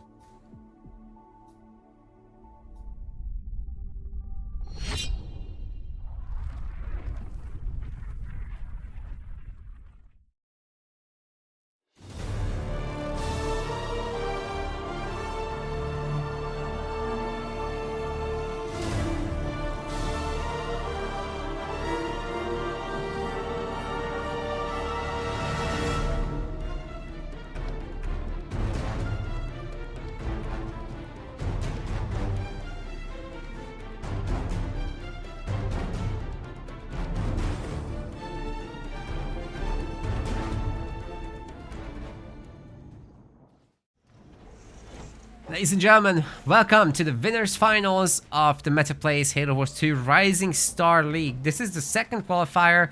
350 pounds are on the line, and in the blue color, this is Stormy, playing as Forge.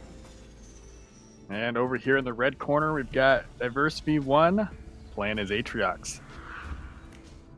And he opened a chopper, ran over to harass, and he's getting a pick off on this rabbit potentially here. It's always brutal every time it happens. By the way, for anyone who doesn't know my co-caster, this is Rock Generation. You will know him from the tournaments, I would hope. Please follow him, subscribe to him. He's got a Twitch and YouTube. We'll put it in the description. Thanks. Yeah, I do some show matches on my stream if you guys want to see some of that. And the rabbit barely gets away. Barely gets away. Stormy with these rabbits. That's one thing it's really good at. And you know what I really like, Rock? When people bring the Marine and the rabbit together to fight the chopper, because the chopper likes to target the Marine. So you wiggle the Marine and the Jackrabbit can just do its thing. Yeah, that's a really interesting interaction if you know how that works, actually. The chopper is just forced to shoot the Marine every time you try to move. Which is actually a bug, but it yeah. ends up being interesting, so... But if you know those things, yeah, you can get really favorable fights just knowing that. So, yeah, really, that's a good way to get the rabbit away, is just to bring it towards the infantry. Really annoying when you're fighting a Yap Yap, especially. And Forge Warthog coming out with some more Marines. Do we see a barracks? No barracks yet, just some Marines. And Savor got 2 side minis in the top, so pretty good. We do have an Atriox Chosen coming out soon.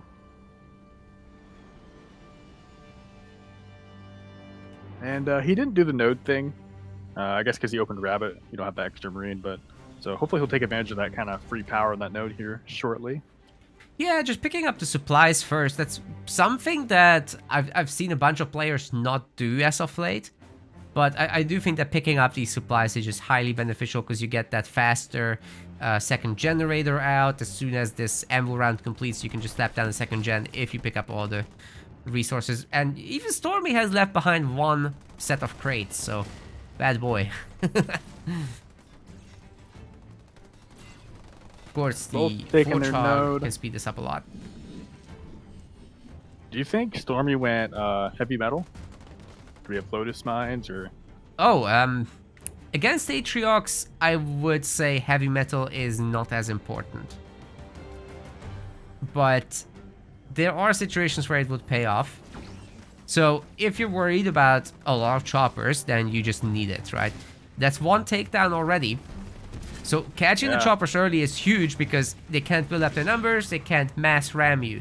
That's what you would need heavy metal for, to protect yourself against that. But a hero versus hero fight, you want the infantry, and I think having the mines available on top of everything is just a nice little boon. And the Chosen can use a garrison, and the Forge Truck can't, so that's a big thing on this fight up here. Yes, but you can punish that with the mine. Yeah, you could as well, yeah. And the sniper's nice.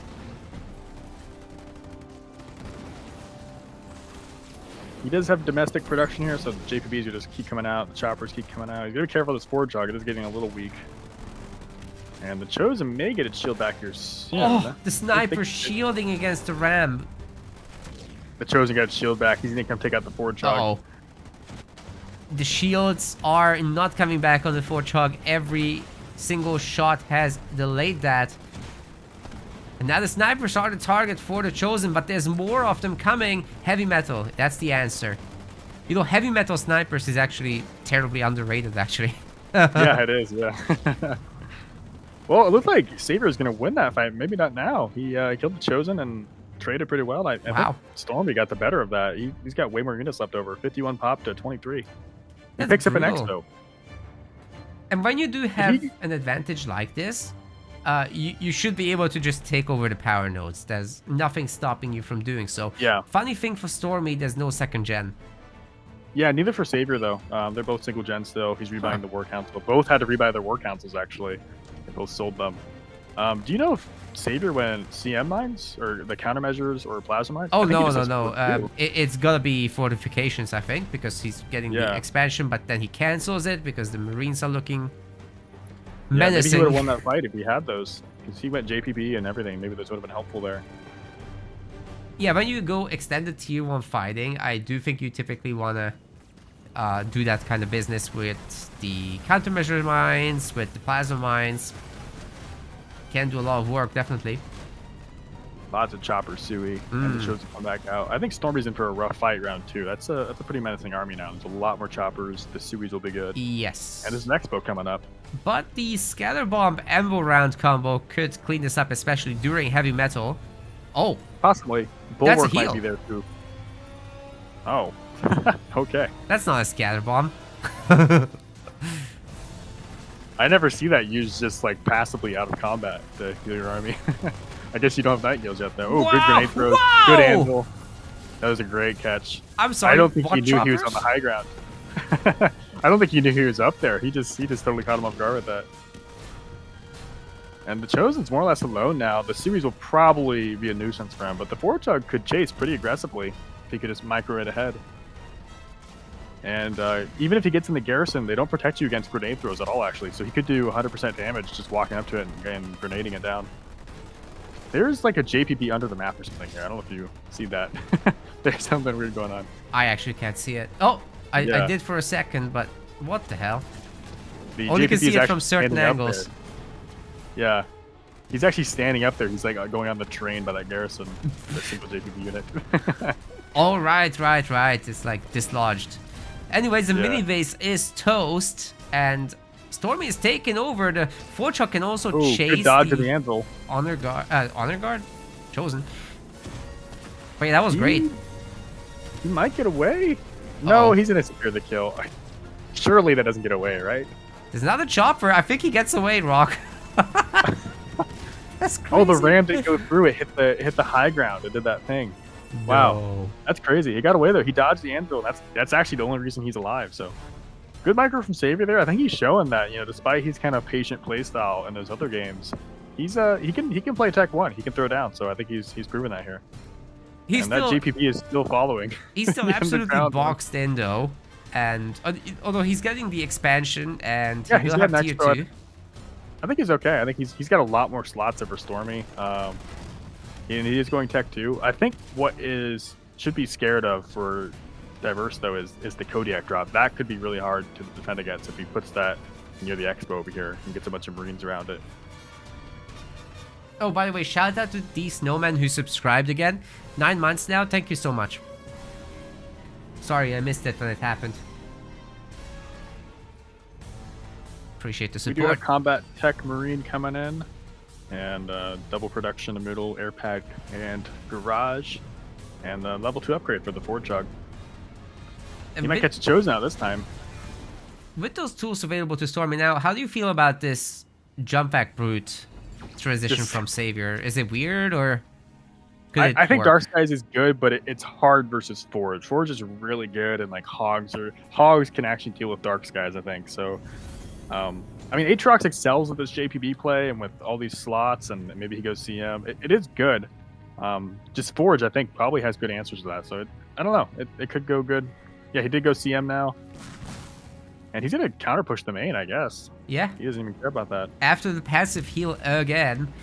Now, what follow-up could we see here is the Kodiak drop, actually. Yeah. On the I high think we might ground. see That could be a brutal base-crushing attack. He gets the shield tower.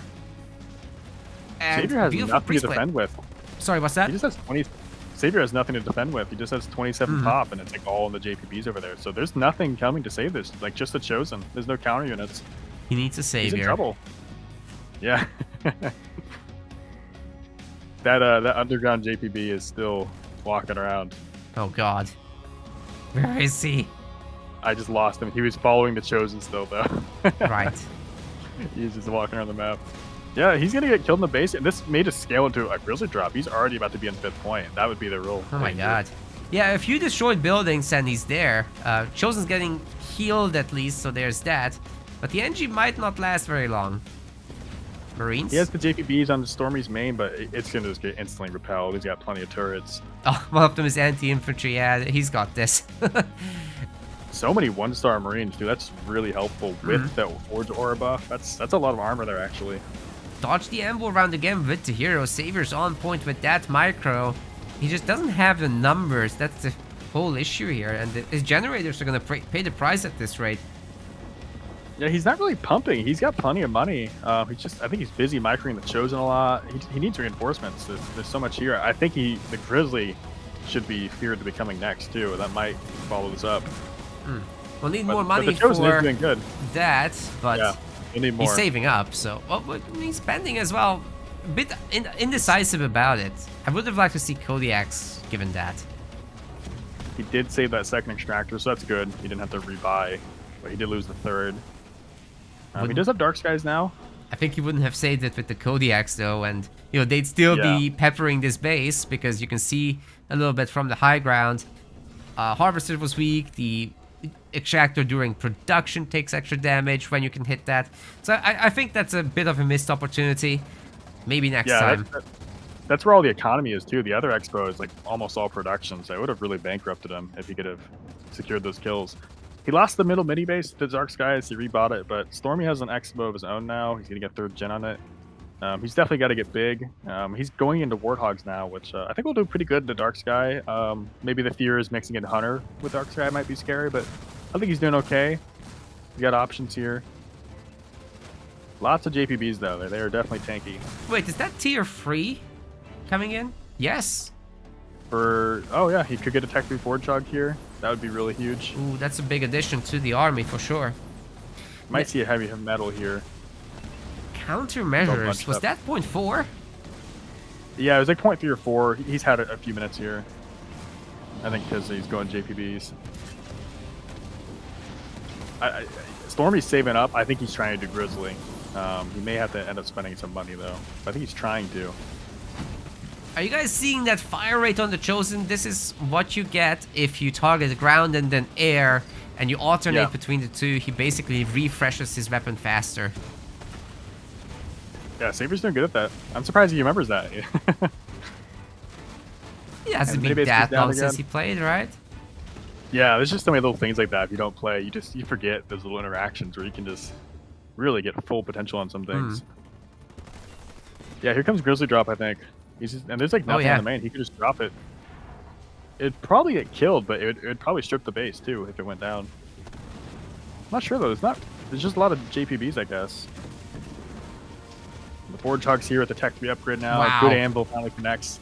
That anvil round strong, and there's the Grizzlies. Or yeah, I mean, yeah, the Grizzly Drop. We got the Boomers. The Chosen may die. The Engineers are here. The Grizzlies are going to strip the base, and that will be very impactful. And it might put them in a situation where... Oh, the Chosen's trying to protect this base? I don't know about that. That was a strange teleport. That's just going to get targeted again. The Forge Hog's going to drive right for that. He's 1v1ing a Grizzly, I guess. He can certainly try, but that looks ugly to me. He's got heavy metal level 2 as well. Oh my god. It's gone. I think the lack of hunters are going to kill him here eventually. Dark Skies are good, but he's going to need something to actually shoot with. He lost the gen. If he could kill the gens, he'd put, I think, Savor in an unfortunate spot. There is... Maybe a few Nightingales. There was the upgrade turret for a moment, but like the Forge Hog is protecting the Grizzly, and... Yeah. I mean... Kodiak dropped as well, helping pelt. They're so strong anyway. They can take down buildings no problem. Yeah. These JPBs just aren't doing anything. The Grizzlies are just too strong, and the Kodiaks are pelting. He's just eating the beam. He doesn't care. Yeah. I think he has heal, too, so he might heal these back up. There is an anti-vehicle turret. That might kill these last 2 Grizzlies, though, and fizzle out this attack more. Oh, but he's got a Kodiak drop to finish that off with. Savor's broke. He has no power coming in. He has to buy another one. Even if he stops his push, he's in a dangerous situation. Like, he's gonna have like a huge economic recovery ahead of him. It's gonna take him forever to get back online. The jump brutes do find the expo, but again, turrets. So scatter bomb on the main takes out the turret. Not quite. I think he's gonna lose his base still. There's 2 hunters showing up, but the Tech 3 Forge Hog might just take that out. The Dark Skies are annoying. I don't think it's going to ultimately get much done here, though. This base is huge. He's got a Forge Hog. I think Stormy's in a good position here. It's going to be tough for Savor to... Yeah. Wow. I guess Savor's feeling the same way right now, and he taps out. Yeah, he knows there's almost no chance of pulling this back against the Forge, who has everything upgraded basically. 7-slot bases and the possibility to go into a Vulture switch to finish the next base, or just make more Grizzlies, to be honest. Even that would work. The world was Stormy's oyster there. But Savor has another life in this series. Certainly can put it back. And then there's the losers finals as well that he would automatically go to if he does lose. So plenty of chances. This is training for him. He wants Rift. I think Stormy can't see chat. Well, I'll just tell him. Oh, they're talking. It's fine. Okay. Well, he can't see game chat. He's saying. Oh, right, but Savor can see it, so. Yeah, but Stormy's the host, and Savor picked the map, so he doesn't know what map to put it on. It's fine. They're talking on Discord right now. Okay. They've got it. And we're gonna go to Rift. Let's go.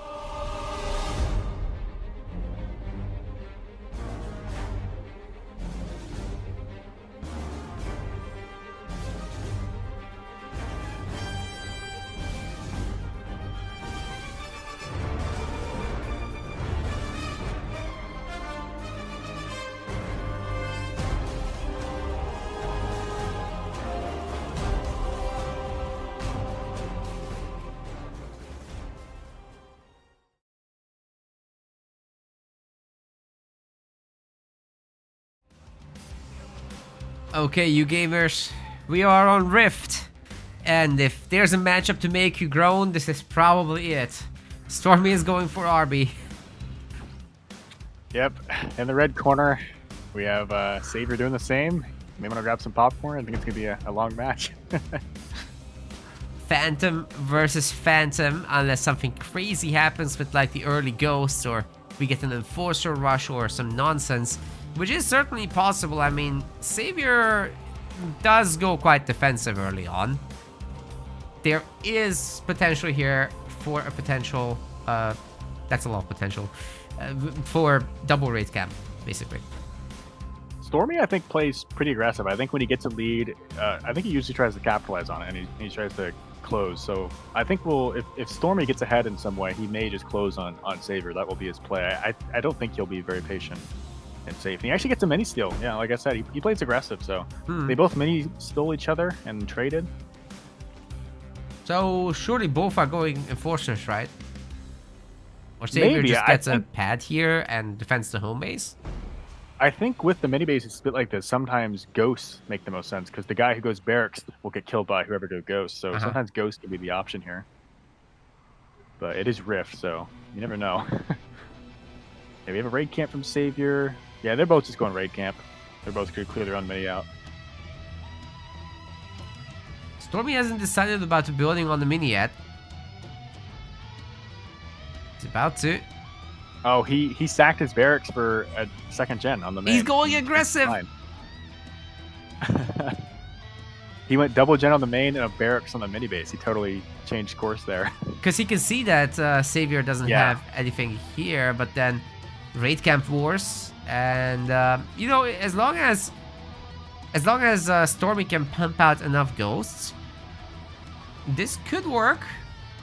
Yeah, I think he's going to double gen at home and get rich and then just hold out in the mini base. Even if he doesn't push anything, he'll just defend it ruthlessly, and while Savor stays on single gen. That will be kind of the opportunity cost there, I think. And yeah, he has it locked. Buying some Enforcers, Suicide Grants. Deku says he thinks RB has got this. Thanks for that. Yeah, I think RB will win this for sure. I think so too. It's a balanced matchup. And he's got to start defending this. He has it locked, but it's getting pressured right away. And Savor already going for a second gen, so if he stops his push, there's no more Enforcers coming out. he sold that pretty early. Few ghosts out. The Suvis are weird here, I'll say. Yeah, they're kind of just cannibalistic. You know, they're killing as much as their cost is, so not a whole lot of value there. 2 Suis to kill 1 Enforcer. And then you have no unit left over still, so probably about an equal trade. Loses the mini base, but he double gen way before Savior, so I think he's gonna beat him there pretty fast. But they're pretty close. Savior may upgrade the gen though, yeah. And if he wins this grunt war, he can take over the power node. There's a lot of high health grunts here in general. Yeah, there's a few ghosts. They might come clean this up, but they're not gonna get shields, I think. So maybe with enough grunts, he'll eventually overwhelm the ghosts. Mines are gone now. Certainly enough ghosts to win the fight against the grunts, especially if they move around a bit. I don't know about those early ramps. Take a lot of retaliation damage. And then there's the garrison as well, helping the grunts to run away. Stormy still needs that mini base back though, so that's gonna hinder his ability to pump units. He's going to put barracks in the main, mainly. And no barracks in the mini for him. For sure, but he's going tier 2. Yeah. You think he gets a hero? I don't think so. I think in the RB mirror, there won't be a hero. Maybe. I think it's going to be a ranger spam, probably. Right. The hero's great. It's just, you know, the 1,000 energy it costs sometimes. That's a lot of rangers that could have been, or unit upgrades, so. Sometimes it's a deliberation. And I think when units see the RB hero, of course, is great with those enforcer drops. Almost impossible to stop sometimes, so. But with RB mirror, we may just see them just go rangers and stack conduits. I think neither player will go enforcer drop even in the RB mirror. Yeah, 2 raid camps down, Apex going down. Both picking an expo. Pretty mirrored match, pretty close. Savior already put a 3rd gen down on that back mini base. So pretty greedy. So if he goes enforcer drop, that would be a big hit if he can get it. That's pretty risky. We haven't seen that since Hetchy.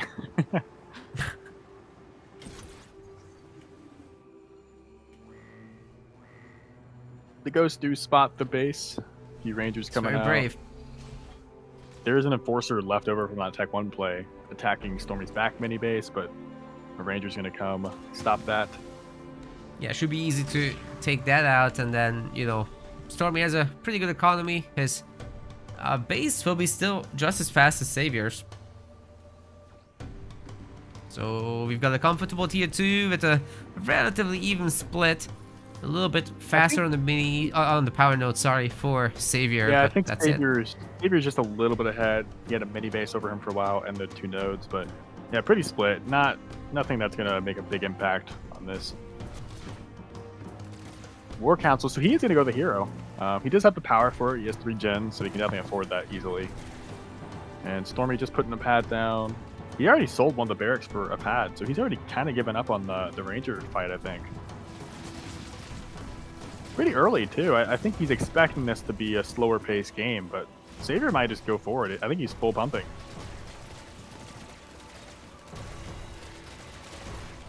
So many rangers coming out for him, indeed. Stormy does buy the engineers, though, but Savior buys the grunts. So he sniped that really fast, and the engineers will get picked off quickly in those engagements. Especially once he gets squad reserves, those engineers will just disappear. Yeah, so it might be a decent counter to that engineer play, actually. Just over pump grunt and pump into them, because every engineer is 200 blue. Grunts are 200 blue for 2 of them, so it may actually be cost effective to do that. And the Arbiter is now purchased. Savior's got a ton of yellow. He is swimming in it. He could buy unit upgrades, 1 million more rangers. He did just upgrade his base. And Phantom's already from Stormy. So that's pretty early, but it may work. But he is going those upgraded grunts, as you said. So it's always having an answer to everything he's doing. It's always funny to see someone going Phantoms faster than Savior. Yeah. But if it happens, you know, the advantage of that is that fighting against other rangers, you're in the air. The other rangers can't shoot your rangers. You should be winning that but there's a lot of grunt filler to take the hits. Yeah, maybe. The grunts will do good at knocking out the phantoms early on, and then because you went phantom, the other guy will have another conduit proc over you, or maybe even conduit level 2. So that might change the interaction too. You may just run up the phantoms and maybe bulldoze them with that extra buff. Because the phantom early is hard, I think. It's definitely hard to support. There's only 2 of them. They're small. The grunts could probably overwhelm that. 70 pop at 51. No turrets. He is in danger of getting pushed in. There's a lot of units there with an Arbiter hero too. Here comes the best Yeah, upgrade Saber's going rock. pretty Squad aggro. reserves. Let's Yeah. go. I think Saber's gonna wait for that and then just steam forward. He's full pop. He's ready. Yeah, he's totally See ready if he's for been- it. The Arbiter is not upgraded though, actually. He didn't get Conduit Incarnate, which is a really good upgrade to have for that kind of push. Now, Phantoms are trying to kite this with the elites within, and, you know, getting that stasis was huge there for sure. So, a lot of value for those Rangers in the Phantoms. They might be even able to level up from this if they keep going.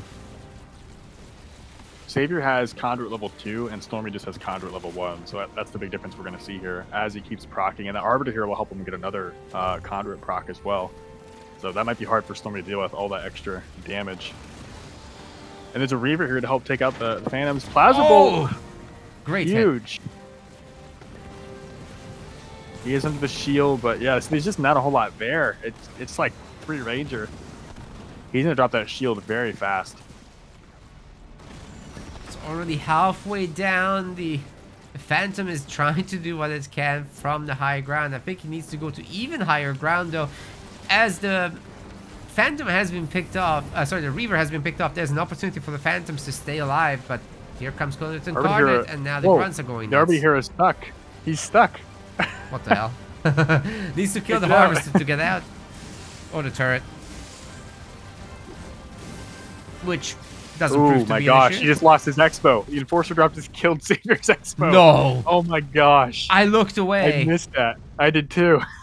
Savior did too. One drop to rule them all. That is insane. It's such I a was saying strong I don't drop. think they'll do it. And he just, yeah. That's crazy.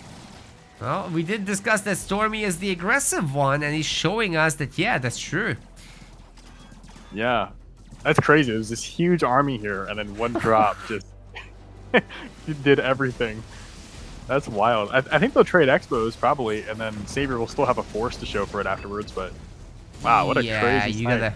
gotta recycle this stuff at some point if you're Oh, mass Stormy. basis goes down. Ooh, He's that will, stalling this out a long time though. He's doing good. that will buy some time. The base itself gets a heal from that, but Savior comes Ooh. in. He has got Own drop drop. as well. That will empower everybody with Conduit. That's exactly what he needs. Okay, this base will disappear.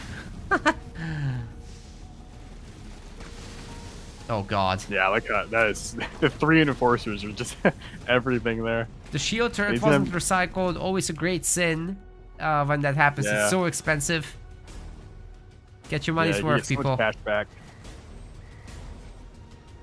You get 50% of your money back on those, so definitely worth it. And he's gonna go to the 3rd base, I guess. I guess he doesn't feel confident to push this.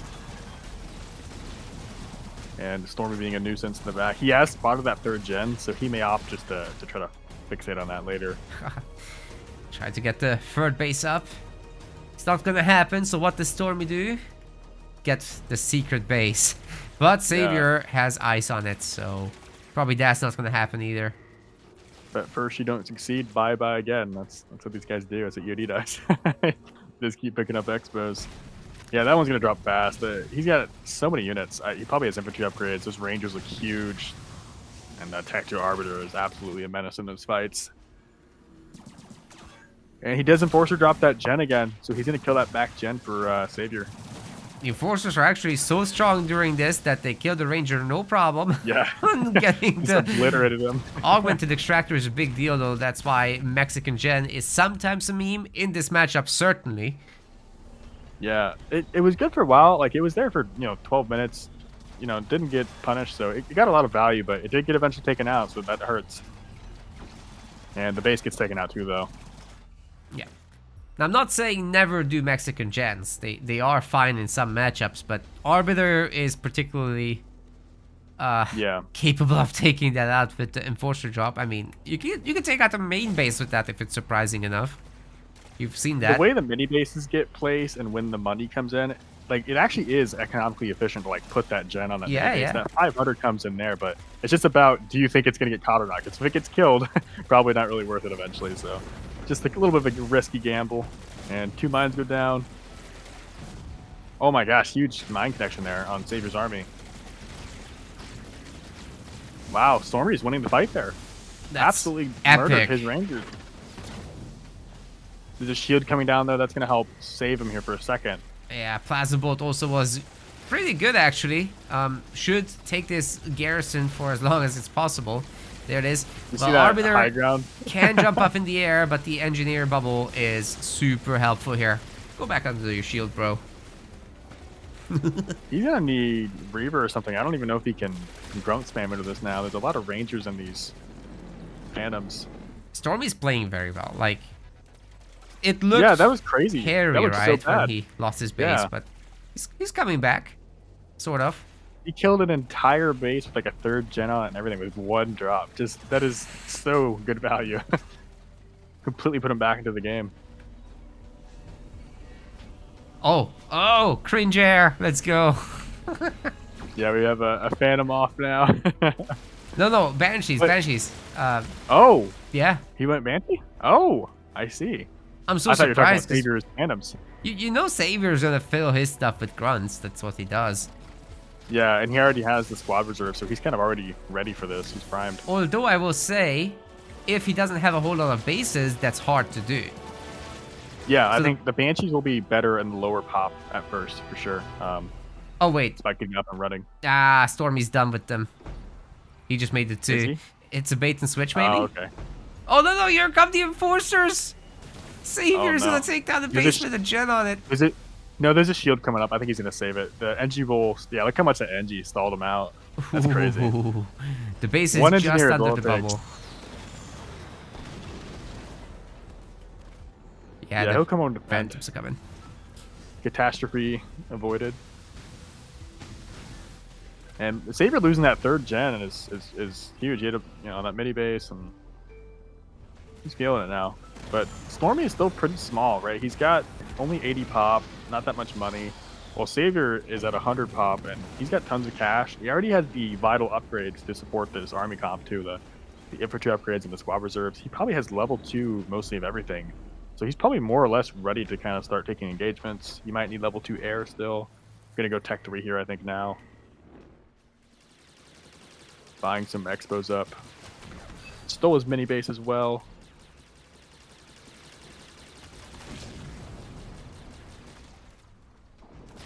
So it looked maybe for a second there we weren't going to get a long Arbiter match, but maybe we're back in for one now. 1 hour limit. That's well, it's gonna be the best rule he ever put in. probably. It's very necessary, guys, because some of these games could just actually go on forever, or somebody falls asleep or gets unwell, or we don't want that. Yep. Yeah, it's actually a player health concern at a certain point. Yeah.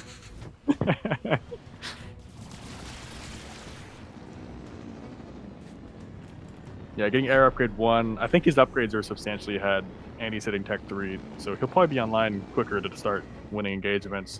And I think Stormy is a little bit more offensive, so he may just kind of get antsy and impatient and start clicking forward. But I don't think his army will win those fights. He's still really small, just on that 71 pop. Tier 3 being in might be a little bit of a boon to Stormy. Have you seen if he's got level 2 upgrades done already? Oh, yeah, infantry 3 is coming in. I think so. Yeah, those health bars look big. He does not have grunts in these though, so like in the actual Phantom fight, I don't think his units are going to do so well. It's mainly Ranger. You see them shooting it. He does have a few Reaver to help, but Savior actually has like all grunt in those, so they will really excel those fights. Yeah, that Phantom goes down. That's a good pick off with the Enforcers in it. Yeah. Savior's at third base though, so the clock is kind of on Stormy. I think he's got to catch up fast or do something. Savior's getting really big. He's getting 120 pop now, I think. Yeah. Yeah, Stormy is just stuck on 80. No reinforcements upgrade just yet. He's got the War Council for it, so Savor almost has everything he needs.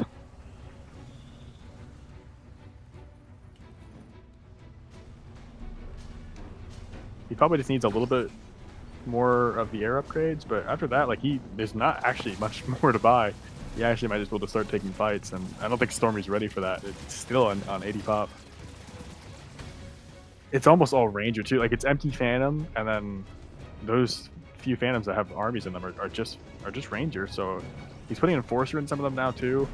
I think he's gonna lose the fight pretty bad if he fights Savior's Phantoms. Those grunts are just so good at wiping out the air. He did get reinforcements. He's on 100 pop now. So he has a chance to mix up the comp now. Got the Phantom upgrade coming in for Savor. Gunboat capacity. Yeah, it's huge. Get a lot more of your pop for actually shooting things instead of just carrying them around. Yeah, the Phantom guns are not all that impressive, so you don't quite want to minimize their number, because having a few extra for when the units pop out is still nice, but but they are dead bops, so you have to be careful not to have too many. Yeah, really like one or two extra is a good idea, but any more is just don't do that. Also, finally he has a Reaver with him. Probably a good idea to get rid of it, because it will just slow him down. Yeah, at a certain point you just have to do the math, you know, am I going to be able to micro so well that this doesn't mess me up? Probably not. Probably just get rid of it. And he's coming up for attack, and Stormy's completely out of position. He'll drop the shield before he even gets a chance to defend. At least you got stasis for situations like this. Yeah. And there we go, mass stasis goes down. Giga stasis. Looking at those bullets too, that is almost all grunt in there. I don't know how Stormy's army is gonna fight. It's like Enforcer Ranger. I don't think that's gonna stack up very well. Oh, it's so small. His army is so much smaller. Oof. Even eats a plasma bolt. The hero will help out too. Savor's just happy to get on top of this, I think. My god, all the grunts are deleting this. What Phantoms? Oh, that's ugly. You can see Stormy's units are doing nothing. He can't shoot up. He barely has anything for it. The Arbiter alone can take this. I think that's game. I don't know. Stormy's just too far behind, and Amir, once you're behind, there's very little comeback potential there. It's kind of is Savior's turf, though. He's a big boy Arbiter, always has been. Yeah, and he had a good game 1, so he can lose this one, and they'll be tied, and they'll go to game 3. I don't like the turtle stuff, As I suspect, he's a little bit more aggressive, so taking it to Rift was smart of Savor. Smart to win there. Take it to where you're comfortable. And we go to game number 3. Yeah, there is that next game, so Stormy can sort himself out, pick a more aggressive leader. Arbiter was really not aggressive, especially on Rift. Like, you would have to all in to actually be that. Maybe pick a cutter and make it happen on Vault, which is gonna be the next map pick, or well, Forge is used up, can't do that. Yeah, Stormy likes cutter too. He probably, may go. yeah.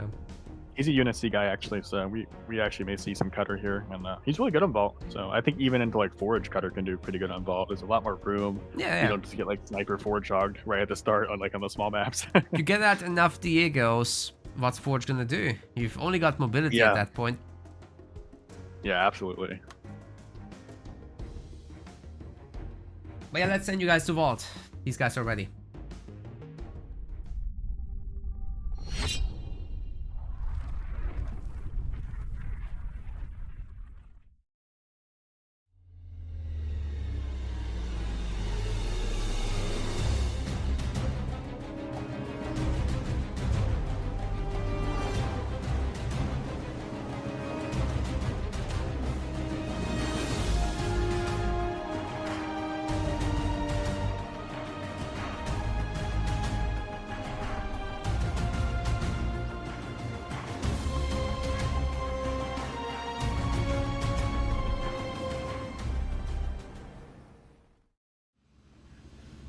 Alright, here for game 3 on Vault. We did expect something UNSC, maybe Cutter from Stormy, but he's gonna be just opting for Shipmaster, so more elites for you.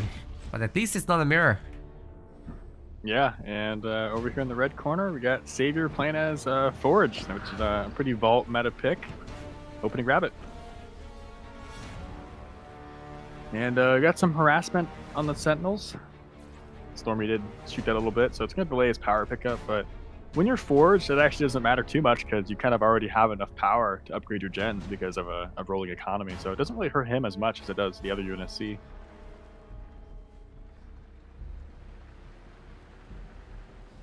And mini base pickup already, and he has a rabbit stealing some of but the Stormy's ghost. yellow, but yeah, a ghost can come intercept.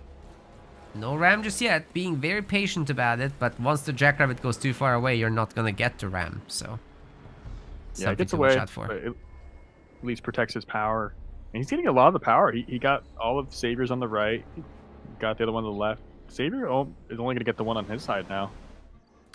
Or I'm so sorry, I'm mixing up the players. Stormy. Yeah, Stormy is stealing a lot, really. Like, this is really nice for him. But being Forged, Savor has used up fewer resources on upgrading his buildings, and he's gonna queue up a second generator once he's done with the mini base purchases. No, it's an armory. Yeah. More aggressive, more tier 1-y. Going up against the ghost, you're definitely gonna want a little bit of shielding for that Forge in the form of some of your own Jackrabbits, just you know, chilling around him, following him around wherever he goes to make it so that the ghost can't just mass ram you. Yeah, Savor bought the correct mini bases too. Like, see how he bought the side mini ones instead of the doubles? So that's gonna be really good for the rabbit spam here. Well, now Stormy is forced to buy these big $300 expensive ones and pump from the middle. So I think the rabbit's gonna get a lot of value here. He got a good starting placement for that. And double extractor for Stormy. Gonna maybe just go into tech 2. We may not even see ghosts. It may just be a quick tech. Well, we're about to find out. It looks like he's letting the power go right past, so I agree. No ghosts. Just buying the buildings. Well, the mini bases are very expensive, so you can't do all the things at once. But for Savor, the hero's out, and his Jackrabbit's behind it. He's got a second gen too. Slower, of course. Needs to still upgrade it. And Stormy's ready for tier 2. Gets a turret just in case. It's looking good. Probably can't hold that middle mini, however, which is why he's not making extra buildings on it. You know, there's a universe in which you get some early engineer stat, but I don't think it's possible when you have both of the expensive minis. Yeah, and Savor, I think... Oh, he bought a double gem, but then he canceled it. He's going pad. He's going to double down on more marine. He did good, though. He didn't make the mistake of staying tech 1 here too long, I think. He didn't, like, buy the rabbit upgrade with that. So just Forge, but he didn't go double gem, though. He canceled it. He had it for a second. He just wants to really go full marine here. But he might get caught in the tech here. Stormy's already tech 2. He has a raid camp down. Hunters are coming out. Rangers next, surely. And Apex is going down. I think Stormy's going to hold that next mini base, and then I don't know if Savor will be Tech 1 a while. I'm not sure if Savor's used to being the UNSC on Tech 1. I'm not sure how his playstyle will go here. It definitely gets complicated. It's a weird interaction when you get behind on the tech there. Which is probably why he's hurrying up so much to capture the power nodes. He wants out. Yeah. Yeah. Yeah, that's good. He got 2 nodes at once there. That was nice and efficient. I'd like to see that.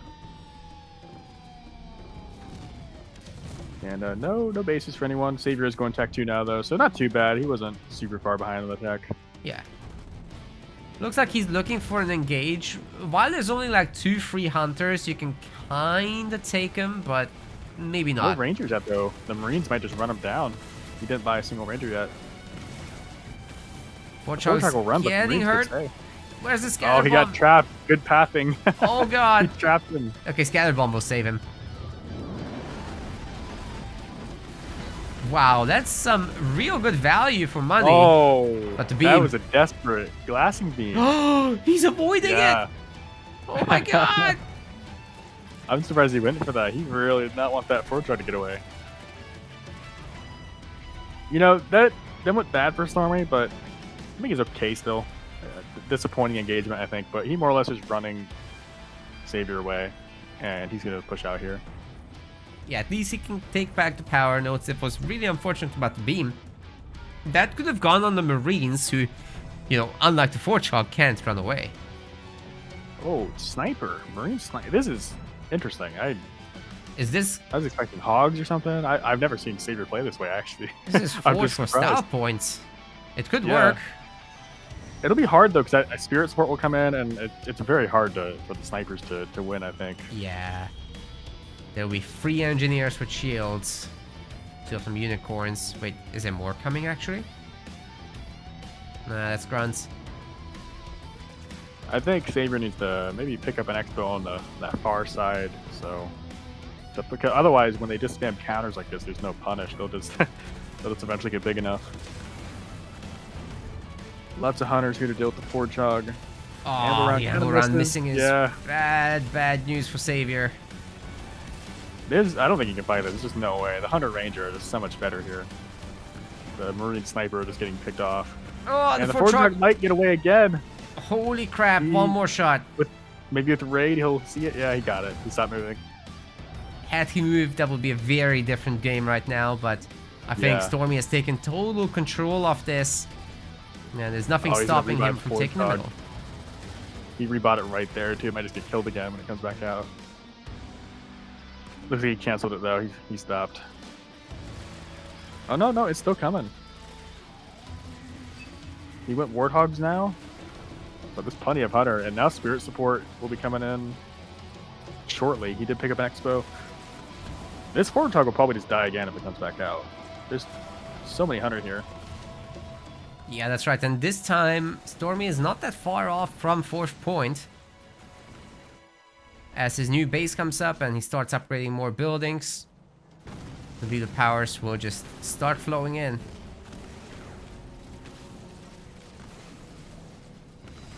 Can't catch it now.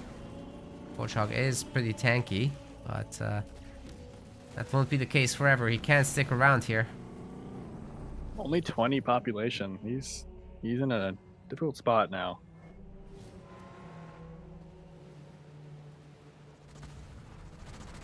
The problem is this Expo is not really built yet, so counter units can still walk up and just deny it. And Spirit support can deny it. That would that hurt a too. lot. And Stormer's base is getting big. Yeah, there's the Spirit support. Gonna drop it right on the base. And Savor's just gonna have to run around. Yeah, he stacked it. Yeah, Savor will have to if run this- around to see if he can make something happen somehow. He has to avoid him, basically. The best news would be picking off his mini base and just getting out of there. Yeah, that's a vital one there. Those barracks. Any upgrades on those? No, just oh yeah, he's Emperor 2-1 on it, so he's gonna prevent that from getting finished. That's a good kill. The engineers are here. Oh my gosh, he didn't have to sell it. Oh, unfortunate for Stormy. He had to assume though. He had to. That Emperor 2-1 was like 20 seconds out, but Better yeah. safe than sorry. I mean, he's ahead enough to take such a thing. And he's got 4 Yeah. power nodes to 0, which is also a pretty big deal. I really like where Stormy's at now. And He's you know, gonna run he's around a on bit, the way to though. 5th point. Yeah, he's in a good spot, but he is kind of in a pursuit chase. Like, you see these armies, he's just kind of always following them. It feels bad to be in that situation sometimes. And Savor's picking up his own Expo. He's just leashing him around, buying time.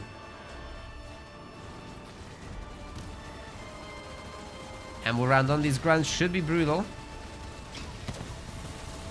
Yeah, do it for the viewers. It's really hard to take the nodes back now, too, once you get out of Hogs. He's going to have to specifically buy a Marine, which he just did, and walk it over there just to maybe get killed by a Ranger anyway. So it's really, there's an asymmetry there. It's much harder to take the nodes back when you're the Forge and Hogs here, and they're just on counter units already. Yeah, with Gauss overcharge, it's going to be even harder to engage this Warthog. Oh god. That's a decent beam. Savior's not really looking until just now. The split's in, but he did lose. Kind of two got him at the vehicles. choke point too, so there was not too much room to move there at first. Not a whole lot of hogs left. And Stormy is sitting on Savior's new expo with his counter ball. The engineers are coming home to try and save this, but honestly, for the Gauss Warthog, this is not a big problem. Just take him down. And this game is for keeps. Whoever wins this gets to go forward, and the other person goes to loser bracket. They're fighting hard. He's gonna lose that extractor. Savior's getting a lot done for having such a minimal force. I think Stormy's just trying to get into Wraith or something now. I think he feels silly on the Hunter chasing him around, so he's gonna transfer. Yeah, he has garages everywhere. He's gonna get some Wraiths out. It might be hard for Forge to deal with. Forge is kind of small still. Only a few hogs there. He's gonna take out the Expo though. That's a good kill. Looks to me like it will be still a trade though. Savior's Oh, he's well on the scattered way on to the losing mini his own, but oh, the mini base kill is nice, yeah. Yeah, he probably didn't even have to scatter, but I think he just wants to deny the Wraith transition. I think he saw he was Tech 3. He just wants to hold the position as long as possible. He's gonna save his base too. He bought an air pad, and Nightingale's gonna come out in time, I think. Yeah, it's gonna save it. Wow. And he has a third one that just came up that a Spirit Sport got dropped on. And that may end up killing it, but Savior's coming home to play full defense now. He's happy, he sees, he just checked both bases. Stormy has no base. He's gonna come home, run defense, and we may just all of a sudden be in a 3-base-to-1 situation, like just like that. There are a lot of hunters here, but there's no base damage. No way to kill it. Big anvil round. Warthog has so much range, he can just chase these hunters. Don't have to Yeah, engage even the directly. hunters are in danger now. Huh, nice smoke as well. Yeah, I don't think he has extract. He might just lose all these critical forces. Yeah, that's it. 3-bases-to-1 now. Just completely changes the game. It's that mobility and the hogs. They just run around and get so much done on Vault. That's to show you what, we watched that game earlier with Reaper. You know, when you run around, you avoid the army, you can get so much done sometimes. It's a good playstyle in Vault here. He's choking him out. Still has the nodes, but Stormy may deny that third base eventually here with 100 pecking away at it.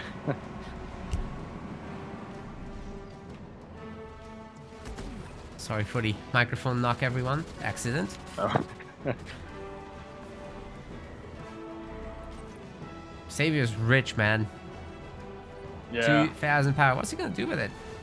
Base upgrades, I guess. Get all these pads upgraded, maybe get some vehicle upgrades. Stormy did deny that base, so that's good. That could have been a bad situation, 3-to-1. But there's a big army to deal with. It's Nightingale, Hog, and that's really hard to deal with. You buy Hunter, and the Nightingales keep them alive. You buy Reaver, and they get taken out by the Hogs. It's a difficult interaction, and with heavy metal, it just complicates it. And he only has like one Wraith out so far. He's really not in a position to fight him. No, and being stuck on just one base against what could be potentially free over time. Yeah, he choked. He may quit. That's it. He realized that he didn't have enough units. Some core vehicles would have been quite nice, but Savior is gonna be taking that. A really solid comeback from that early game. 2-1 victory. Nice. Yeah, he got quick teched on and was a little bit behind. Had a bad engagement, but he recovered and he did good. That might be it for me. I don't know how you do this. Too much stamina. I might step out here. Right, sounds good. But yeah, appreciate you joining though. Yeah, what do you have left? Just the loser bracket finals and grand finals? Yeah, well, the loser semis also actually. Oh, okay. So Sir Liam versus Reaper is coming up. So 3 more series. But yeah, I'll give you then one more shout out real quick. We have 100 viewers, so gamers, please go and follow Rock Generation. Shout out Rock Generation. There it is. go and follow his Twitch, and if you're on YouTube, then I'll send you the YouTube link momentarily. Rock does show matches, he does ladder streams, and obviously you know him from the tournaments, so. Yeah, thanks for having me. I appreciate the shout-outs. Yeah, thanks for joining, that really helped, and I think the viewers enjoyed it as well. I hope so. I hope they enjoyed it. Hope to see you soon again. Good luck with the rest of the tournament. Thanks very much. Have a great rest of your day. Bye-bye.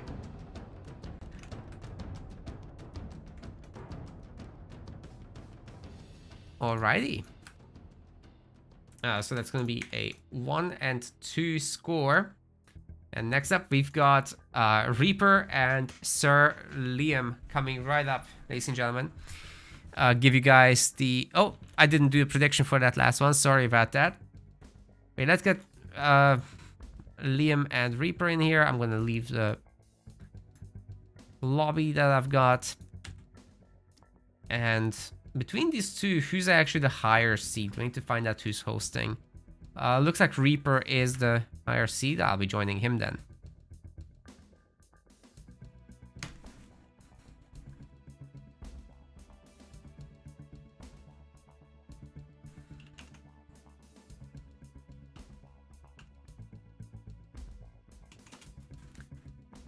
Oh man, what's his Xbox name?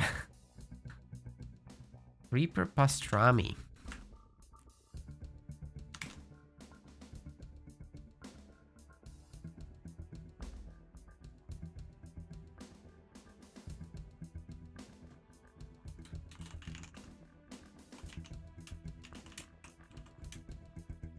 Oh, he did it.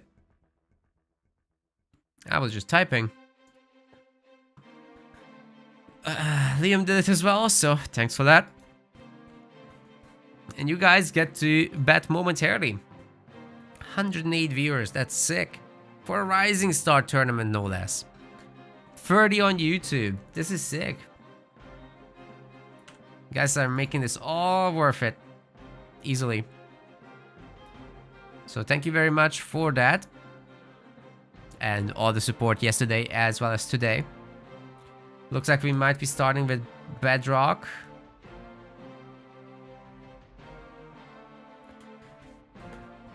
Let's set it up. Bedrock's coming up.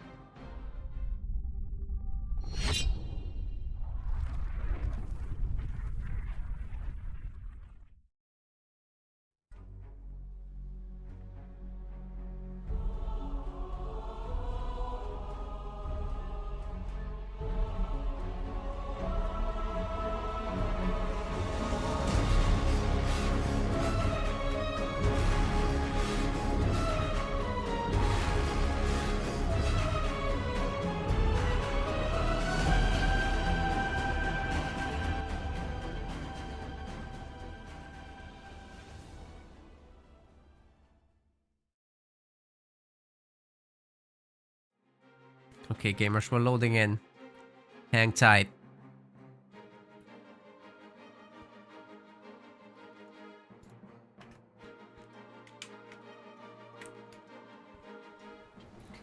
Ladies and gentlemen, welcome to the losers semifinals of the MetaPlays Halo Wars 2 Rising Star League. This is the second qualifier of this league. There's a grand total of £350 on the line for the entire league. And for the qualifier today, it's 50. Reaper is in the blue color playing as Cutter, and on the other side, his opponent, Sir Liam White, playing as Yap Yap.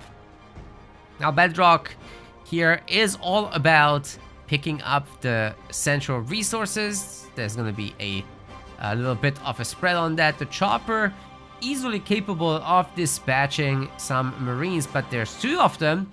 And that can be proving too much. So typically the Yap Yap players do throw down that mine, and they do try to hide behind that so that the Marines have to go up there. It gives the chopper the high ground vision and you know, the ability to always retreat into that as well. Reaper needs to be very careful not to go up there, but as long as he doesn't do that, everything should be Gucci.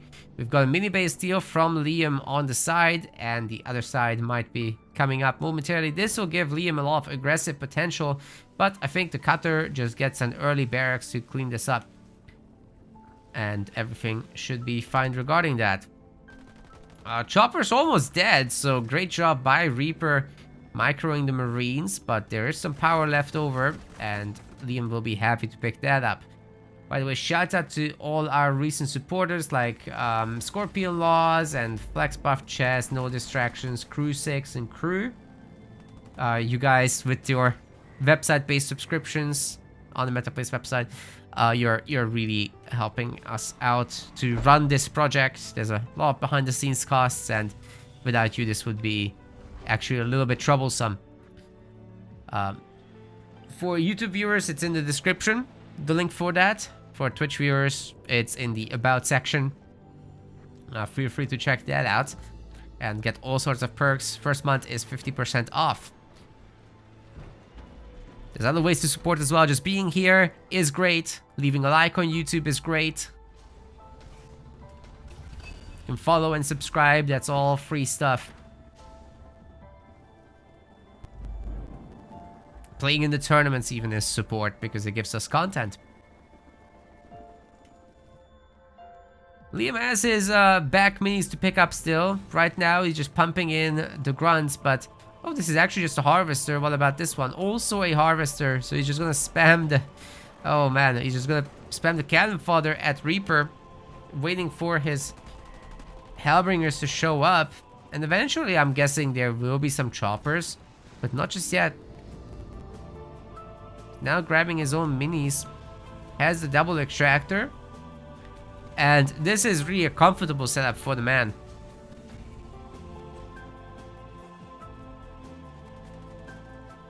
Tickling that new generator that's coming up.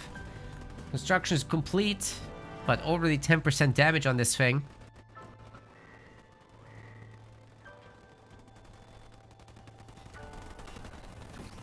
Eventually Liam's mini will go down, but there's a long wait time for that. Spartan's coming home with a good slam. Should be able to take down the majority of these grunts. I would like to see that slam. But instead he's just standing still, waiting for the grunts to go down normally.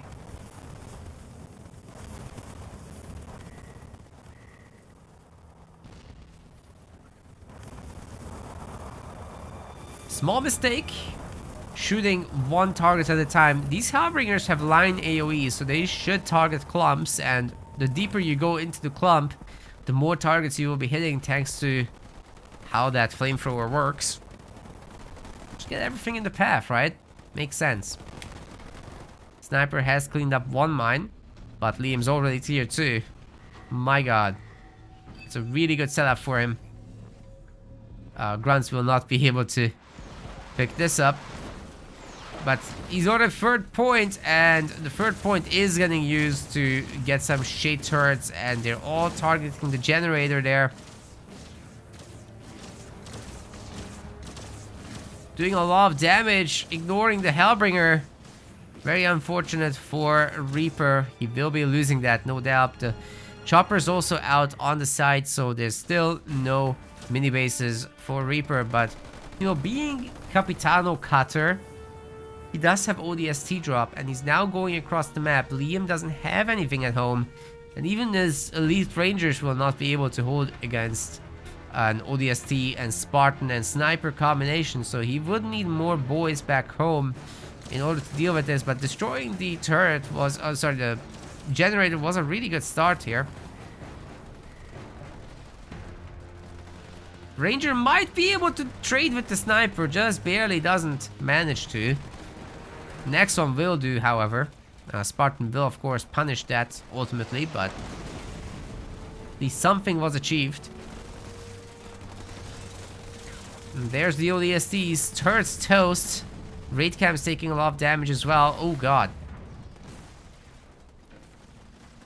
Liam's losing a lot of units, honestly. Spartan's still looking rather comfortable. But the Ranger has been peppering away at this. And there's more of them coming out. Liam keeps enjoying the mini base advantage, 5-1.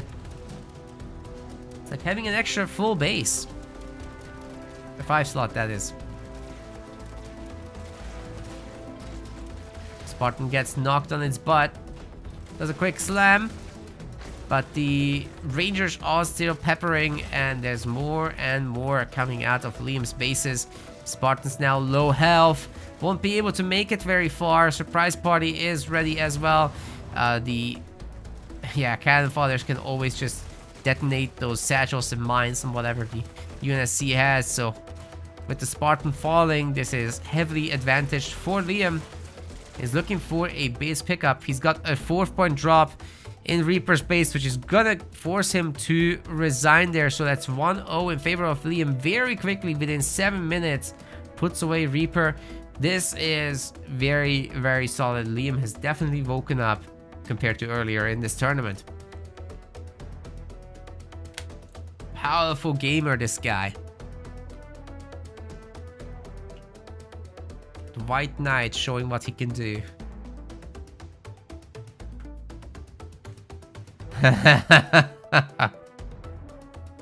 We're going to Badlands next. Liam is not happy. Could be a long one. But it's what the Reaper wishes for. And we will abide by this.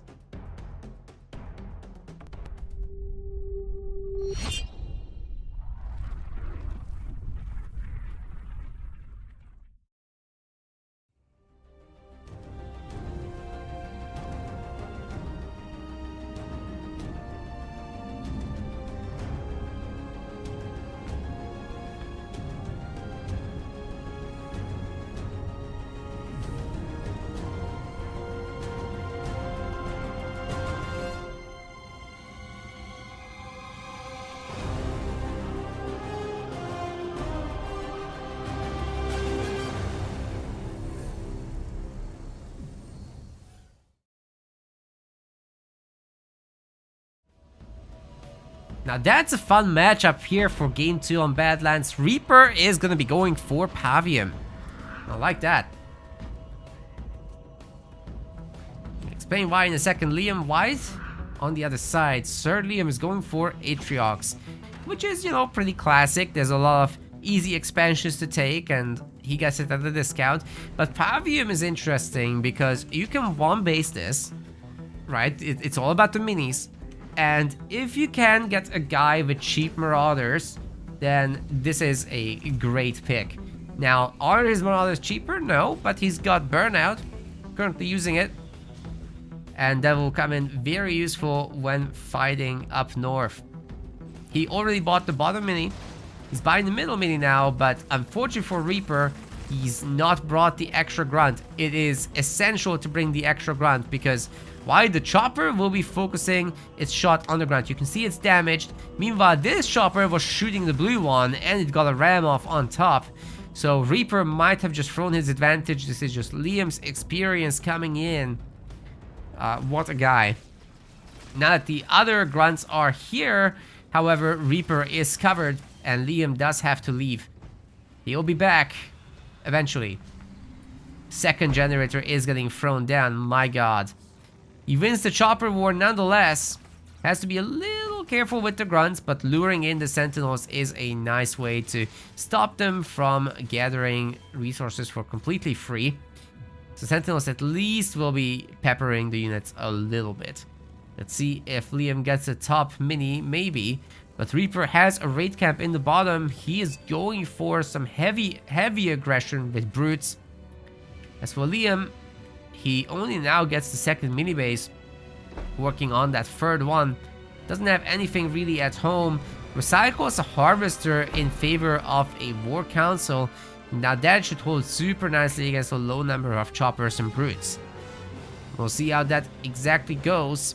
I would love to see from Liam his own raid camp up here, which is great. Reaper does not have a raid camp, which basically means automatically Liam's advantaged once more up north in the mini base versus mini base wars.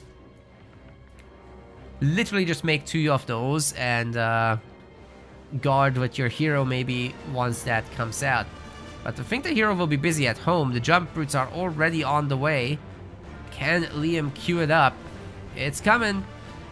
But he's not gonna have an upgrade. Just got the pea shooter for now.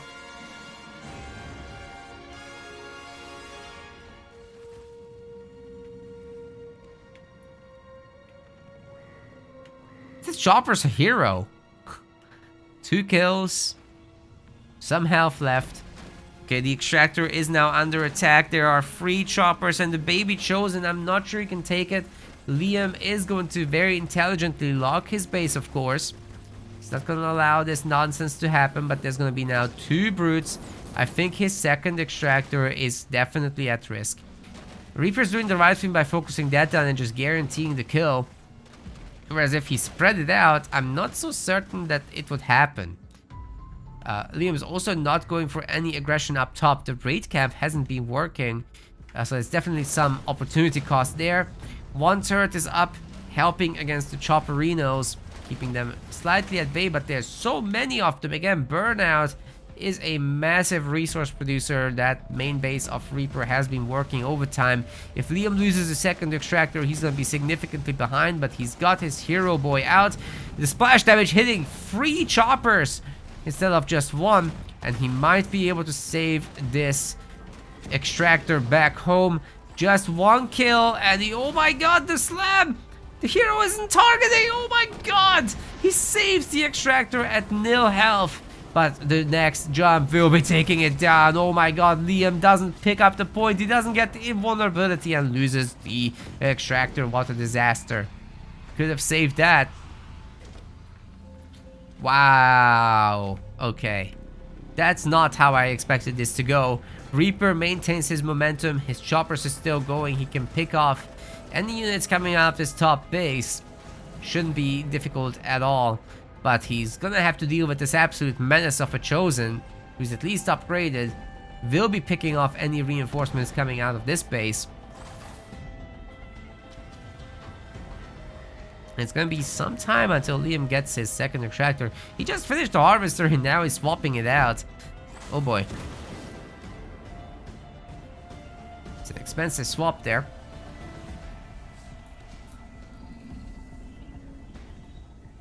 Yeah, a long game is what we have to look forward to. Reaper's going tier 2. Might get Marauders out early. Oh, the mines have detonated, but I'm not sure what they took out. There's a lot fewer choppers, so I think they did some work. We missed that. Sorry about that.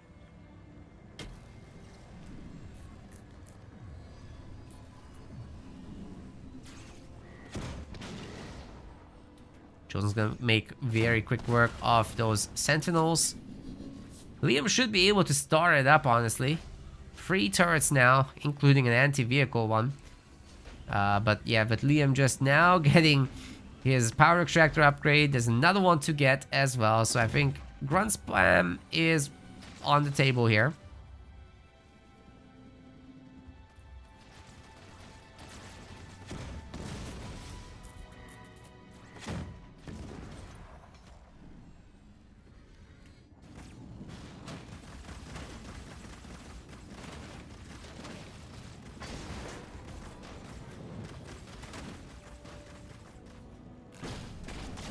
Minibase gets taken down by Reaper. That will put him back in the minibase lead. And he's getting an expansion, of course.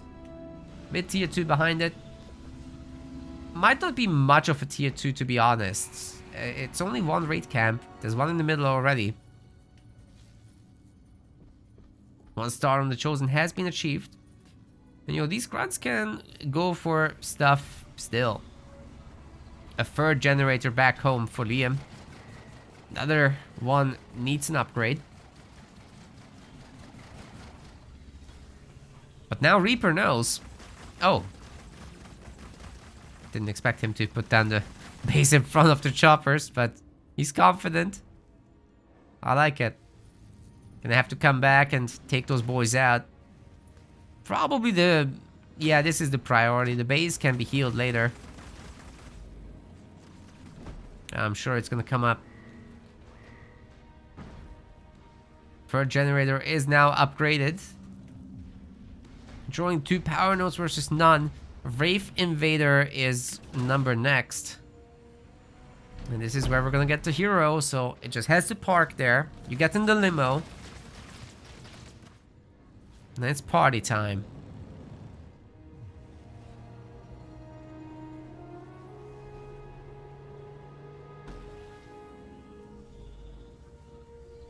Okay, 4th generator.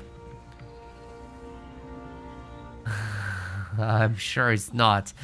Okay. I was nervous. 4th generator costs 1100 resources, so better not do that until you're loaded. Speaking of loaded, where's the limo? Is that the first one? Oh, no, there it is. Hero should be soon TM. But that Chosen still going strong. Liam's tier 2, and the Chosen upgrade is coming out. There is no easy way to fight that many Rangers. He has to kind of get out of here. The Scourge is helping him, but he's got teleport. Nice. So we know what the 4th point was. It's not beam. No problem with the shielding. Reaper has his 4th point as well. It's full salvage for that regeneration on the buildings. Oh, the elites nearly died there. Chopper has good information on what's going on. Liam's actually not terribly behind, guys. Got a mini base disadvantage, but he's got a better hero. He's going into Marauders. That's what I was talking about earlier. Like, the Marauder mobility here can do a lot of work against the mini bases. Once you get a big advantage, you can snowball that into a tier 3. Capture some power nodes behind it too. The Marauders can control who controls the power nodes. Now the question is, how many of these units in there are Hunters?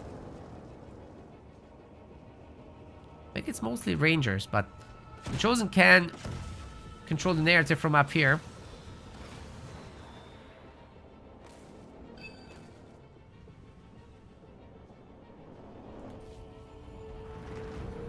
Javium's coming out. Again, both of these heroes are counterable by shrouds, so both players should be considering a shroud. Force out some Reavers, then your vehicle army will start doing a little better.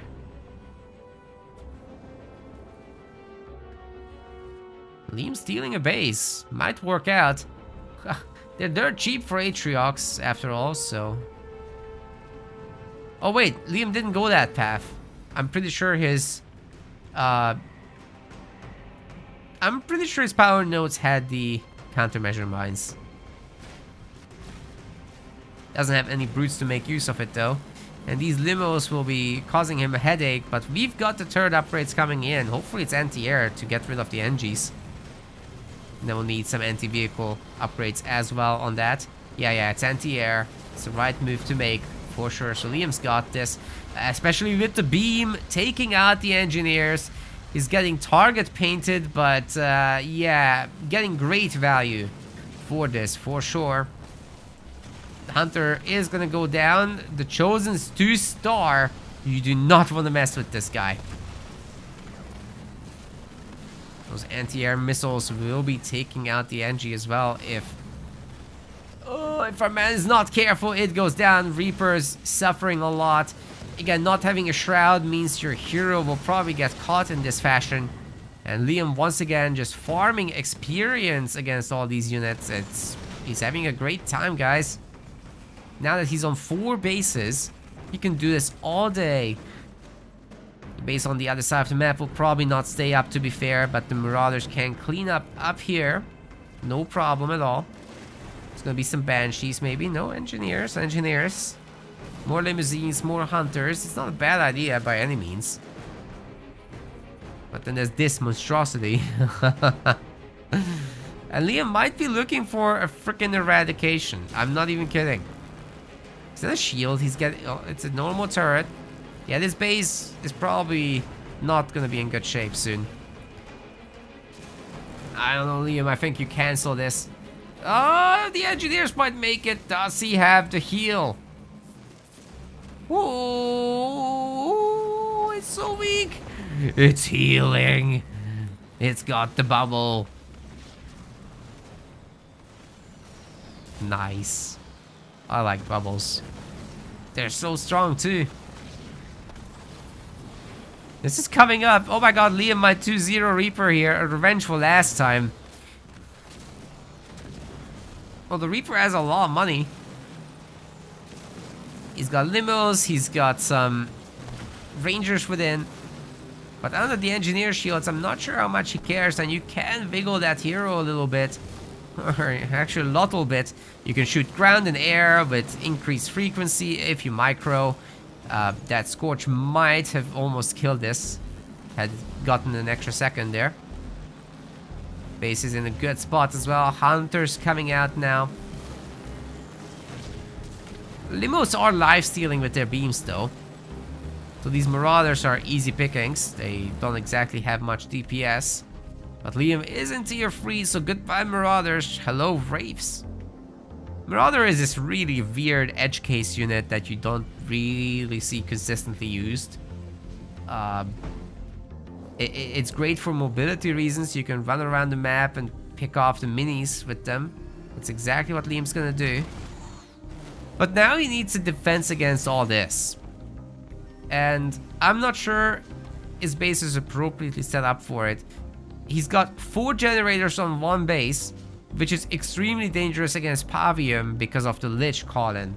And I think Liam recognizes this. He's heading home. He's got Rifled Barrel on the Chosen, the long range upgrade, which will help a lot against this.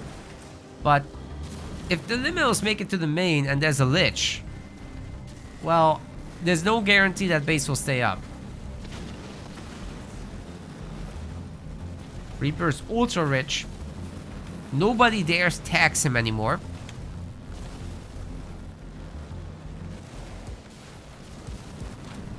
He might actually get out of Scarab. Later, not right now. He needs pop upgrades or whatever.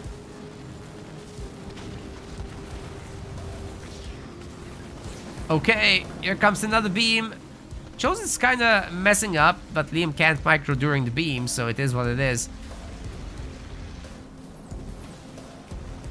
Shame he was running around like that, but triple kill on that Ranger squad. My god. 3 Ranger squads in one hit, actually. The Engineers are getting nerf beamed. And the Chosen's taking a beating as well from Havium. Liam's trying to hold on here. He doesn't have much. He needs units. He's got plenty of money. Where are the Wraiths, man? The Lich is coming in on the other side of the map with the Locusts together. They will be picking up this base. Much rather that than the main, though. If you're Liam, you're happy about this. That's a base he denied. So this is actually a good trade. Hopefully he recycled some of that. Now working on Reaper's mini bases up north. And Reaper leaving gives Liam some hope to build up the Wraith army and to get a bigger counterattack going later on.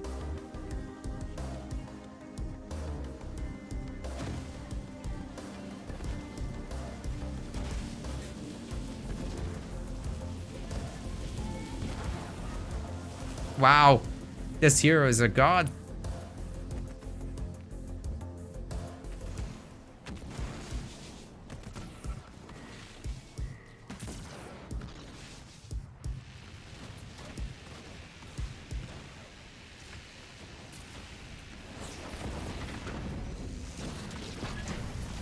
Taking out the mines, of course. Not. That brute will eventually die if it sits in there. Okay. Moving on. Marauder should get the Locust. That's already great value. Maybe the Brute's on their way out. But one of them will go down to the Hunter. Anyway, we've got a hero that will take care of all that. Oh god. That rage is huge. Just like your mom. We've got all the minis belonging to Liam now. He's once again trying to steal a base. It doesn't have to even come up. It's cheap. I'm pretty sure he would have fortifications by now.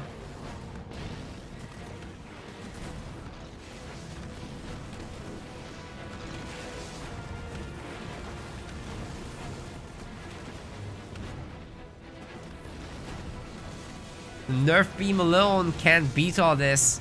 Pavium is strong, but he kind of needs some backup. He makes the other boys better. Ooh, if he gets Liam's hero here, that's huge, but Liam wisely teleports out. He can walk away from this. He doesn't need the engagement. That's a lot of Wraiths. So best just go home, macro up, or just win the fight. Anyway, I think he can do it. Holy crap. Oh, it's so weak. Liam! No. He made everything red bar but killed nothing. That's terrible. That's anti-micro. Oh, Liam. What was that? He's gonna be beating himself up over this for a week at least.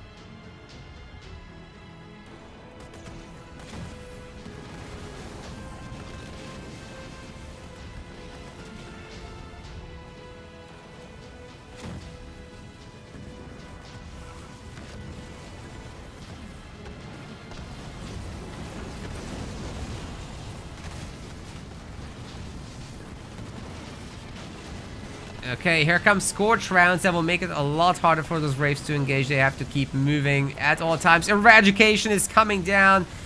Actually kind of missing them, but gives the Chosen a safe way to retreat. The mines are hitting the Wraiths. And that's going to be some sweet, sweet pickoffs. The Chosen versus the Pavium will be victorious as well. Liam moving. Doesn't quite get the third star from this, but should be able to run away and dodge projectiles a little bit. There's some backup here. Engineer with shield. And I think the Chosen will just have a great time again against no more than 2 Wraiths.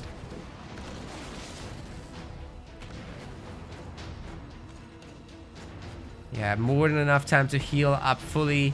Reaper's pulling back. I mean, just on 2 bases versus 4 bases, as well as all the minis. Liam's having a good old time. 100 population limit. Just needs the units now and the economy. The minis aren't all built up, right? Like, he does need the pads on there. But with the Chosen back to full, this next fight will be a lot easier.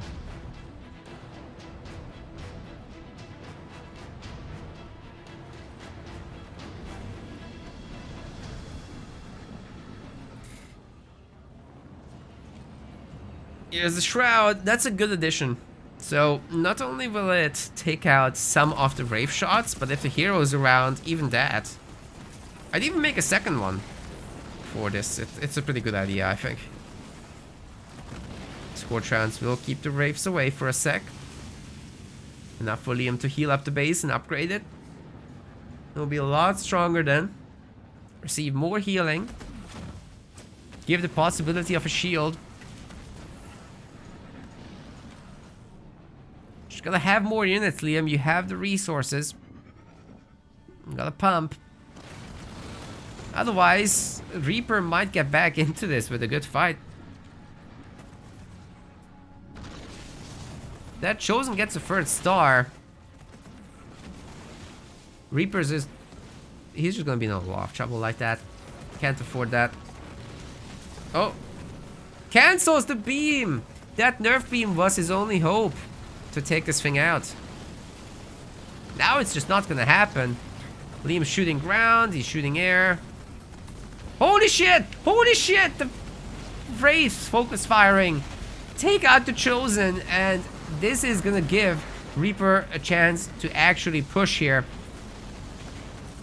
My god, that was super nice, but his Wraith count gets reset again. Liam's shield's coming up. And he does have a Reaver at least under this, as well as some engineers.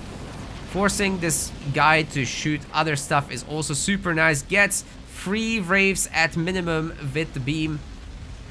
Wait, what are they shooting? The hero? He's sitting in mines. They detonate next to him. Uh-oh, that's problematic. Ultramines are around to keep the Wraiths away a little bit at least, but is Liam gonna get his hero out? Atriox is Chosen 35 seconds out. The Reaver doesn't quite get the kill on the Lich, so it's gonna be roaming around here for a moment. A cloak gen, it's the second shield gen. Liam, you need to juggle. You need to get rid of the original shield. Liam. He forgot. He's still gonna get the hero killed out though, and you know, that's pretty good. Unfortunately, the engineers are healing right now. This thing. Shroud cloaks the base in the last possible moment. And when the shields come back, it's a double shield.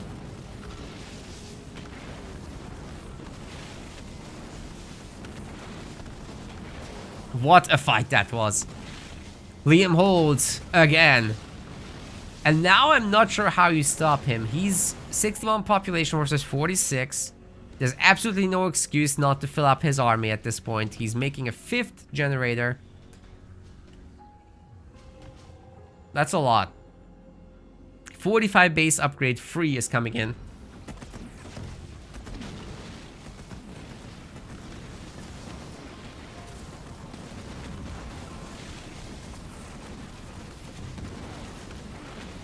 I just don't see how you stop Atriox here. Liam has a lot of resources. You know what that means? The shields are down.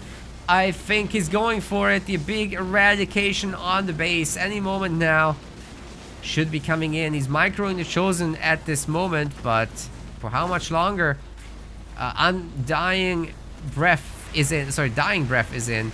Ooh, that's a great slow. But he's invulnerable. As Liam procs that. These units are starting to lose health. His hero is gonna go down, but I mean, he's traded for the entire army. This is great. The Braves definitely got this. They can take down that hero again.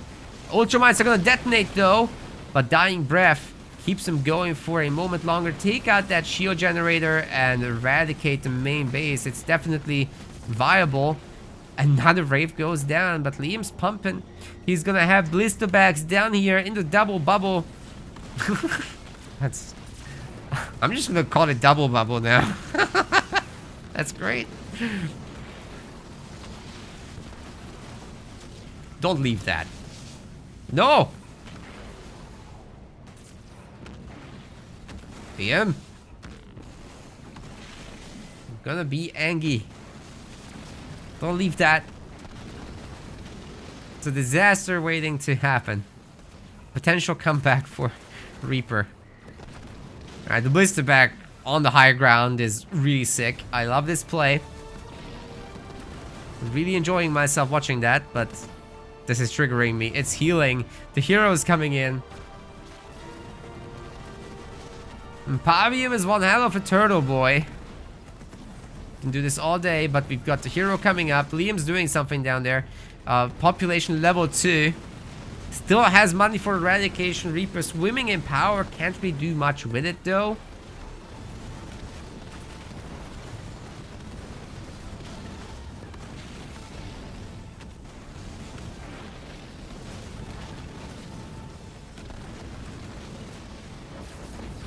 Oh! The hero's dead again. And this time, there's no way the shield stays up. It's not coming back. Reaper has blister bags too, but I mean, that's a full health hero. It'll get shoot back right to where it came from. Can't get too far. Eradication on the main is just a matter of time. It will happen. And that should be a 2-0 in favor of Liam, save for an absolute miracle. Like a scrap. Don't think that will work. Even Scrab plus Lich wouldn't work for Reaper. He's just too far behind. This base is getting wrecked. No eradication required.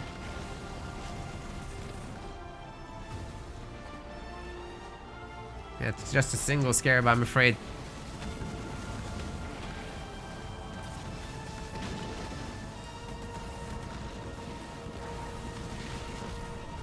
We're gonna play it out. I mean, it's Reaper's tournament life on the line. You can't blame the man. It's all very valid. Gonna have a cloaking gen, but there's a Reaver to spot. That will help a lot. It's harder to take down. Much harder than engineers. Engineers you can easily dispatch off at Reavers under the shield, of course.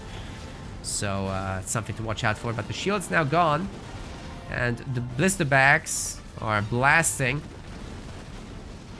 And we'll take care of the turret. And there comes Eradication down on the base. It's not doing much damage, but it was something. We've got the superhero landing from the Scarab.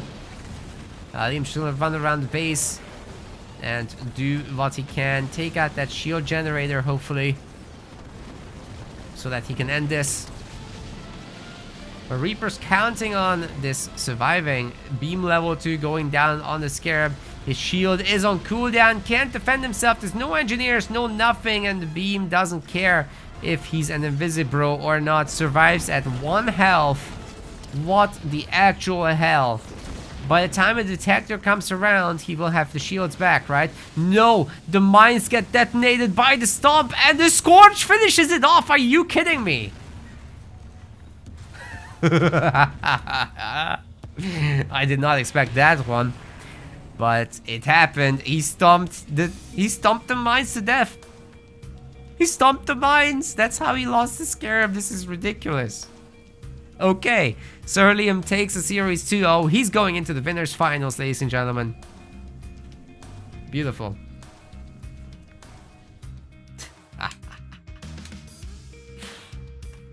No way.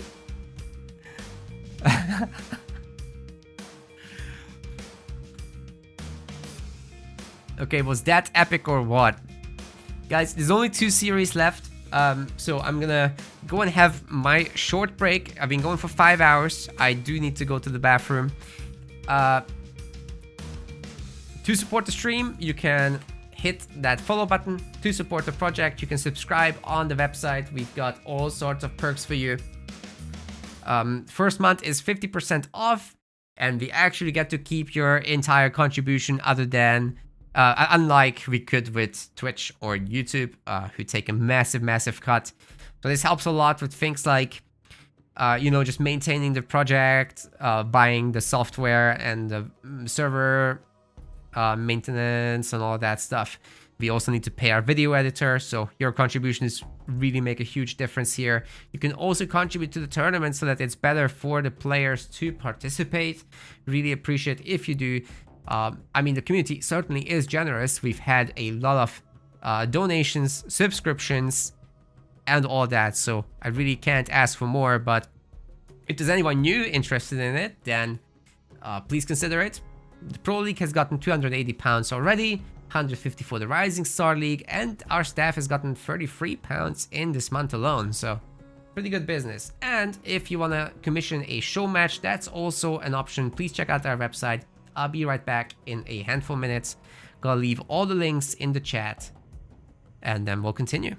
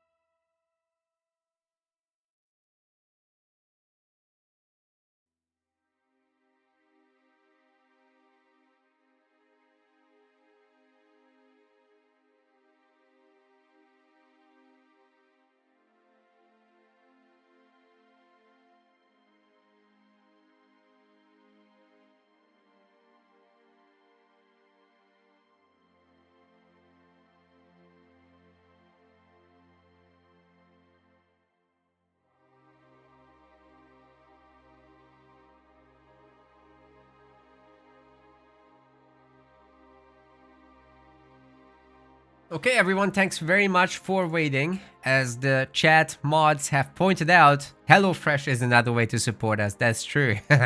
It's actually limited time. If you've never been a HelloFresh subscriber before, we do have a link on our website for that as well, or in the about and description sections on Twitch and YouTube respectively. So yeah, feel free to check that out. If you just want to get dinner and haven't done so yet, then that's one way to go. Although it's not for today, I don't think they deliver same day. Either way, we got a massive commission from that. $200 from the US, and rest of the developed nations we get $50 as a commission. And you only spend like 30 yourself on a box of stuff, which is a quite nice dinner pack for sure.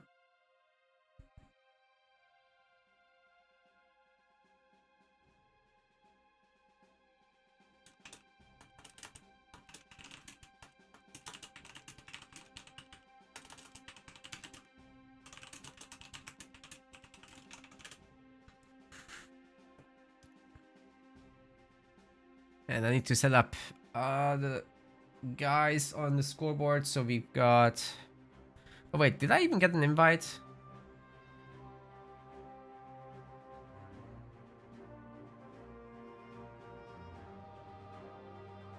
Where are they?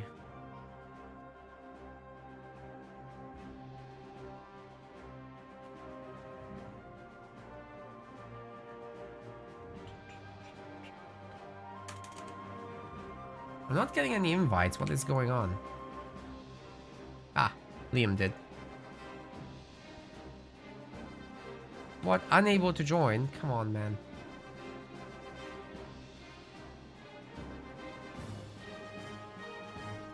Unable to join. And we're trying to get into the losers finals. Okay, my game is just screwy. I'm gonna restart it.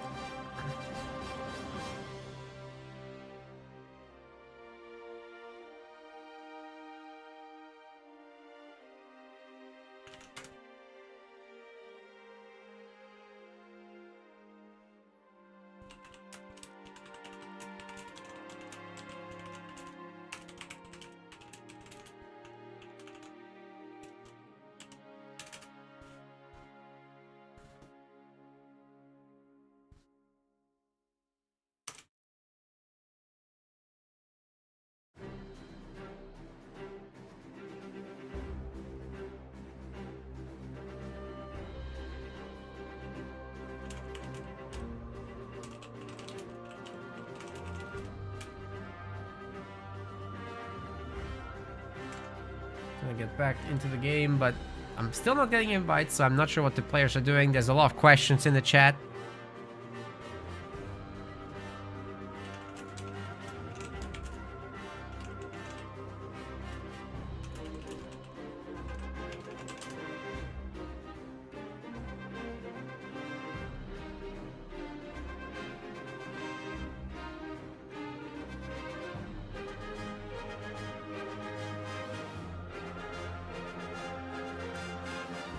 Okay, Savor will be joining to cast this.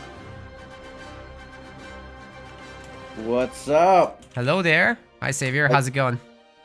Good. Yeah, pretty good performance today in the tournament so far. How are you feeling about that? Looking good for the finals? Feel tan, dark, veiny, and dominant. I'm gonna show these gamers what you're made of. Great. Oh, of course.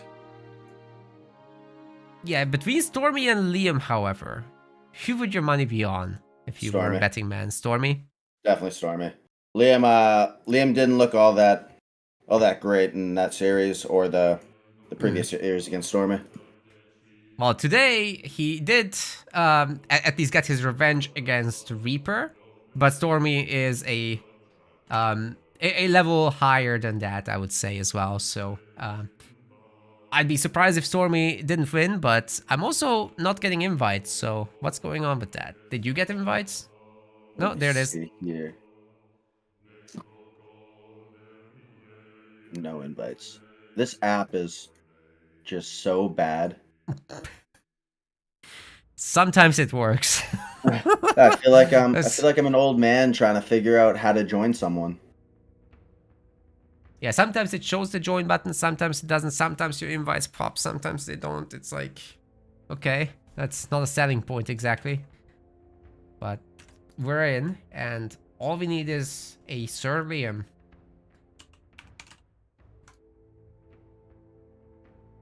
Inviting him now as well.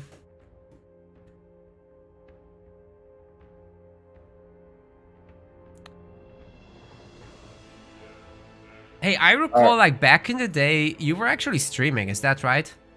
Yeah. Yeah. Any plans No. to restart that business? Oh, I don't know. Probably not.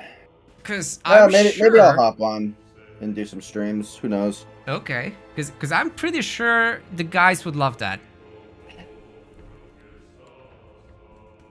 So, who do you think's being picked on first map, or what is the first map? It should be Stormy's map, and he likes to pick either Bedrock or Rift first. So much like you in that sense, these are his two common picks. But then he would take us to Vault and Mirage deeper in the series, and he's just the elite leader boy again, much like yourself. Hey. So RB, Ship, Forge, Cutter are his guys that I've seen him use again and again. Liam is more of a Yap Desi. I actually don't see him doing Ship, but wouldn't be shocked if he did. Cutter, Forge for him as well. Okay. Yeah, not a lot of UNSC. No, honestly, in the last few tournaments, they've just not been a thing. So I'm not quite sure what that's about, but I think players are rating the elite leaders the highest these days. Right. Yeah, Bedrock, UNSC is just not playable. You just get bullied by like a chopper or a ghost, and you just lose everything. That's definitely a problem. And you know, having a mini base stolen is a disaster. Then you get jump back routes in your base or whatever the rush unit is. Really difficult to dislodge them. I do think Cutter has some opportunities. He's got good map control. He can capture the power nodes quickly. So maybe him I could see on Bedrock, but there's a lot of tough competition there. I'm thinking there's probably going to be a shipmaster by one of them. Probably Stormy. Get an armory 5th and just abuse that leader. Oh. Do you know what really pisses me off? What? That Vault is a 1v1 map. In what world is that a 1v1 map? Right. Well, it's a different play style, so you know we do get some variety from that. The more mobile leaders get some more play. But then again, some of the more defensive leaders are still powerful there. Yeah, it's just like, at that point, why not Fort Jordan or Highway?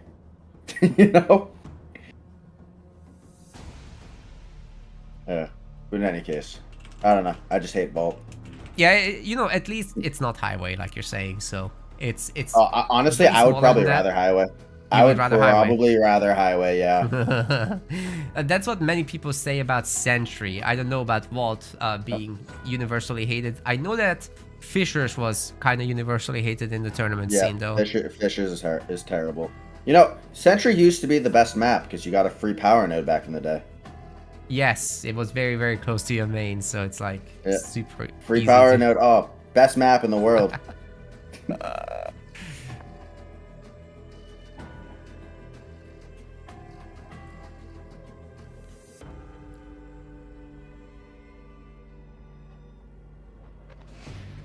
Wombat Combat, I was terrified of you. When I went up against you, I'm like, oh my god, I don't know what to do.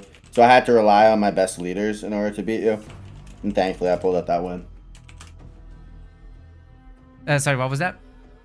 Oh, Wombat Combat saying I was scared to play against him. Oh, right. Yeah, no, I was terrified.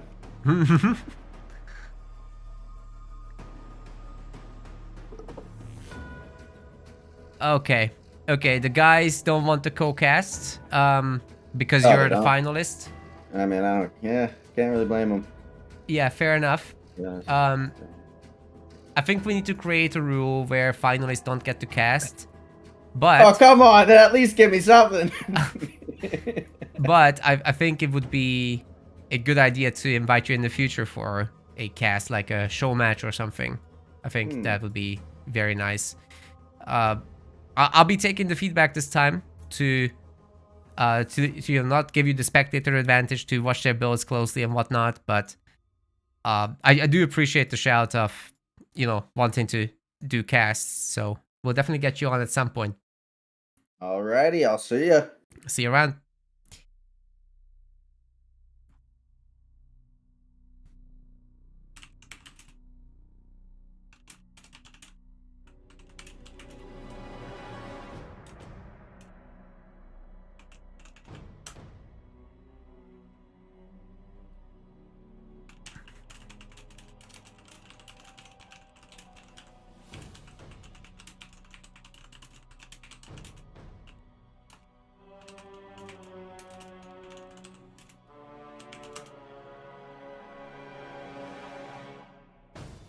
Okay. It's not happening, but the match is happening.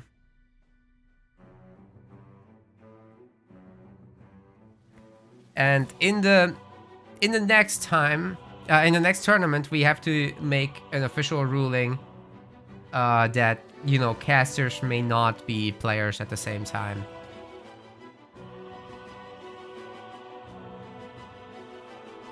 Cool. That was Savor joining for a potential cast, by the way, for anyone asking. That was Savor waiting in the finals at the moment for us.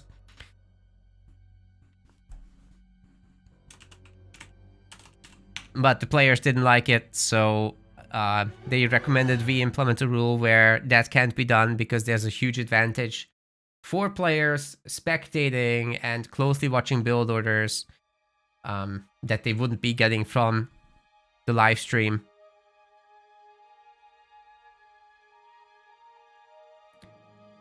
Basically, as we go along, all these little scenarios get found.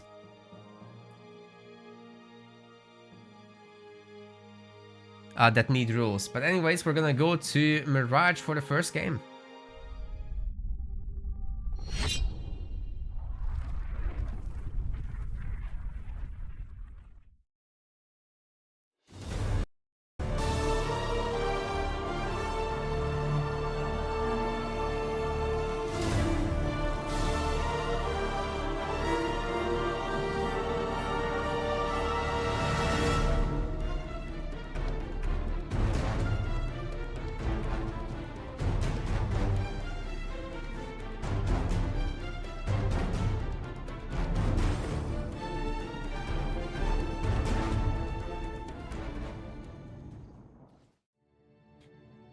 Ladies and gentlemen, welcome to the losers finals of the MetaPlays Halo Wars 2 Rising Star Tournament. Going generator first in the blue color, this is Liam White, Sir Liam White, playing as Forge. On the other side, this is the Shikikum, going for Atriox. He's also known as Stormy, so that's how I'll be referring to him throughout this, as I'm just used to it. It's his old name. Two Marines will be fending off the chopper together. There's a garrison to retreat to should they need it. So that's a pretty solid start from Liam. He'll be getting his power, but probably won't be getting this mini base. Now, this Rising Star tournament basically just means that the very, very top players, the top 8, are not allowed to play, but everybody else is. So it's basically for the pros of tomorrow and the high tier experienced guys that are not quite at the very, very tip top. Anyhow, 350 pounds are still on the line, so it's pretty serious business here. And in the final, Savor is waiting for the winner of this best of 3, not best of 5, as the scoreboard says. So let me correct that real quick. It is the best of 3. Atriox's Chosen is now coming out.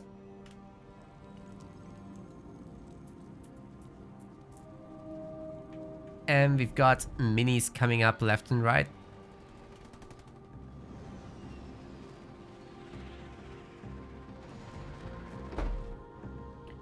Should be 3 mini bases for our Atriox player, despite the hero. Forge is more interested in tier 2 here. Liam will be going into Warthog play alongside the hero.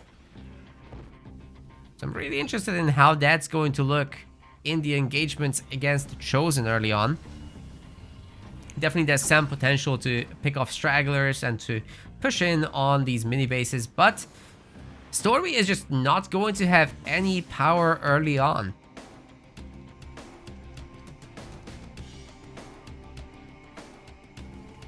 Tier 2's coming in for Liam momentarily.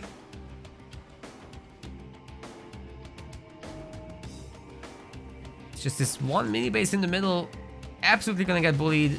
There's no way the supply pad comes up.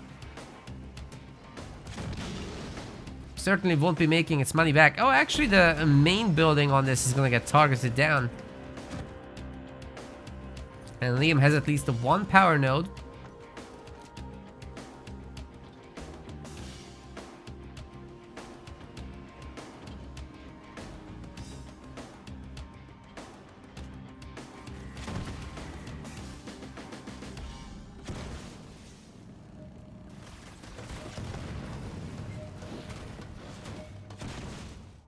Mini definitely going down, guys. There's no way.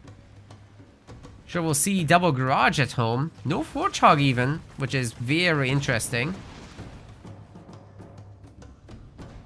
And behind this, Stormy is getting his power. His second generator, that is. That will get upgraded also. Currently being done. Now he's just working his way up to more choppers so that he can kind of stand his own against the initial Warthogs. Guard that Chosen with them. Liam's looking for an expansion. It will take some time for him to get the Warthog count going, really. And doesn't have a whole lot of power for the Warthog, but, you know, could have afforded it maybe. It's just, he needs that second generator, but going for pure hogs is actually a play that's available to him here. With the Chosen on the far side as well. Okay. The base gets cancelled.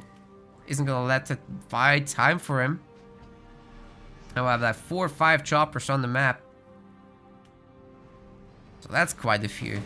If Liam loses his mini as well, that would be kind of a disaster with Stormy controlling the entirety of the map at that point.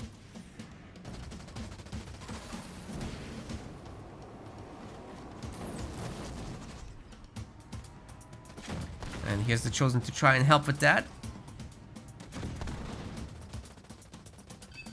He's gonna face like 5 Warthogs now, which is not exactly safe to do. The choppers ramming a Warthog, get a kill. Another kill here. So yeah, Stormy maintains control over the map.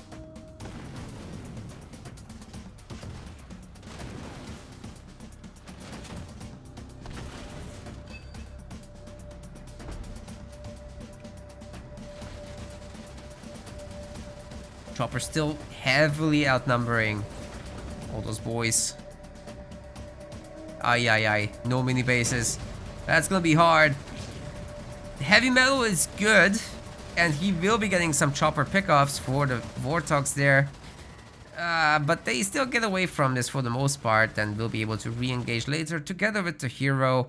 It's not a particularly hard fight. It's all about whether the hogs get on top here first. They have their own rams available, and that's a lot stronger rams than what the choppers have. Lots more weight behind it.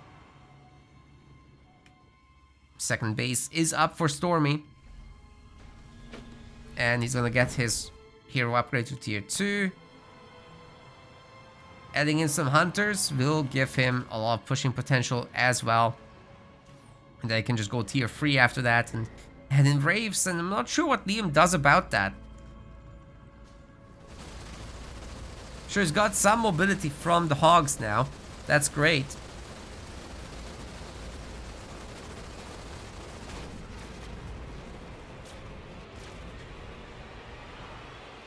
And maybe he can sneak a base after he kills his grunt. But actually that's not where he's looking. The middle mini is what he's interested in. And we're getting a raid from Nubber. Thank you. Thanks very much. Was that a Halo Wars 2 stream you were doing? Welcome all the raiders to the Rising Star League. Got some really strong players in this tournament. Not the top 8, but everybody else. So particularly locking out the top 8 so that these other strong players still get a competitive environment for themselves with some prize money. A grand total of £350 are on the line in this league.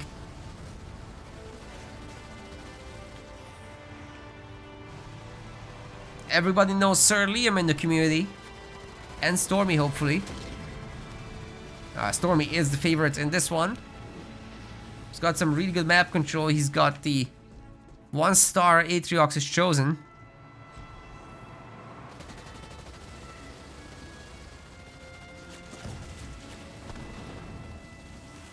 And I like that mini base kill a lot.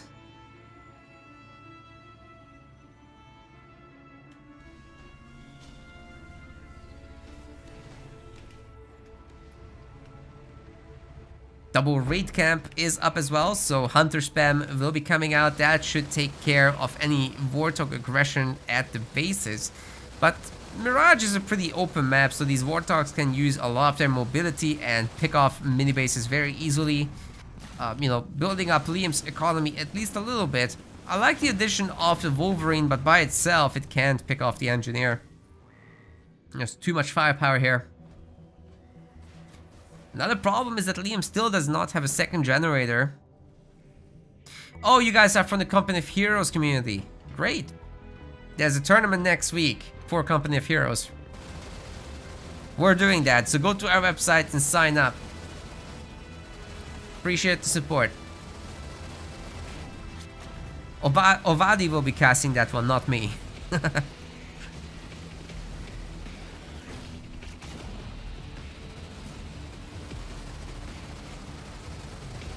Similar league format there, except everybody can play.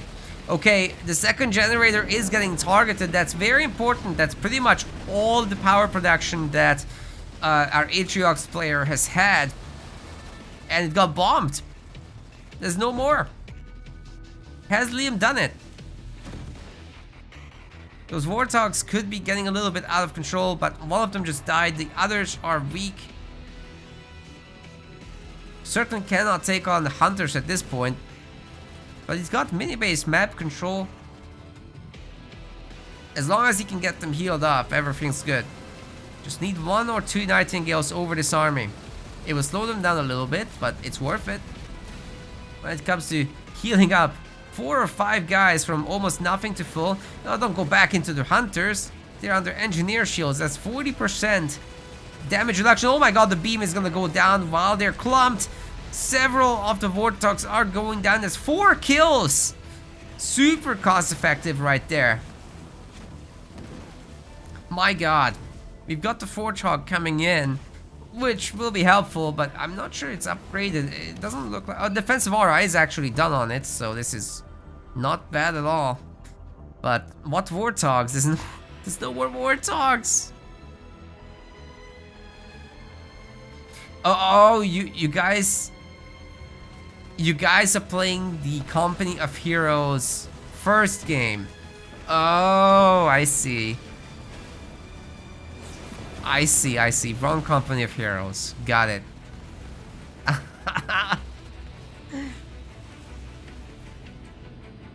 Well, still really appreciate the support though. Maybe a handful of you are double dipping. I don't know.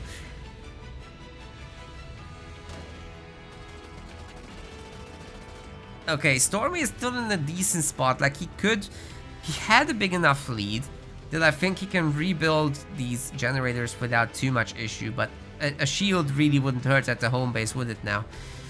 The generators are upgrading, and unless it gets found by a mass of hogs, which Liam just doesn't have and can't afford actually, everything should be fine. Again, another pick off. Every single one of these hurts Liam a significant amount. He's trying to get the extra base. Oh, the snowman dropping the sub bomba. Very nice. Appreciate you very much. That is 5 gifted subs to Encounter, La Flame, Strike, Shack, and clam-based taco. Clam-based? What? That doesn't sound very tasty at all. But enjoy your subs. And thanks to the snowman again. Much love. Alright. The third base is coming up now. That's a 4th generator for Stormy. This is crazy, dude. That's a lot of income.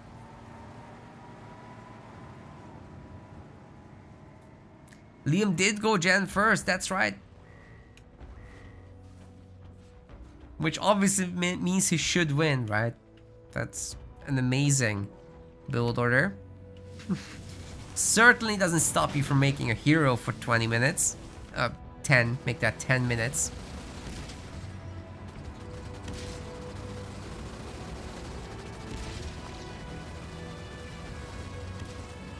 Opportunity to pick off the middle base. Definitely would leave behind some units, but gotta save this also. Something to consider. And you want to be really careful. If this gets eradicated, it gets eradicated, right? Hunter's definitely toast. The hero might be next if Stormy doesn't have a teleport. Does he have a teleport? What's going on here? Ooh. There's a lot of firepower coming in. Great ramps as well. And the hero's dead. Loses the 1 star. This is why you pick teleport 4th rather than a beam. It was nice to get the kills in the middle earlier, but I think he should be on 6th point by now. And that should be eradication and then teleport after. He does have it now. Oh my god, it wasn't ready. That's what it was. And Liam's in the swing of things. He's got his 2nd base up. That can be upgraded. He can get a Nightingale to save it again. Only 1 power node has been captured. That's another great point from the chat. Yeah, I should probably do more of that. Both players. All it takes a little bit of resources. Liam has a good amount of savings right now, so he could start thinking about Grizzlies, but he will be facing Banshees, in fact, in the air. And hasn't got any Wolverines, doesn't have much population to begin with. What's he doing with all the resources? It just disappeared suddenly. Did he make another generate? Oh my god, Liam. That's so risky.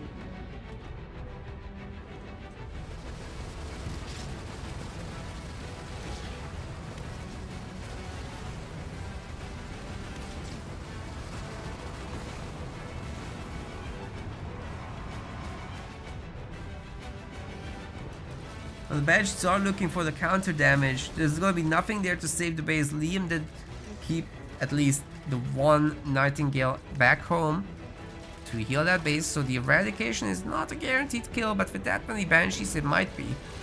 They can't see right now, and the anti-air turrets are coming in, the Vortox are coming home. Nightingale's doing what it can to heal this thing up in the meantime. The base upgrade is coming in for Liam as well, so he will be tier 3. Goshawk potential. Soon TM. Another smoke should be available. Save the gen! Save the gen! Ah! It's dead. But so are all the Banshees. It's actually a pretty good move. No Wolverines required, apparently. Vortogs are amazing.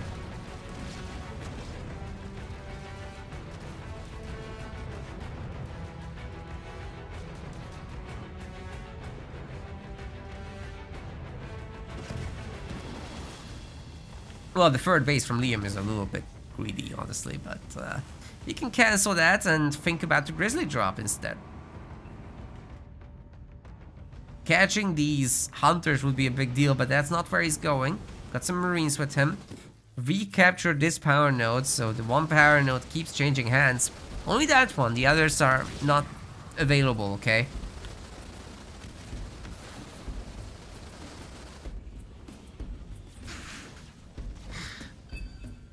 my god. Okay, we got the Wraith.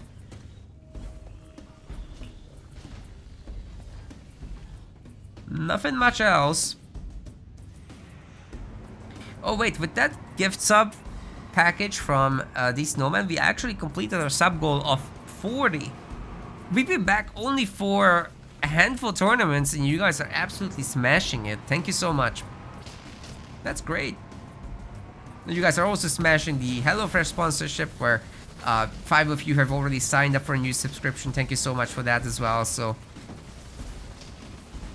hundreds and hundreds of dollars and pounds are coming in. And that basically covers our cost base for the tournaments. Pays our staff as well, handsomely.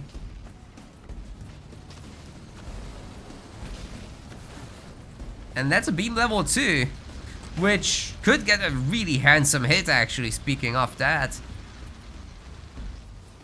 The 2 Nightingales alone will pay for it, but it's not really cost efficiency that Stormy was looking for. Where the hell is his army? On the other side of the map with just 3 Wraiths. Does kill the base. I think he just took a scatter bomb to that army. Liam needs to move in his units to actually get the heal effect. They're not in there. Tier 3 Forge is going strong, picking off Wraiths left and right and center. It's not too bad. He's got a Vulture as well. Might be able to pick off one of those. Yeah, the missile does launch. Boom.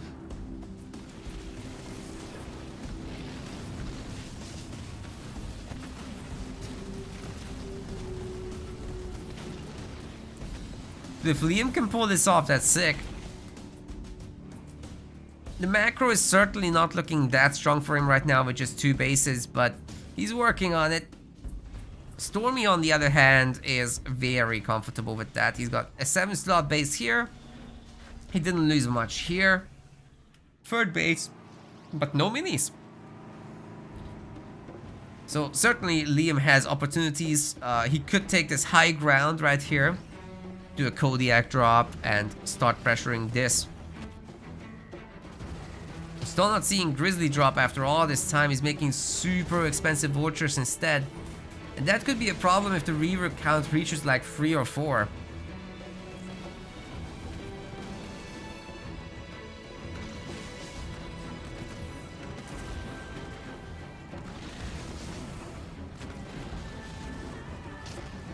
Liam runs over the mines. That hurts his units a lot. The Chosen is here as well with Rifle Barrel. His attack range is immense. Gets nuked, but doesn't care. The shield can take it. At least 2 of those it could take. Oh god, Liam. No. Not like this. Chosen's gonna get plenty of shots off against that Warthog, and the Wraiths might actually finish it off. If Liam's not careful. Oh, he stops. What is going on? He's trying to out-micro the shots and dodge him, but dodging the Chosen is a lot harder. The shot is very fast. You can still do it at long range. Woo! Wasn't looking that time. He's off at the mini base, getting an armory because he knows he needs to rebuild.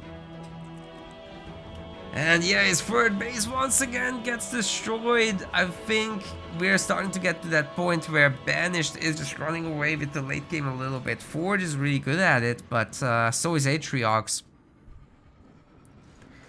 So I'm not sure there's an easy way to recover from this little deficit that Liam has. It's not little anymore.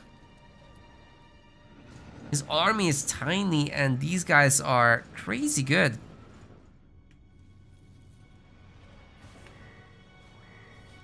Vehicle upgrade 1?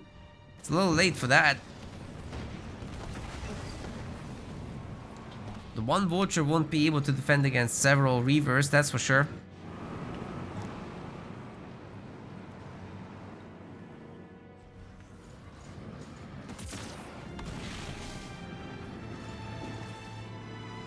There's 1 play available to Liam. You guys know it. Well, there's 2 plays available to Liam. The scatter bomb apple round combo always is worth it. Of course, Atriox does have his invulnerabilities. He does have his teleport, so many ways for him to get out of there. But if Liam calls in the boomers, that could turn the tide. Certainly against the Wraiths, who just can't fight boomers very easily. And to everyone just joining, I decided to call the Grizzlies boomers yesterday, so the Grizzly drop is the boomers. It's just my thing now.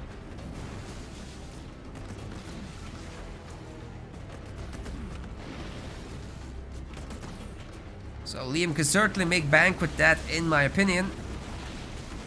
Get the value he needs. There's no cloaking here or anything like that. This is his opportunity. He drops in the Kodiak? What? Where's the second one? Oh, here. Fourth base for Stormy. Oh, Liam really needs to make something happen, man.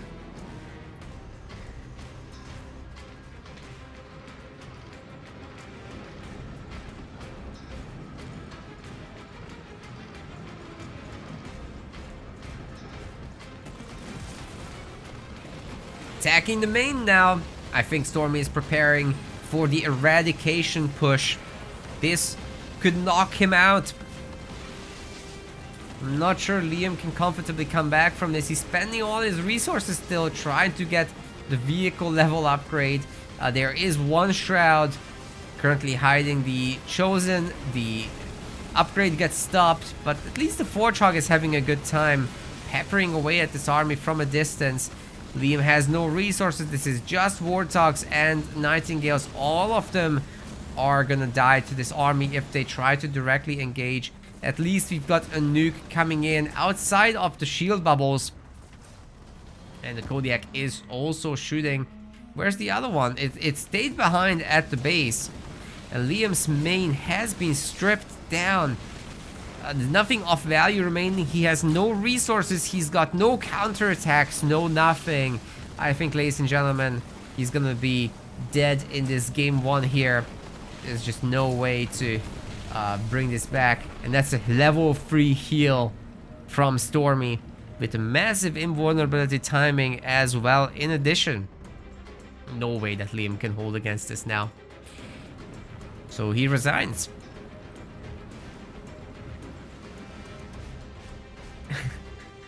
Yeah, the humans are not the best right now. I think the banished are just a little bit stronger. A small set of changes could very easily turn that around though. So, for example, allowing abilities to work under shields.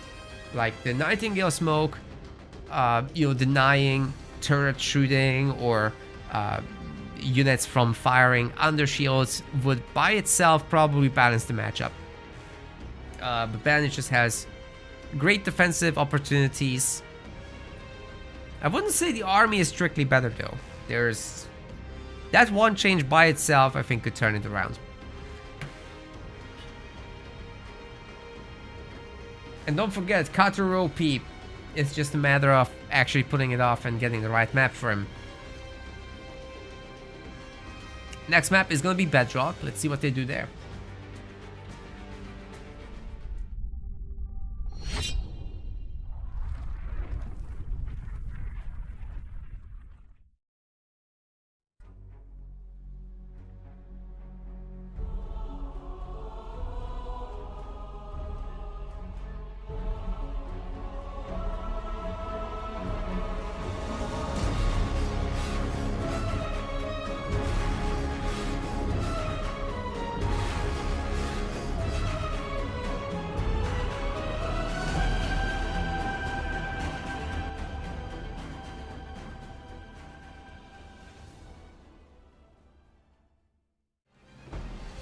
Ladies and gentlemen, we've got Bedrock for game 2.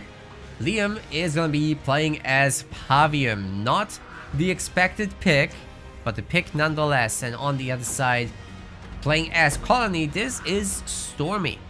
He's got his Skitterer out early on, of course. going to the chopper, who's picking up the safe resources. You don't want to mess around too much because it's very possible to get multiple choppers here. And, you know, 2 or 3 choppers against the chopper with a skitterer can easily be victorious.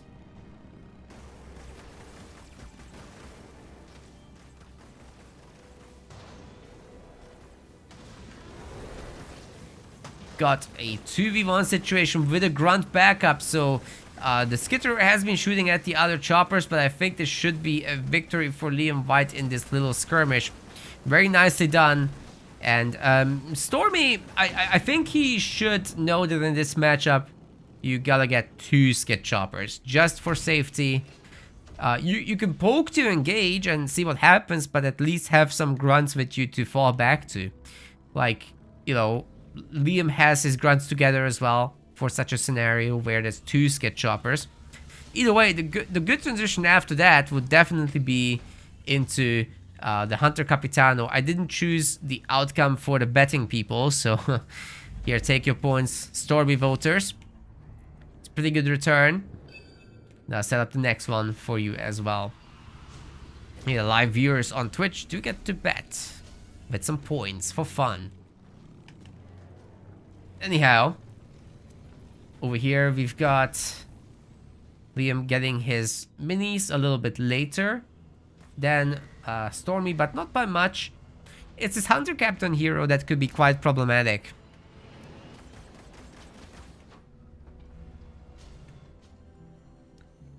You guys want to see the monkey boys? Might happen, but this isn't Spellforce. To be fair, this game also has monkey boys. Something in common. Shout out to any Spellforce crew that's watching this.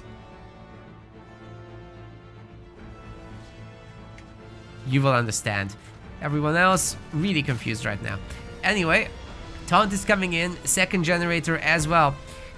It's a little bit atypical to see the power extractor getting made with a harvester getting juggled.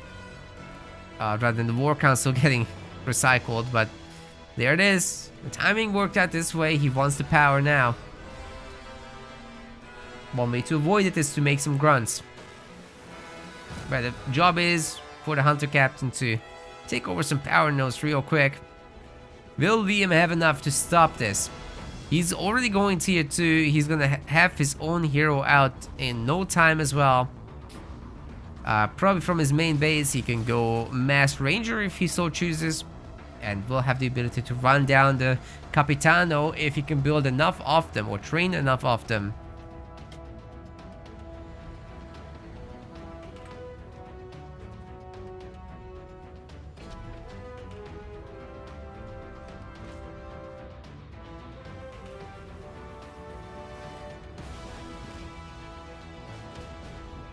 That's 2 power nodes cleaned up.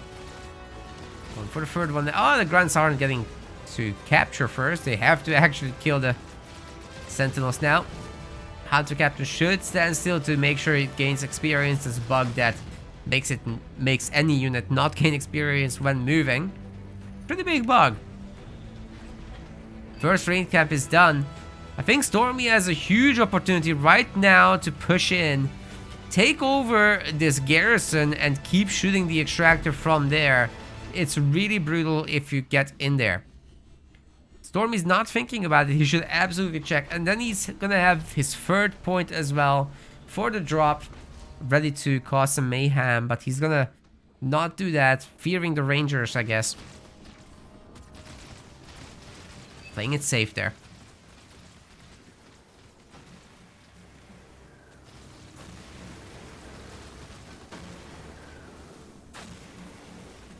Good amount of grunt kills.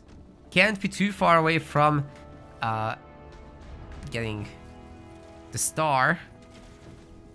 You know what would be great? If the units actually had an experience bar when you select them.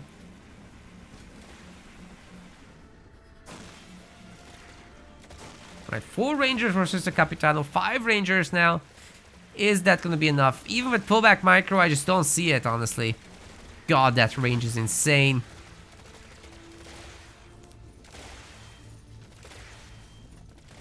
become a bunch of grunts. I think the Capitano can take this, guys.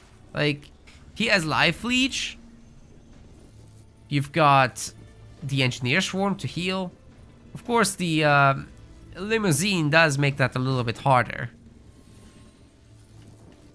But Stormy knows that he's got the power node advantage. He's just going to double expand and live off of that for a while. Siphon Overcharge is coming in, which is going to make the Hunter Capitano even more powerful and even better at healing himself while attacking. Focus Beams is coming in, which will further contribute to that by making the skits stronger. Yes, they also contribute to the life stealing. Oh, sorry. No, they don't. They don't. It's on the weapon. So Focus Beams doesn't actually help with that. Sorry. It's just DPS. But Combat Repair benefits from it, which is the 5th point that usually gets picked up here. Larger hit point bar, more regeneration because it's percentage based. Sorry for giving fake news earlier. You just get more damage from the focus beams, not more lifesteal. Alright, Liam's retaking the map. With the limousines, it's fairly straightforward to do so. Advanced Designators coming in, and his own hero will be out afterwards. Got another Power Extractor coming in as well. And the Liam expansion is coming up. You do have to work as Colony a little bit in order to get ahead of Burnout in terms of the economy. So it's good that Stormy did retreat in the end.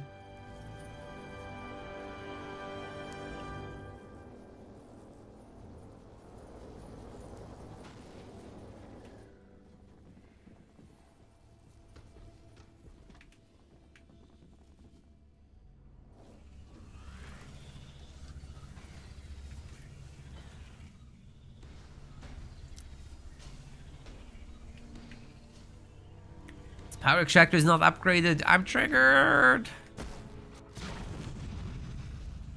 Gonna get another Harvester. It's a very peaceful game.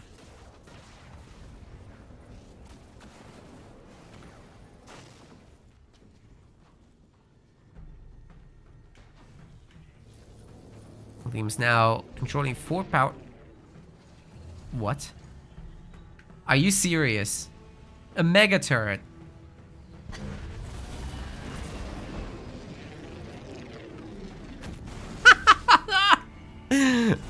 I'm sorry, Liam. This is a meme. You can't be serious right now. That doesn't work. And this is why. Alright, the Monkey are strong. This is absolutely getting gorilla'd. But the gorilla themselves will be going down with Pavium here to support the base now. It's kind of got a mega turret of his own. However, Stormy is after his other base. Limousines need to be there minutes ago. And Liam will need some form of healing there.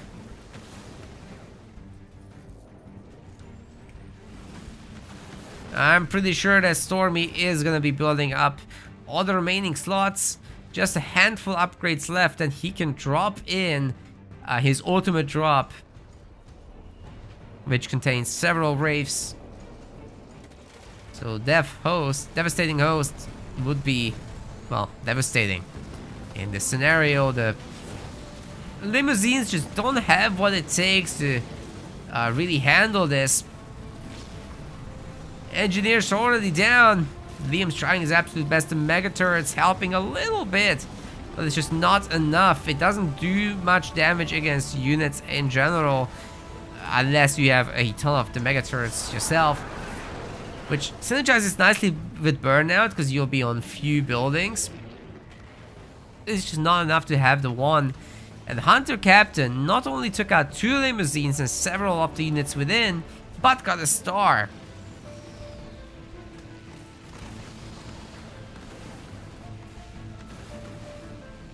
And the minimum range has been met. Ooh! It killed something. And it's dead. Ah, I think Liam is toast, guys. This is too much.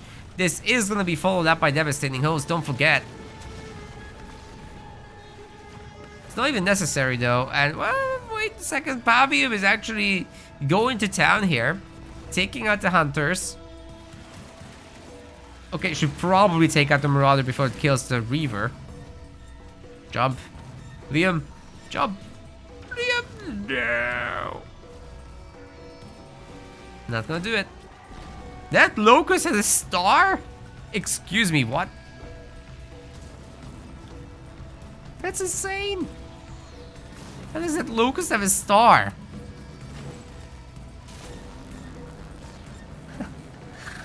Liam's dreams are gonna have to stay memes, as even the Lich comes in, does some damage to that main. However, the taunt comes in, and the engineers will heal up that, and shield has come up to further help defend. The Capitano can do this all day long. We are gonna have several Reavers to take down the Lich, and again, no damage has been done, ladies and gentlemen. The shield is about to drop though. That's not too bad, but you just jump the Reavers back, and this thing will be toast. Good cleanup on this side of the map, however, the 1-star Locust is dead. The Gorillas take down the back mini base.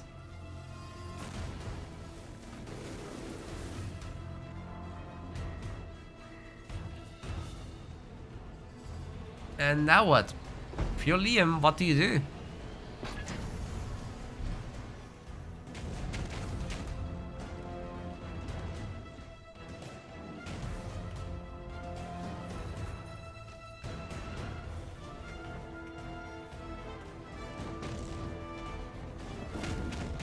Ah, combat repairs in.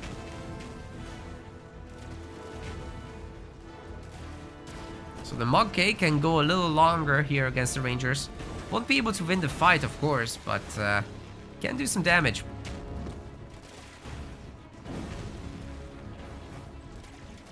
I mean, if Liam doesn't shoot, they will win the fight.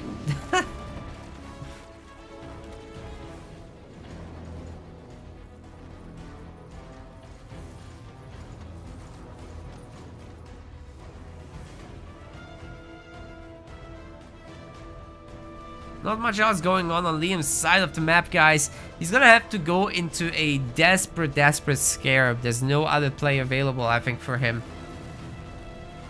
Our colony player has just gotten too far ahead.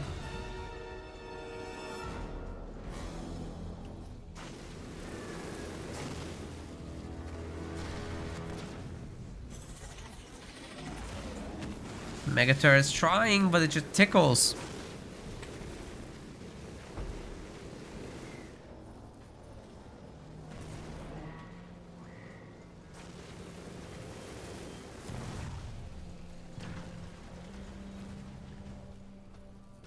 Capitano's gonna play it safe though. No need to engage when you don't have to.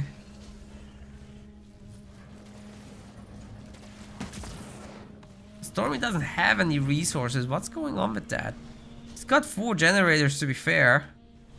He's really built up that economy. Everything's pretty much upgraded. So the resources will come now. It's the Reavers that take down the base. Of course they are. Teleportation out of a battle will be helping the Capitano get back to full. He regenerates, he siphons health. It's more than fine.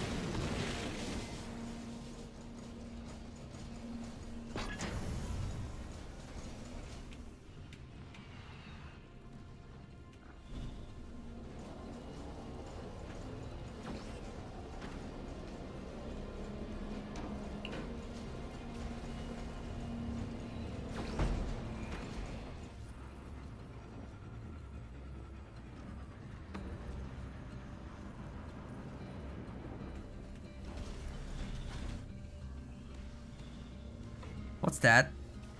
Population upgrade makes sense. What's Liam doing? Okay, he's getting hunter upgrades, the beam, and more limousines.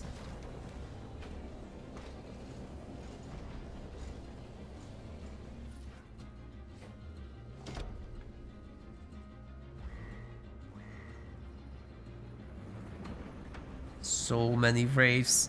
Those hunters will be indeed necessary. Vehicle upgrade level 2 is coming in also.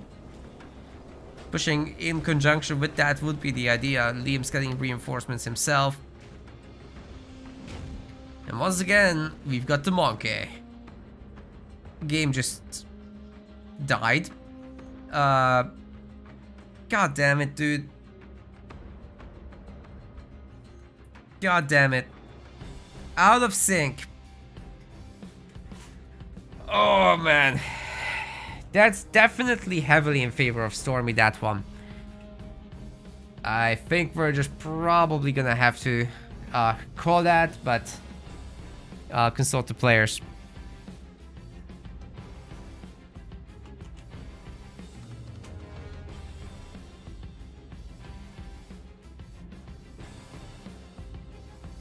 I think that's heavily favored for Stormy.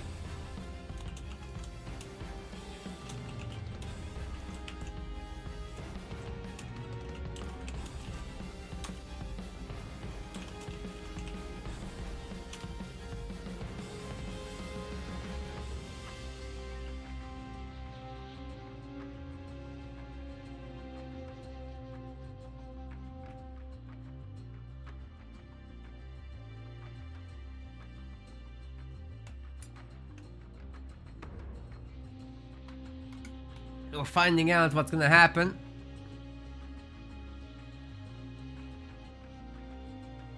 Yeah, Liam says he gives up. So that is in fact going to be a Stormy victory, ladies and gentlemen. Despite the out of sync. Unfortunate that we didn't get to a cool conclusion, but Liam does confirm that he does give up that one because he felt behind, so he's gonna go to bed, which is fine. So Stormy is gonna go up against Savor in the finals next. See you there in a second. We're setting it up and gonna give you guys a payout for Stormy voters.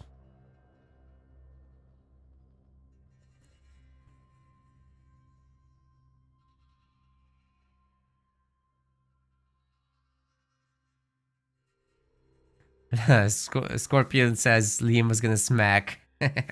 Maybe. But, you know, Stormy did have his base advantage. He did have a large army. And more upgrades in general as well. Potential drops to follow up. Tournament highway. Yeah. So, we need Stormy, we need Savor. I just need to get the invites.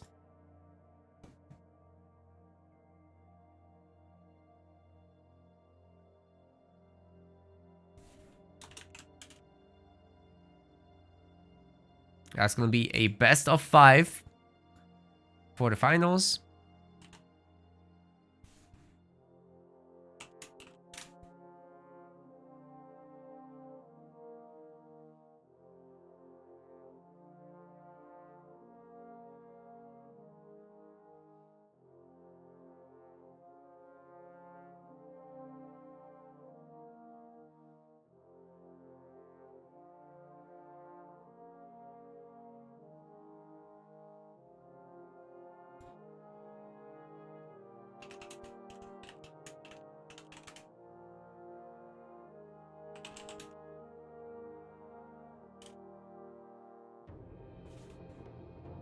Alright, Stormy is gonna be restarting his game.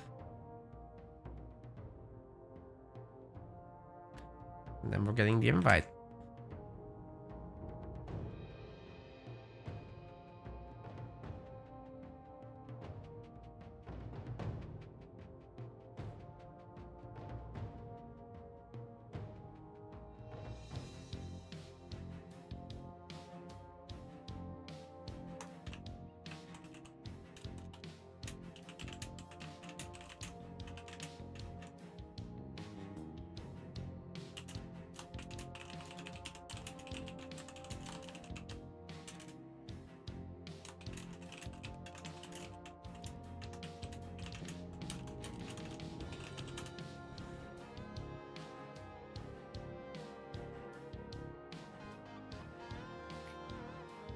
Yeah, so another rule change that I'm very strongly considering putting into the next tournaments forever is in double elimination. The winner of the winners finals should be the one that is considered higher seed when it comes to picking the map.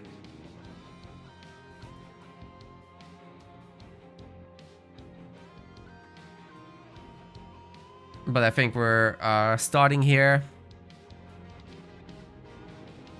with Ashes.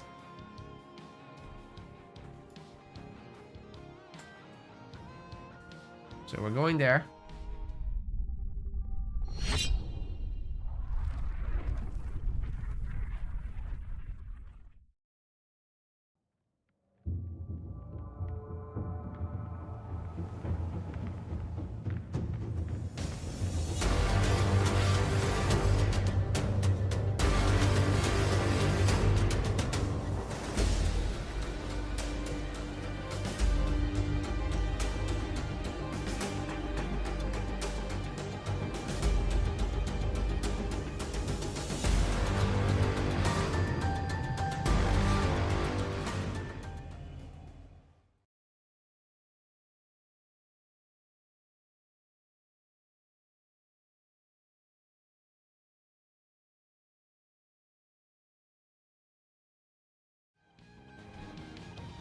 Ladies and gentlemen, welcome to the grand finals of the Metaplays Halo Wars 2.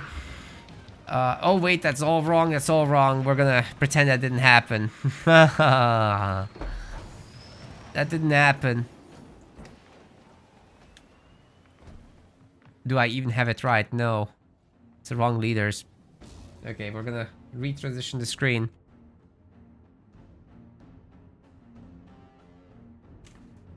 Pretend that didn't happen.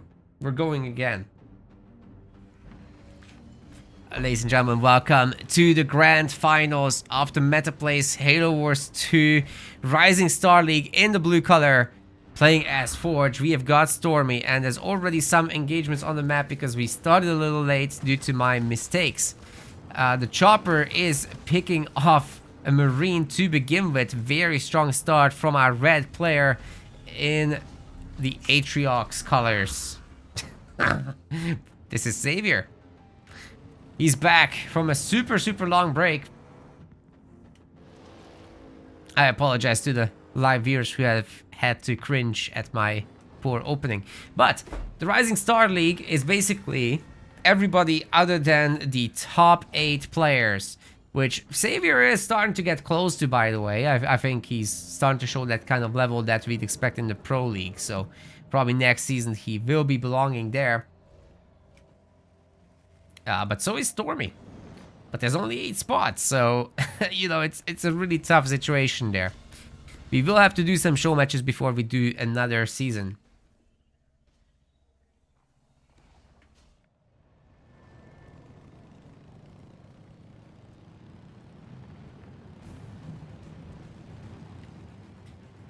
Chopper still got some health.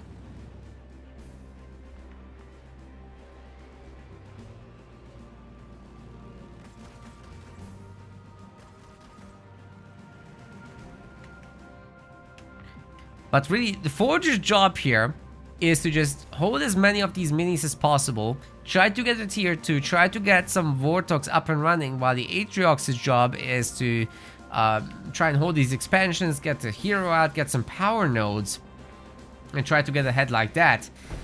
We've seen this before in the losers finals between Liam and Stormy.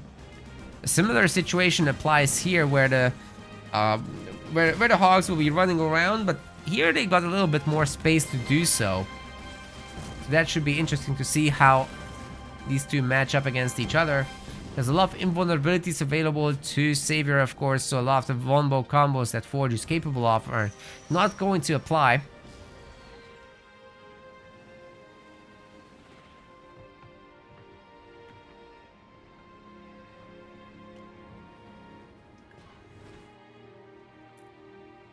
Bunch of Marines are out to take some power nodes. Should be able to do so pretty freely. By the way, guys, quick shout out to our many website subscribers who are making these tournaments possible. There are actually 350 pounds on the line for this entire league. And then 980 for the pro league, so absolutely sick prize pools. Our biggest season yet, actually. And the website subscribers kind of make that kind of business possible, as well as the direct donators to the tournaments. So you guys are heroes. Thank you. You want to join those ranks? Check out our about and description sections, depending on what it's called on the platform. Or exclamation mark links for the live viewers to get the links. Third generator is spotted by the Jackrabbit. That could be a good target later on. There's also a Mexican generator on the mini base, which works out timing wise, but is a security risk.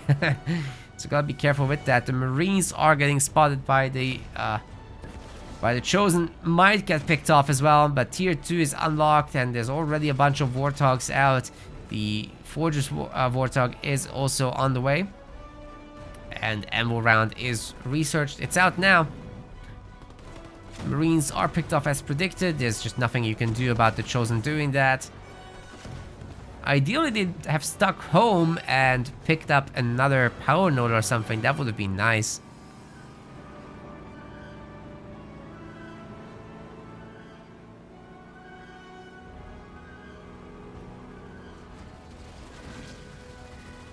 Third generator, as I was saying, that's the target here. Can Savor heal it? Of course, these Warthogs are a lot tankier in the Fortrog aura. It basically gives them some extra armor, some resistance against damage. Maybe the third base isn't going to be safe either. Good opportunity to pick that off. Stormy's doing great here.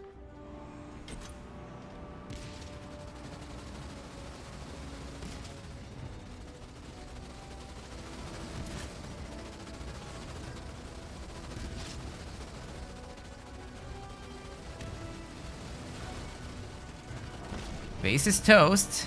No delete or recycle. The engineer didn't get there in time. Unfortunate for Savor, but you know, he's got opportunity here to pick off some Warthogs and punish that a little bit.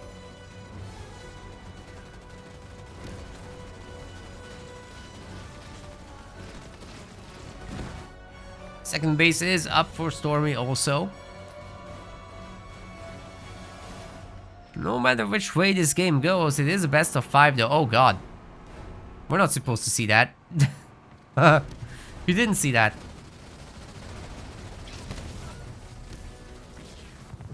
Woo! Woo! Another power extractor has been destroyed, ladies and gentlemen. That's huge. They take a lot more damage. Oh my god. Savor might lose another mini base. That would be a disaster. Is that actually gonna happen? Warthog does separate, and I think this entire Warthog army is now at risk. There is not gonna be any help available with leader powers and whatnot, so the bubble and the double engineer will actually out-heal the damage that's being done. Just about. Oh, the Wolverine picks off one of the engineers. Can it get the second one? Doesn't look like it. Healing is still enough as the Warthog numbers are reduced. Wow. But the other mini base out there is taking a beating. And so is this base. Savor is just getting hit all over the place in multiple locations. Not the easiest thing to play against, that's for sure, I'll tell you. Tier 3 should be not too far away for Stormy. At that point he gets a more upgraded Warthog. Gauss Hog upgrade potential as well. Jules is already down here. That was quick. Can take the infantry path, of course. And we should have the engineer able to at least repair the base. I'm not sure it should be able to save it. There's a lot more healing rate going into these bases than the minis, because there's a larger amount of base health. Now, look at this, though. 3 Warthogs might be able to do the trick, although there's Hunters, so maybe not. I think Stormy's throwing away some of his units here. Not the best. Chosen has achieved a star. It's all about what's next. You know, if tier 3 is achieved and Stormy just drops in some boomers, I think that could go a super long way. Upgrade some of these supply pads. He's actually doing it all already. I don't have to point it out. That one's left, I guess, for later, but it just finished. So, yeah. It's gonna be a vulture transition, in fact, so... No boomers just yet. The Vortox is still going out for a job.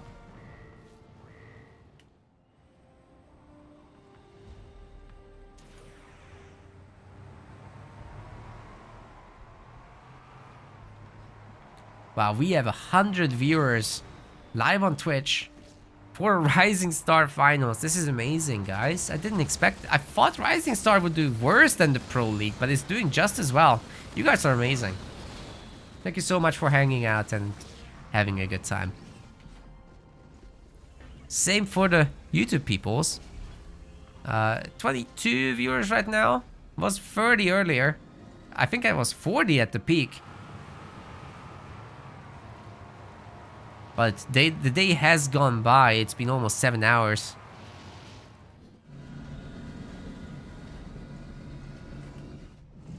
Let's see what those vultures can do. There's a lot of hunters in the equation, so they're just not able to deal with the vultures, obviously. There's a single reaver at the moment, and Savor would need to increase that count, otherwise he'll be in for a really ugly surprise. Fortify upgrade will be useful, but he's going tier 3 himself. Managed to climb up there, but he doesn't have shields everywhere just yet. He's not planning on it either, so this could be a very, very nasty surprise. But there's the invulnerabilities, as I was saying. All of the nuke options are just not going to apply. Tier 3 Forge is going to absolutely wipe these units out, and they really can't stop it. If he keeps going to chase them, you know, that's another dead Marauder. The Hunters could be picked up very easily also. And I'm still not sure Savor is aware of what he's playing against. The Vultures will be a very, very nasty surprise. Third base for Stormy is up and running now.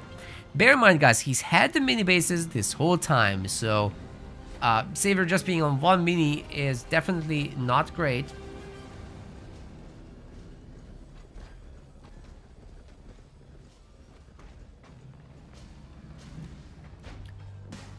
Bunch of grunts are getting made now, just for filler.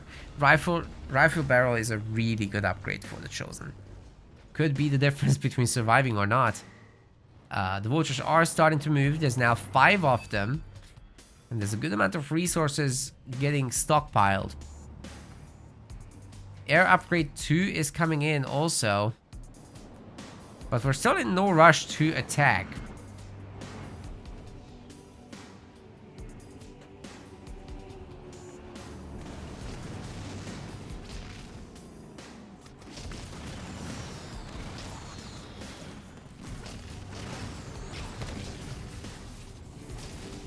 Some very nice pickoffs again. These Marauders are eating it. Picking off the Reaver is the play, but the Forge sitting in the middle of the Hunters, maybe not the wisest decision. But it is a decision. One of the decisions of all time, in fact. Ooh, dodges that shot. But here come the Vultures. Oh, he's just leading them away as far as possible. My god, Savor is not ready for this. There's another generator to kill, which is number 3. He doesn't have many at all because he just didn't have the money for the longest time. Staggering the nukes is a great idea. Wait for that heal to disperse and fire again. This time there will be an engineer shield, but it's cancelled by the kill. And these vultures are gonna be here to stay. The heal was, I think, overkill. The Nightingales alone would have done the job. Did only the Nightingales get heavy? Oh no. No, some of the vultures had heavy metal, so pretty powerful attack there. Savor was not ready for it. His shield is finally coming up. Needed that.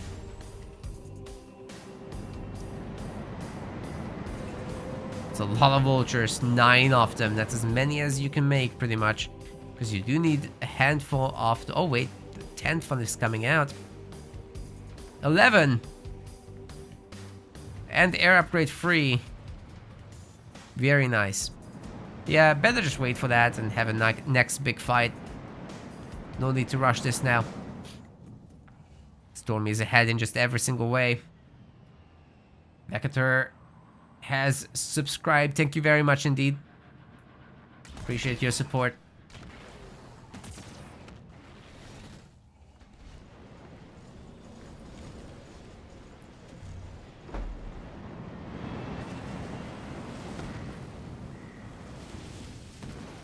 Chosen's doing what it can to target this base a little bit, but the Nightingale should heal this.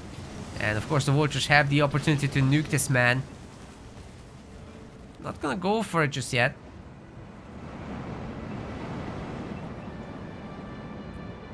Lots of savings have happened in the meantime, and Stormy is honestly probably ready to throw in the boomers.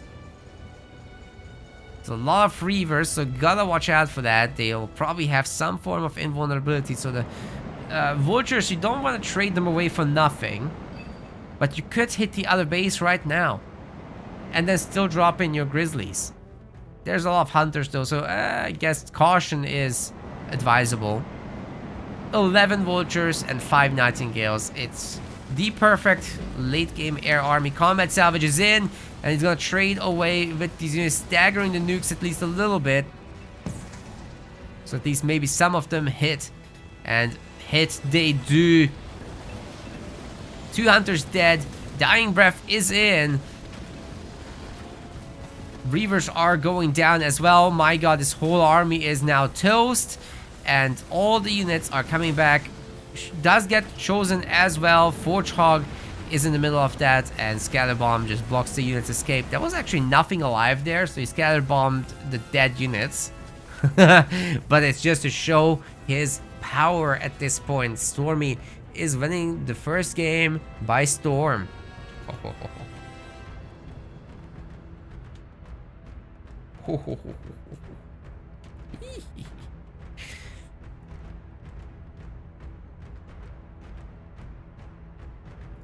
Alright, the next map is gonna be Rift.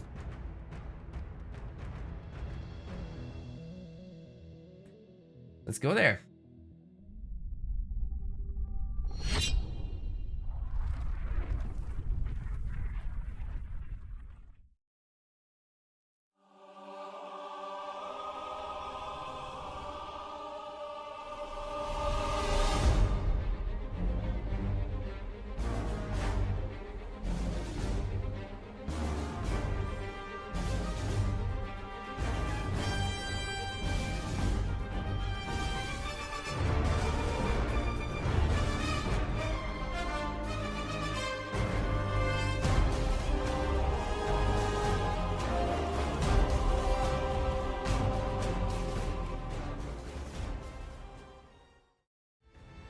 Right, we're waiting for the players to pick their leaders, and then we shall go into the next one. Get ready, everyone. It's gonna be an Arbiter mirror, I'm sure. Maybe not, but it's probably gonna be an Arbiter. Dark Angel already calling it. Oh! It's not happening. Great. I'm all for that. This is gonna be fun.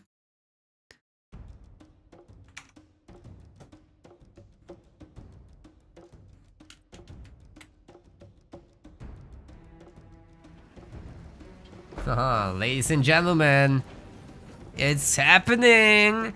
We've got Kinsano. Yeah, in a finals no less.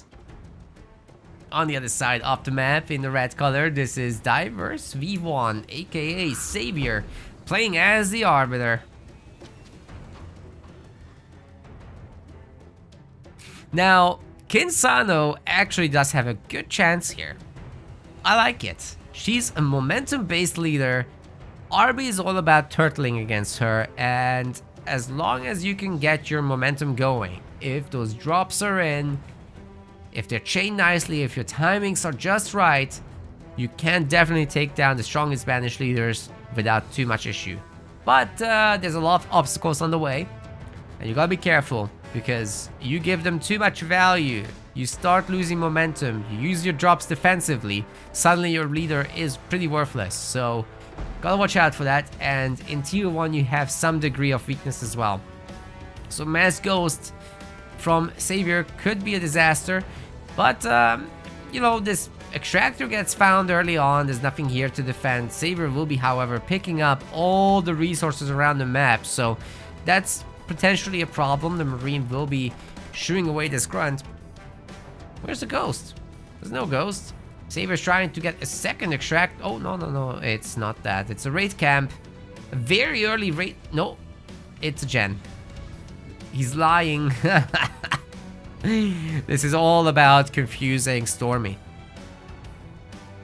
Oh, I didn't let Twitch chat bet.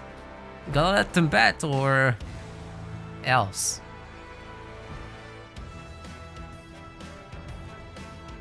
Yes, sorry guys. Apologies.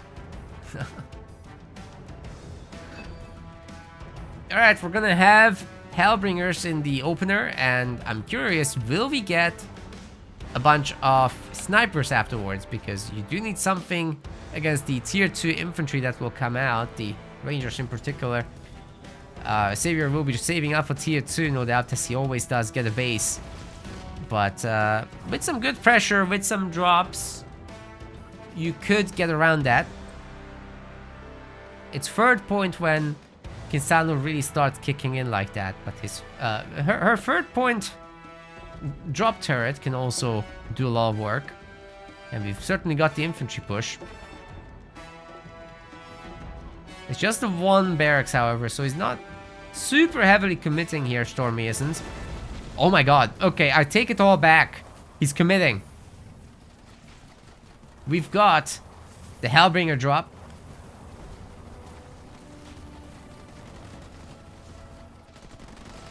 And there's only grunts to defend. This could very, very quickly go in UNSC's favor by killing an extractor.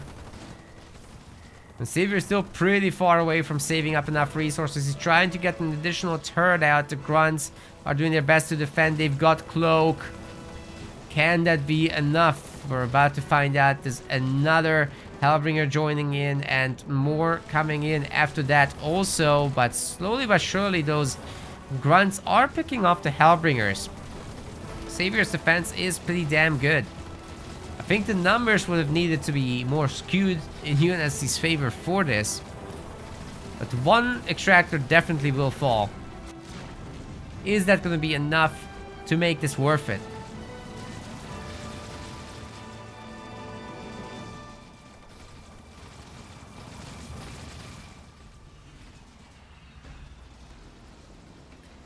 Second gen.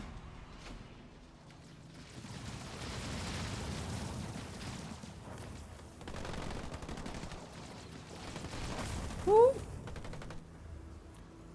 Dude, those grunts are insane.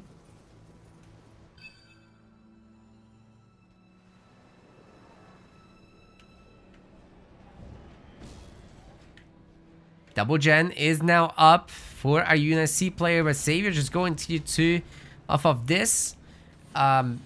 His power node has been stolen. I think UNSC doesn't really want to super engage this right now, in case there's some crazy business happening.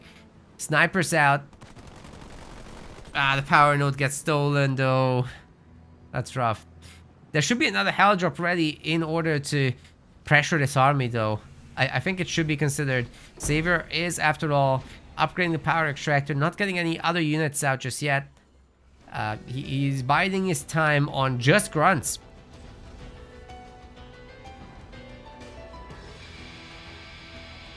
More stuff beats less stuff. That's right.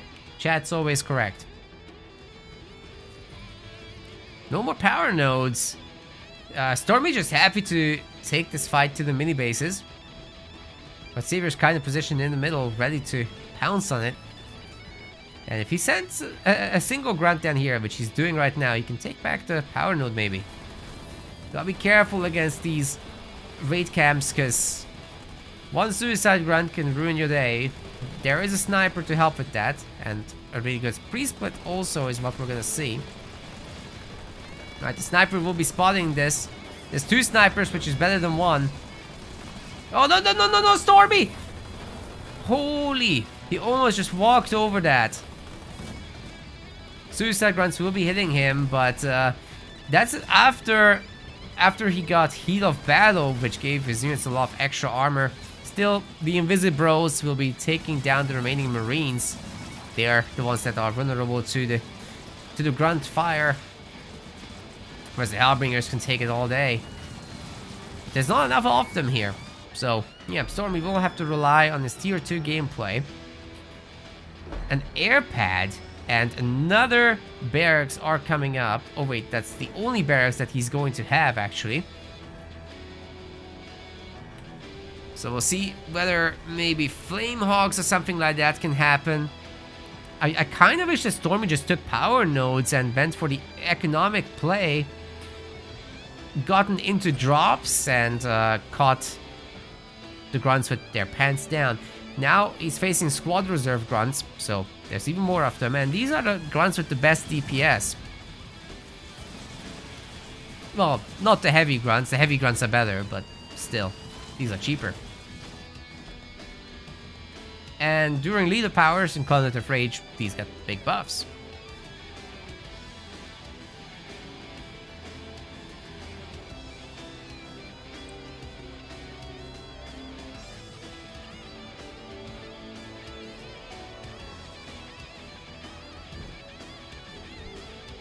Snipers? Snipers and Hellbringers. This is really weird.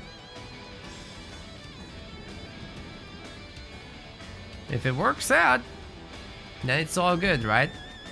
But Savor is now starting to add in the Rangers and the Phantoms. I'll tell you something, guys. Snipers can't shoot up. It's crazy. I know. Wait until you learn that they can't shoot vehicles either.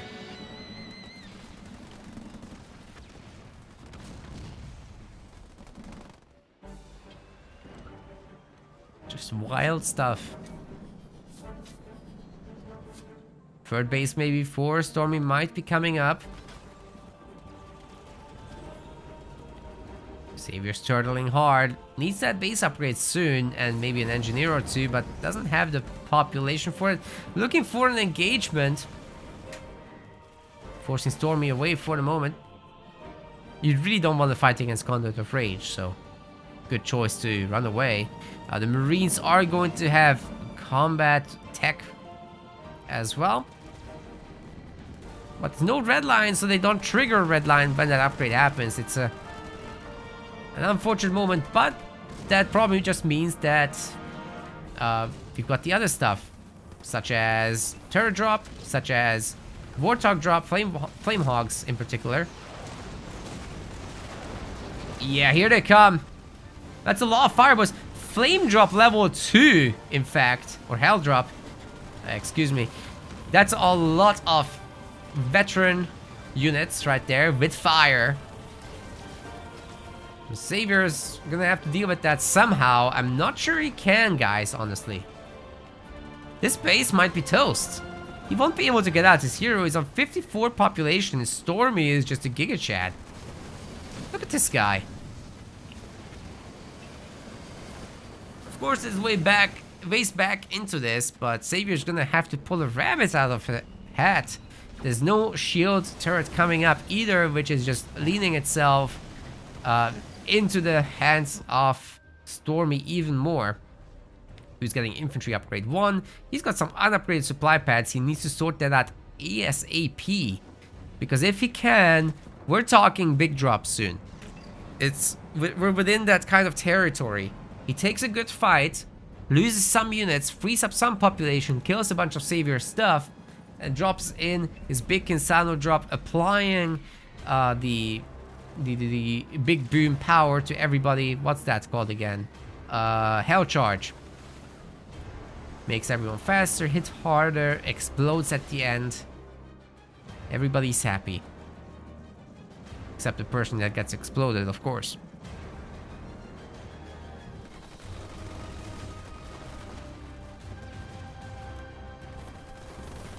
Okay, this base is probably not happening. Helpful Hellbringer's getting left behind. And Stormy's looking for the next engage already. There's a lot of Rangers here, so I'd be careful with that. Gotta be really watching out for this kind of stuff. The Flamehogs, where are they? Are they dead? No, no. I think they're dead. There are 3 snipers here, to be fair, but you don't want to go into that Ranger blob. So separating them out is crucial now. The base is about dead. The Hellbringers would have been useful in this fight. Oh god. They're gonna get run down. But Stormy unlocked his next point.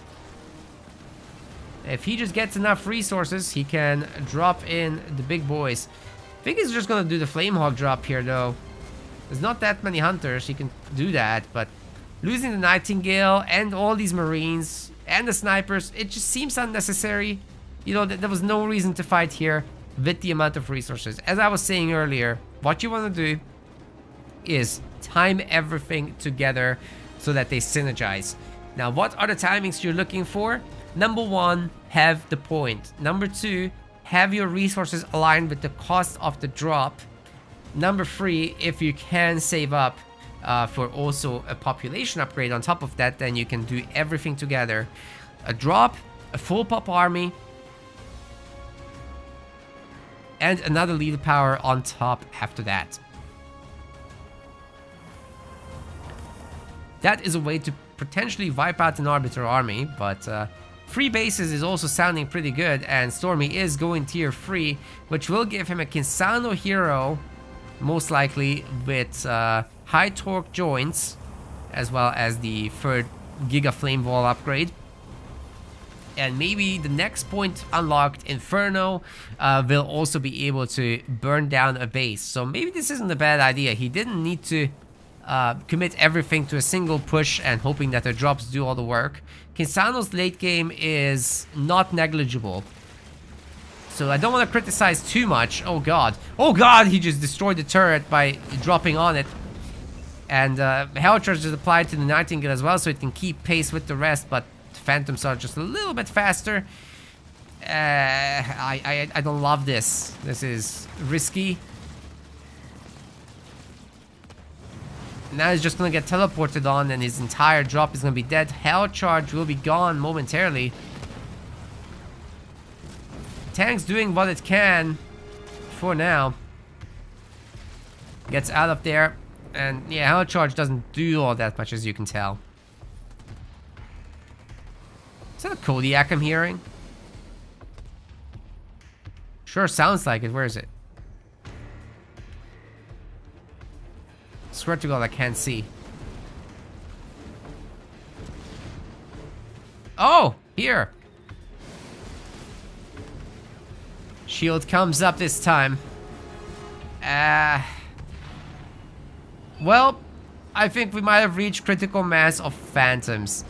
The next play available to Stormy is Hero, running around, infernoing the base, and hopefully getting it before it's shielded. This back base is the jackpot, so that absolutely should be the idea. I don't know about this Kodiak situation though. Savor is at 100 population, almost ready to go for tier 3. He's getting Swift Fury for the Arbiter, but he can absolutely queue up tier 3 before that. This is a basic Arbiter right now. He's just decapturing a power node. That's the best use, right? Alright, the Phantom cleans up in the back. No more Hogs, no more random Hellbringers. Yeah, Kodiak, go in the back. We'll see what you can do there.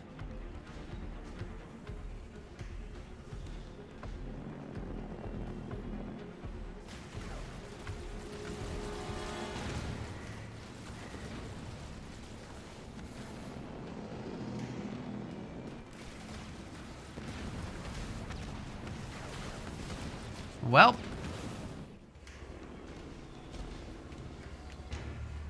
Savior's gonna happily chill here. Growing the economy. This is his only mission. Oh no. Oh no. We're not gonna see any Kinsano specialists. This is just vultures. I don't think that's gonna work. This is free vultures. They're gonna get caught, man. The Phantoms will absolutely dump on this. And this is just an unfinished base. Savor doesn't care. He's got resources for days. Okay, these are gonna get nuked right in the middle. That did nothing.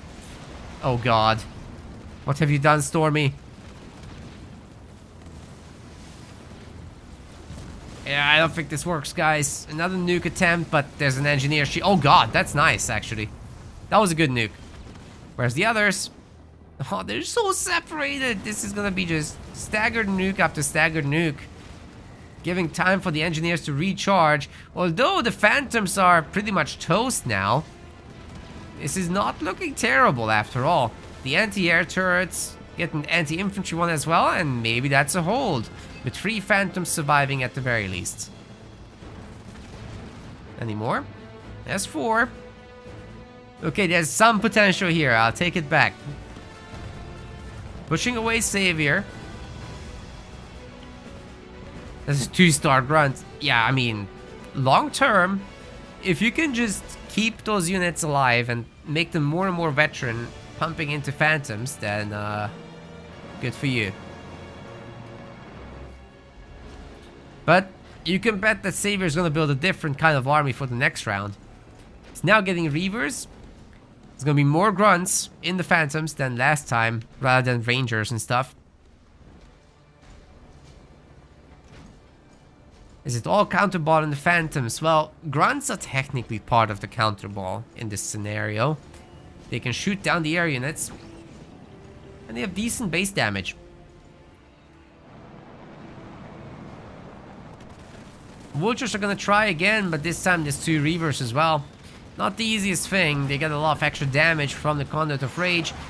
Stasis will be coming down, missing the base, but protecting the majority of the army. And one of the Vultures goes down. Drop turret is in, but can't really do much. It's annihilated. And here comes the Reavers. Oh god, they're actually done.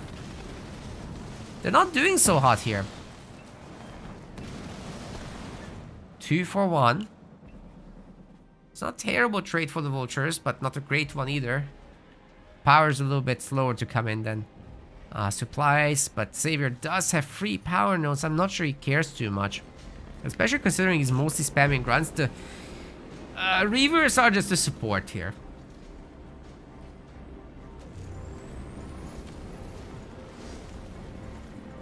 Okay, gunboat capacity is coming in, ladies and gentlemen. That's the nastiest upgrade. Because you're about to get another... Oh! Using teleport to get a Conduit of Rage. You're gonna get another slot to put units in. You got a big drop coming in as well. I don't think that did any damage. The nukes down the shield, but then the drop was mistimed, so they helped down the shield, and there's no overkill on this. Inferno's coming down on the main. Man, if that Inferno had only been combined with a hero on the main when it was still possible. But I think Stormy might have this figured out. He's got more drops where that came from. He's got resources for a Flamehawk drop also, and his Vultures are staying alive as they get heat of battle. The base is burned down, and Savor doesn't have units. The nuke is going off the screen to places unseen. And this base is stripped. Savior's on 49 population is losing his base. Stormy is up 3-1 bases right now. This is his opportunity. I underrated his Vulture play for sure. So did Savor, and he's paying for it. I'm not paying for it. I'm paying for his prize later, but that's besides the point. There's no shield here, ladies and gentlemen. There is, however, a heal. And the Flamehawk drop can't be too far out now. Going for the extractors is a fantastic idea. Those are easy kills right now. Just take out the resource buildings and good luck to Savor rebuilding all that. He's got some resources, but he's got nothing that can shoot up. This is Stormy's moment, and he claims his second victory in this best of 5 series. One more victory for him to win today's qualifier and be the #1 seed for certain. I mean, he's the #1 seed anyway for the main event, but you know, He's done a great job so far. Can he take this too? About to find out. That was hot. That was super hot. Oh, some really good nukes at the end there. Absolutely turning the game around, and Savor is gonna want Bedrock next up. Stormy didn't burn one of his top leaders right now with Kinsano, and that was just epic. I am really surprised every time the early vultures work out, but that was beautiful. As long as you have the bases and the economy, guys. Let's go.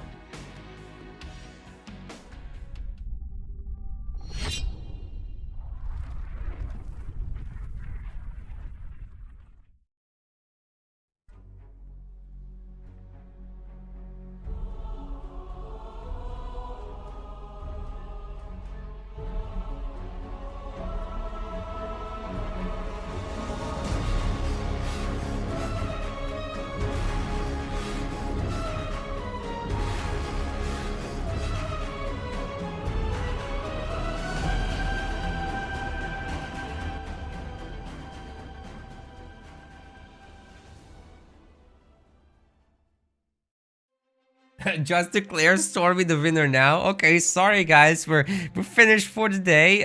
Goodbye. Thanks for watching.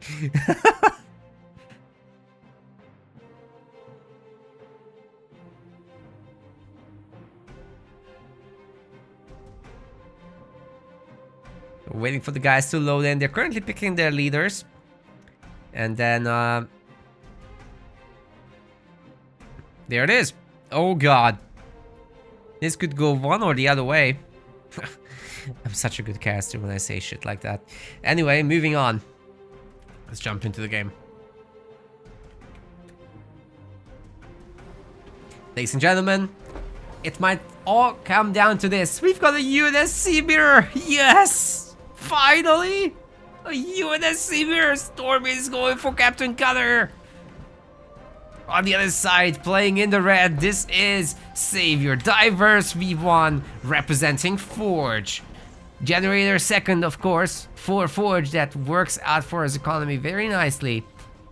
With the rolling economy. Passive tech. You can get this upgrade super cheaply, saving some resources. As long as you just pick up some yellow out on the map, you're fine. Might see a mini base steal, however, with this Jackrabbit. I don't think Savor made one. He's just got 4 Marines. And we might have a little bit of initiative here from Stormy, ladies and gentlemen. Although I really doubt he would rush. What I would expect is that we'll see some kind of Spartan play from Stormy. So we'll see exactly how that goes. 2 mini base steals. Wow, okay. So Forge is indeed forced into either the hero or the barracks. It's gonna be the hero, and you can barracks, and you can make the hero from here, then clean up the minis. Savor's also looking for the mini base steals. And you know what? Thing is, Stormy can't afford that. He can't afford a mini. He can maybe do it. Oh god, Savor didn't get it. That's a disaster for our Forge player, but at least the one thing he's got on his side is rolling economy. So he should be definitely upgrading as many pads as he can. Oh, he's not getting a hero. He's just got infantry. This is Cutter's opportunity. This is definitely Stormy's chance to put away the series. If there's no Forge Hog, you can do whatever the hell you want. Cutter has better infantry plays. You just get snipers with your Spartan and do whatever you want. It's being spotted, I think, by the Jackrabbit up there. You get so much vision. So take a look at this. Is what was last seen. Should definitely get the confirmation. And there it is. Now we know that there is in fact not a single Forge Hog to be seen. All the mini bases on the map, save for one, belong to Stormy. This is the land of opportunity now. He can take it all if he just goes snipers and kites like a king. Gotta watch out with the Spartan. Don't waste it. you could run into too many Hellbringers and be in trouble. So don't do that. And everything should be just Gucci. Second generator, this is super greedy. A handful of snipers, an ODST drop, and a Spartan. That's all it takes. And Savor will be in serious trouble. Even his Marines stopped fighting for him. Wow, they don't have much confidence. But Savor still solidly picking off the mini bases, of course. He will reclaim them over time. A turret wouldn't hurt, my man. Generator upgrade is coming in, and with that he'll be on the way to tier 2. A little bit slower for Stormy, but he's got his hero. That's where his economy has gone, right? No snipers to be seen for the man. If he just realized what the scouting information meant, man, he could be doing so much damage. My god.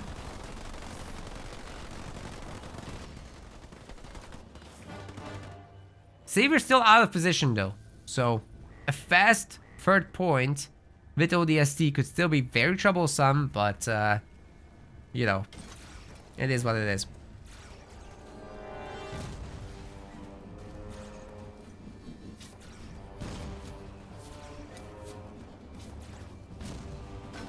One star on the Spartan. I think he's just gonna play tier 2, guys. This is what exactly are we looking at? Yeah, definitely tier 2. Economic play. Many jackrabbits though is weird. Hellbringer, but no barracks? What happened? Why are we going jackrabbits? What is going on? I'm so confused. Is this against the infantry? Because Savor did make snipers. This should be the other way around. What is this?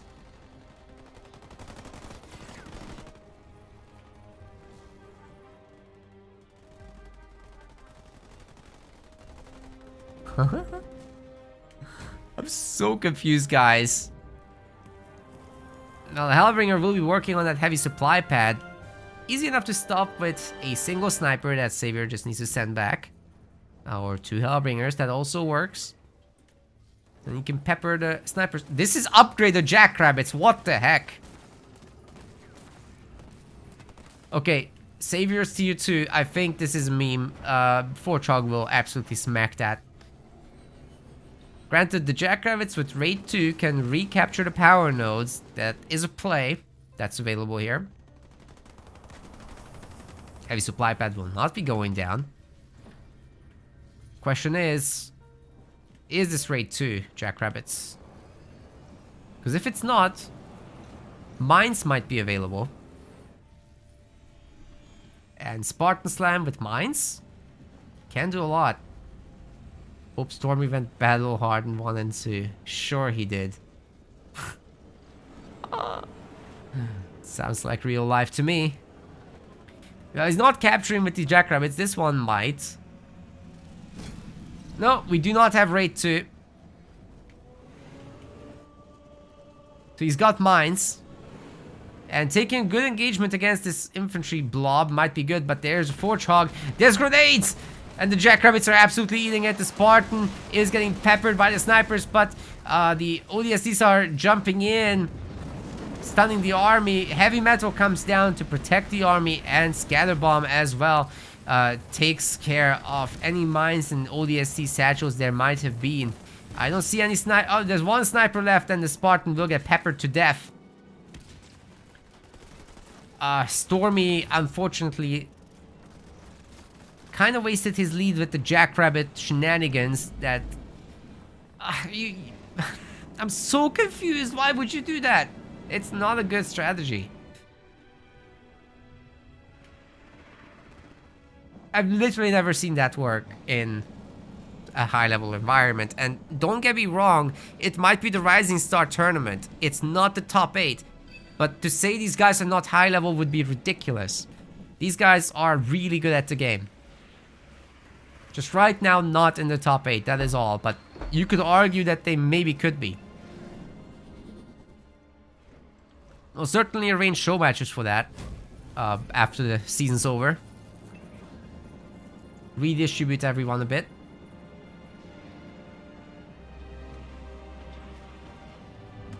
Now it's Savior's turn. He's got control of this match. He should be easily able to get another base up. He's getting 5 power nodes by just capturing everything. Oh, well, the Jackrabbit will be holding this one actually, but at least it's a decapture. Nobody expects to cut their Warthogs. This is just Stormy being Stormy, I guess. The Forge. The Forge vehicle drop is in, ladies and gentlemen. Diego will be dealing with one of these. But I think the base is still not going to be safe. Can 4 Warthogs turn this around?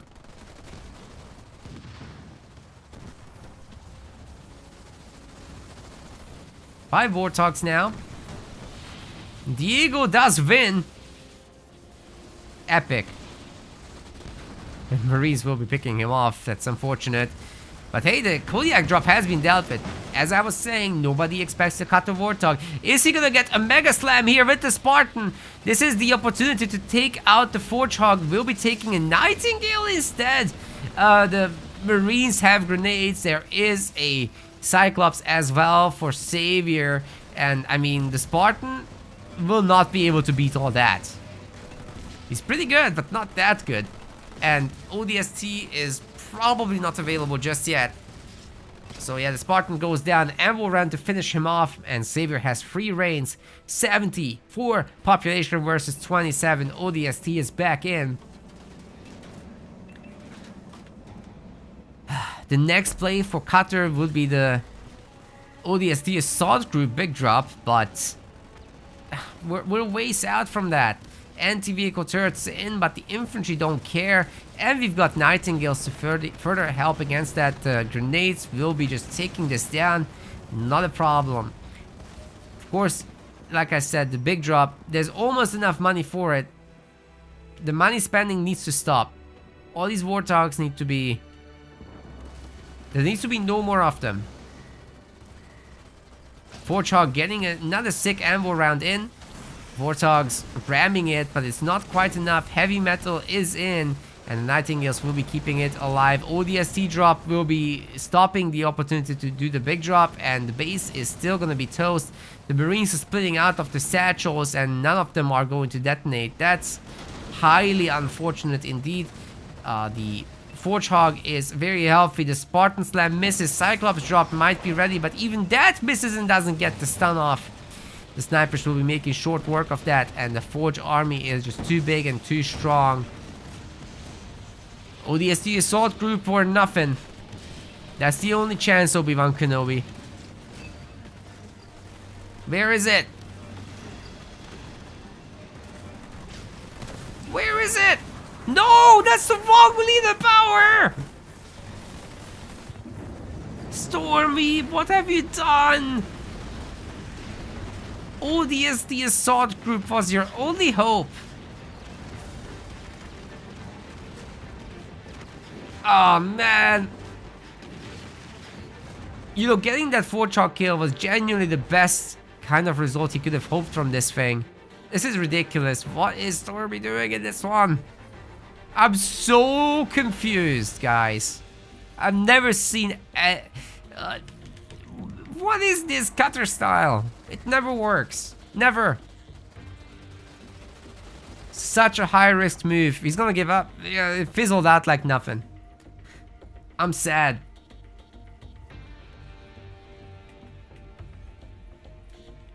No words. As a cutter enthusiast, as somebody that was excited for the UNSC mirror, what the hell did I just witness? I was sad. Next one. We're gonna be going to Frontier. Let's do it.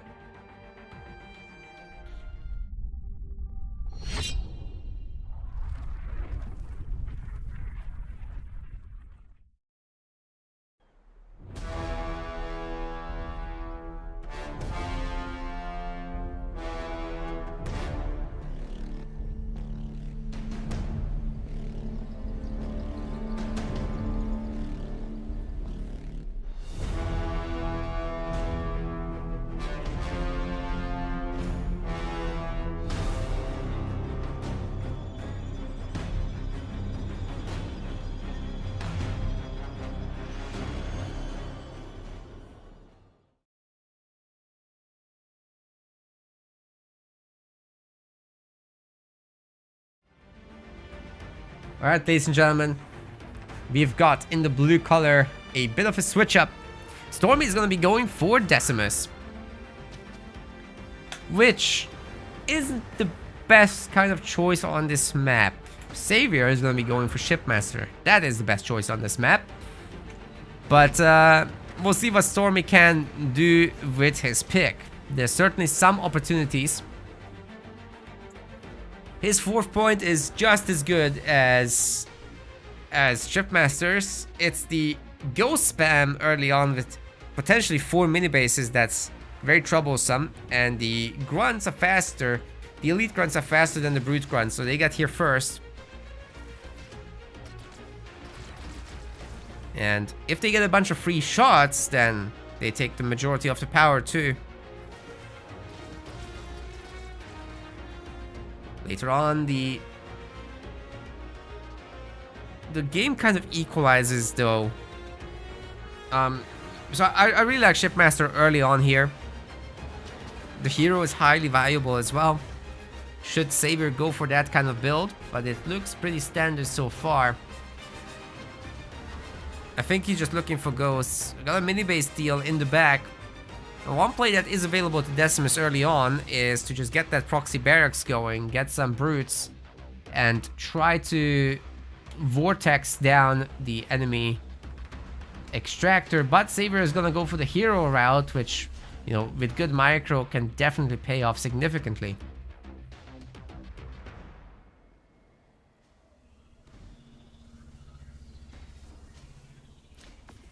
Get a Warlord to try and counter it. As long as there's detection, it will be able to do so as well. Hammer pull plus the stun is a brutal counter to pretty much any one tier 1 hero.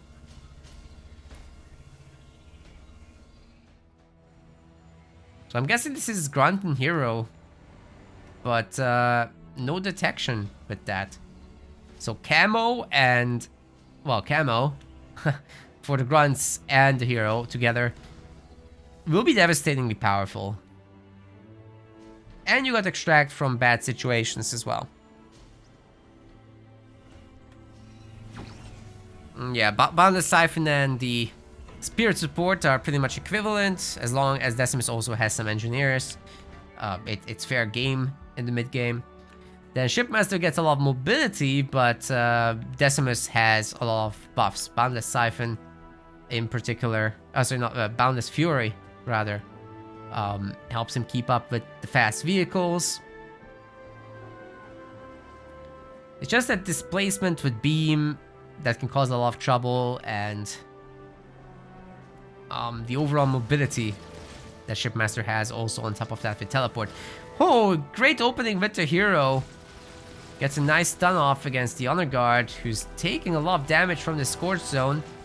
But there's no grunts to back him up. I think this Honor Guard is gonna get run down, man. There's no detect either, so he can't fight back. He's got Vortex, that's it. Oh boy. That's a disaster. What was Stormy thinking? 2 gens? No. This hero is dead, man. Oh god. Dodged, sliced, toast.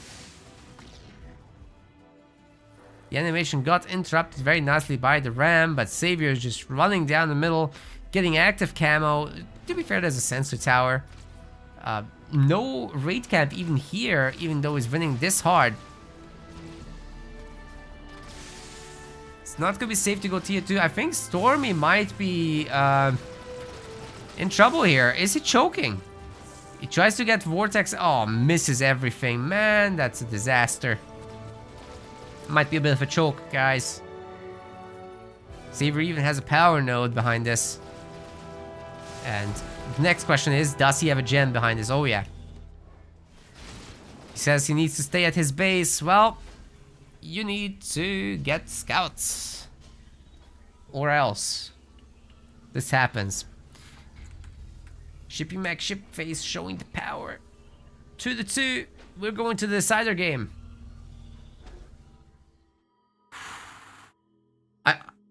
I don't know, man. That cutter was really weird, and I think he's flustered now.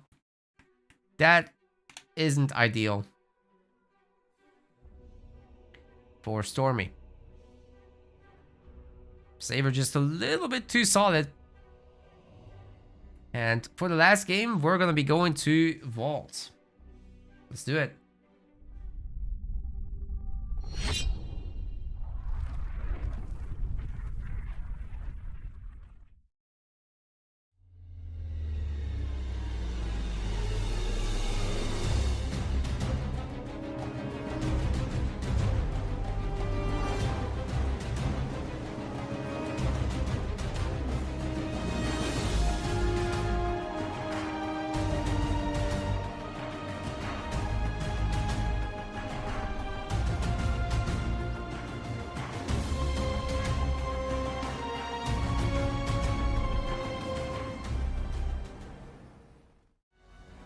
Okay, gamers, the guys are currently picking their leaders.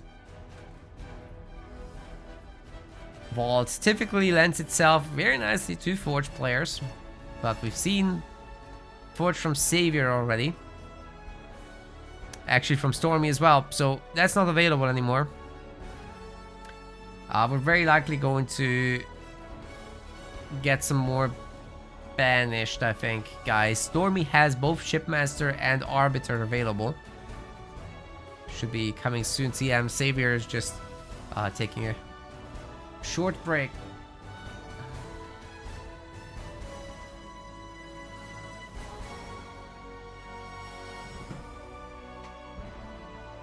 Oh, what happened?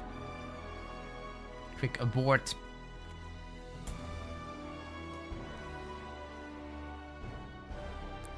Legal where I'm from. Oh, I didn't pay out for you guys. There you go.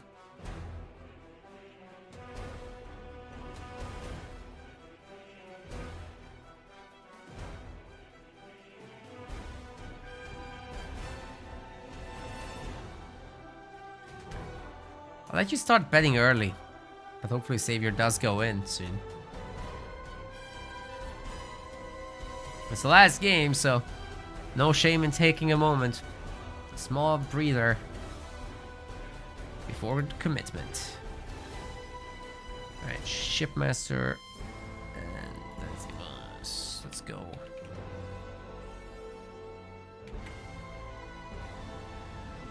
Ladies and gentlemen, this is definitely the final game, right? Unless we get a crash or something weird. In the blue color, we have got Shipmaster playing as Stormy. Definitely not the other way around. Don't at me. In the red, we've got Decimus playing as Savor. Got a little bit of a skirmish with the elite grunts poking the sentinels and Savor running away. As a result, they're no longer triggered. Oh, they're still triggered. They're still triggered. They're shooting the chopper right now. The ghost should be able to fight it if it so chooses. Wait, where's the ghost? There's no ghost. We're ghostless. That's a ballsy move going up against Decimus right there. Not sure how these guns are going to be able to secure enough power, but certainly Stormy is going to give it a shot.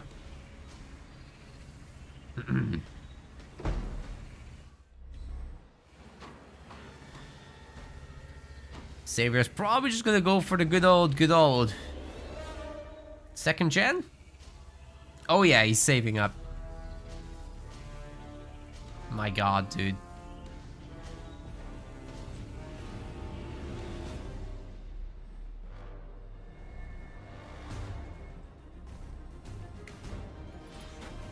Second gen for Stormy as well. Gentleman's agreement. No bullying the mini bases. Not yet. Soon TM though. And you know, with the grunts, you just have less vision over the map as a whole. It's tougher to get to the right spots, but Shipmaster does get the extra range, line of sight, so it's easy enough to spot if you're in the right places. Going into the garrison now, of course, fearing the chopper, but it's on the other side. Still, it's a good idea to tuck away your grunts like that. Pissing off the sentinels once more will keep the node safe for the moment. And it's an even split in terms of the mini bases.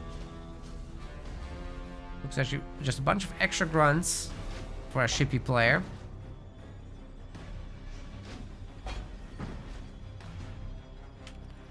And grunts for Savor also. No heroes being made as far as I can tell. It's just straight tier 2 stuff. Are we gonna see Marauders in this one? Vault is a big map, so you can certainly be rewarded for some mobility, but Shippy doesn't strictly need it. You could just go for your good old infantry blobs and camp near the minis, and eventually you will take them down as long as there's some extra grunts with them. They can be the base damage for you.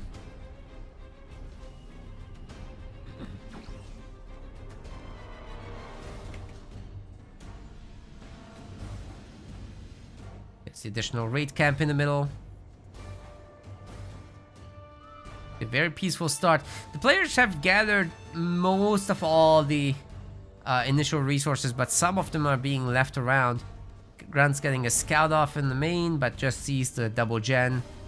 And not too many upgraded harvesters here.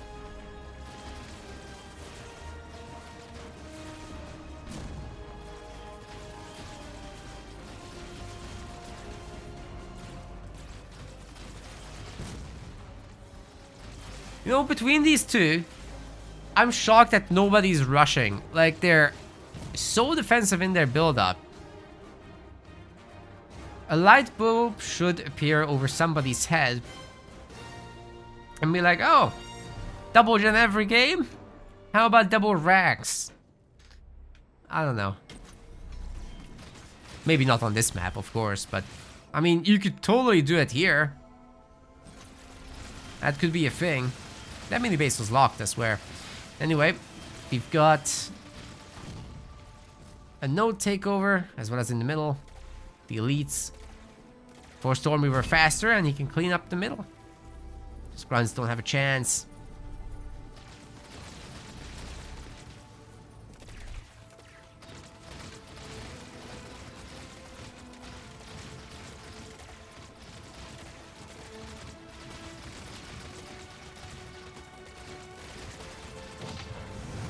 Nice extract.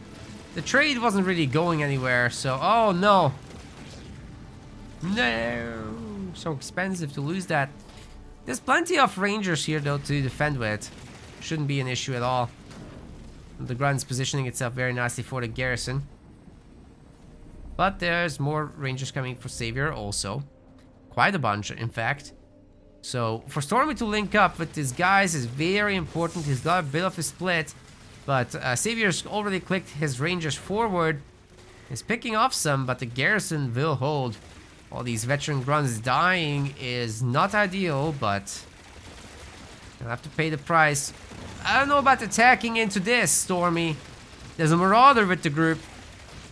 Those rangers can't do that.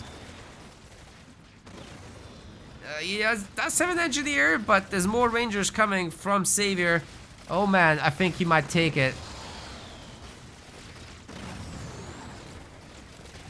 Engineer shield does make a big difference, but there's just more rangers for Savor. This is just grunts now against 7 rangers and 2 marauders. How are you supposed to fight that? Oh no. What a bad way to go out for Stormy. This is looking super ugly, ladies and gentlemen, and I'm not sure there's an easy answer to this except a mysteriously powerful beam. Okay. That evened the odds a little bit, but there's 4 marauders. 1 hunter. It's not looking good, ladies and gentlemen. It's not looking good. Savor is still over 55 population versus 30. That beam couldn't get them all. The ranger is an easy target here. Despite receiving a lot of the healing. There's more on the way, and the marauders are king. Savor has a beam as well. Will be getting one of the hunters with that. Should probably cancel the other. Actually gets a little bit of value from that still. Not too much, but it's something. And the elites are running down those hunters. The mini base is definitely in trouble. Every unit has been picked off. Savor can call in his drop momentarily, but so can... oh wait, actually Stormy is not ready for 4th point just yet. And Boundless Siphon is what Savor does, of course, not the drop.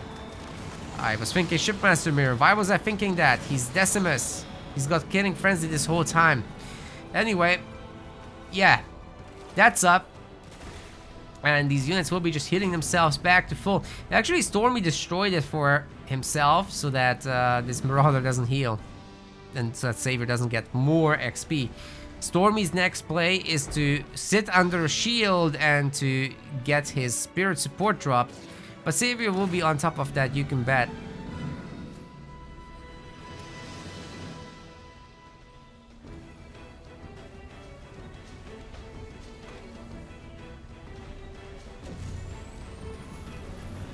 Okay, shields up, ladies and gentlemen.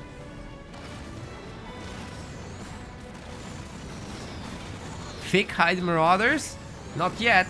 He's tier 2, but I'm sure he's thinking about it.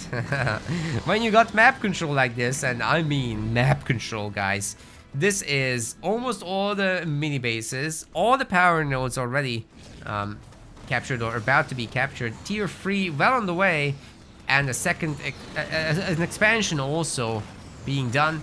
That engineer is dead, and the Marauders can just run away. You don't have to fight the Spirit Support.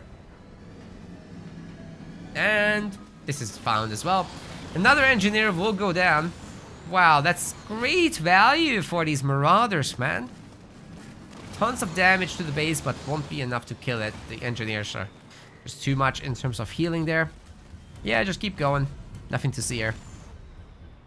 The Rangers are coming in, however. Those will be a game changer. And Savior's probably ready for the next beam. He's getting tier 3. And Thick Hide with 2 Cs will be coming in soon. No doubt about it.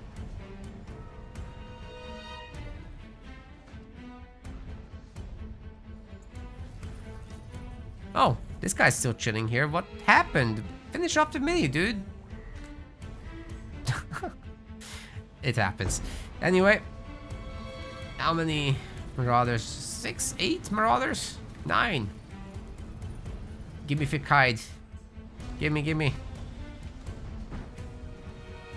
That would be such a good timing attack. Also, Savior could be saving up for the good old Corey drop. A very good leader power indeed. Even with all these Rangers around. Yeah, no Thick Hide, no good push. He's gonna lose a lot of the Marauders. He's not looking! Ay. Of course, once he looked, he did move the boy, but it's not quite enough. Ranger from the high ground terrorizing the population. Savor at 58. Stormy at 37. It's mostly engineers at this point. And that Hunter's not having a great time. It's about to get vortexed and deleted. Yikes. Engineers, sorry, the Banshee is definitely a desperation play. There's 2 of them now. Turret's nice though. I like that. This will push back the Marauders, and we're not gonna get Thick Hide. It's all... it's just gonna be Wraiths. We're looking to break a base now. We're not looking for the mobility anymore. So it makes sense. There's gonna be a bunch of Wraiths and Reavers. Engineers, of course, a good addition to that. And as long as Savor saves up a little money, then he can drain the saving account by calling on the Corey.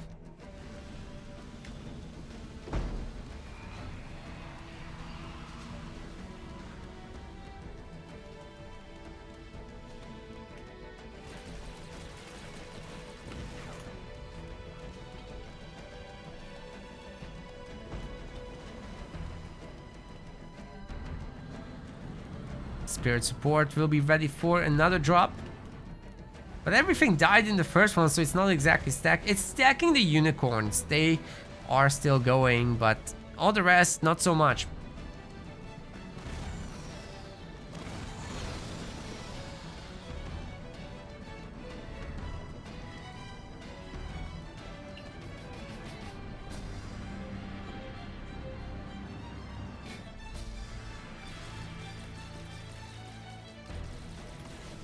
Now the Banshees will be going for some mini-base sniping business, which could work out quite nicely. This is a way to get value from them for sure. They're the most mobile unit in the Banished arsenal, after all. I mean, you could be making ghosts, but really, you're not going to be making ghosts this late.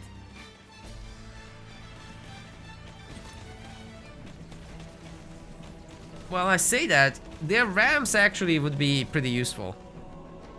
Except as Wraiths. So, it wouldn't be that useful.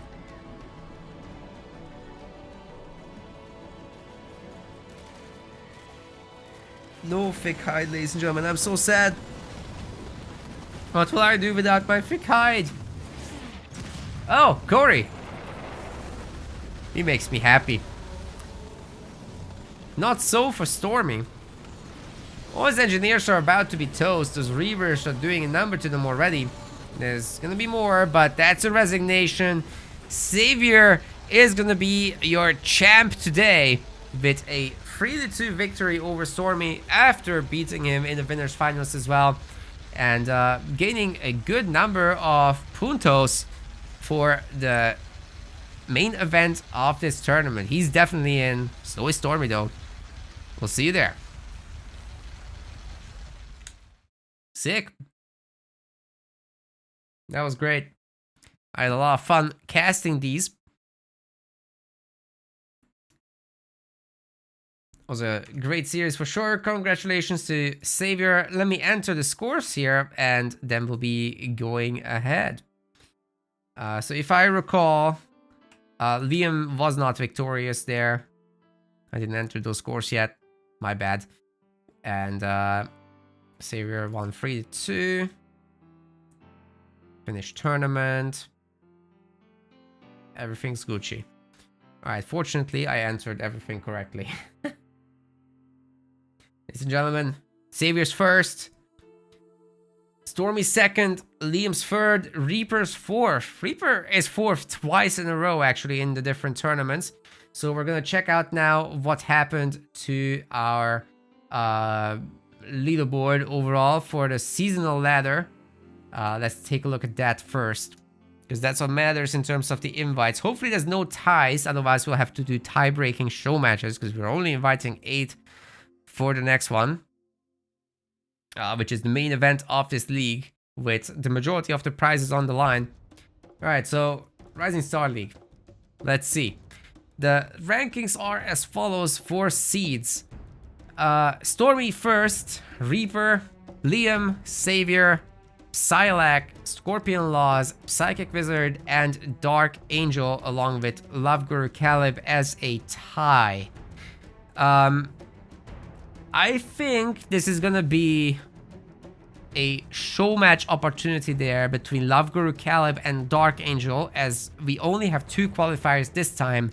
Next season, I'm aiming to have 3 qualifiers if that's possible, so that we have a tiebreaker, but this time we just didn't have the available time for that. So these guys will have to do some kind of show match situation there, because they have the exact same points and we only can invite 8 players. There will be 2 groups of 4 players and then going into a single elimination for the rest. Guys, I didn't give you your points for the Twitch betters. There you go. And the other thing I want to check real quick is, how do the provisional rankings look? It doesn't matter right now, and it will get impacted again by the upcoming tournament. But currently, Aatrox, XCA, Hero, EOD, Rockgen, Orenti, Daylon, Kars, Savor, Stormy, Mar, Liam, Reaper, Psylocke, Ramondash, and Dark Angel are at the top. So that's interesting. We could tie break if these guys don't want to play a show match. We could tie break by tier. You know, that would be the second decision, but it is what it is. All right, ladies and gentlemen, I think that's all we've got. If you want to support us today, then you can do so by following on the live stream. You can subscribe on YouTube, but to financially support us as well, to keep these events going, because we're throwing down quite a bit of money here on the table, and there's a lot of ongoing costs with the website and the development of that, as well as art assets and server costs, whatnot.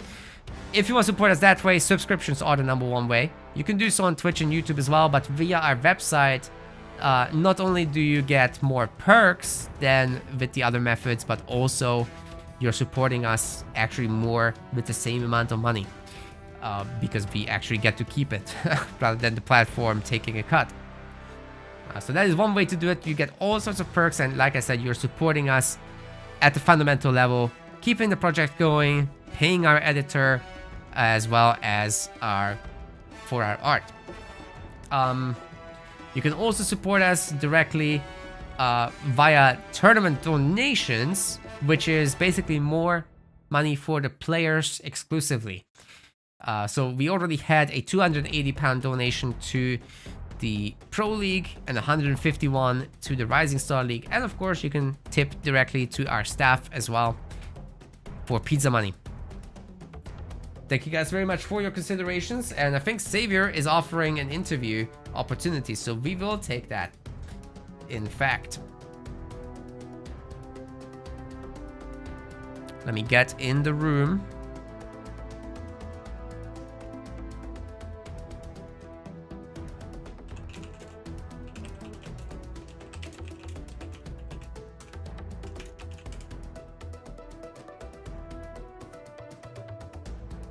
We'll do it.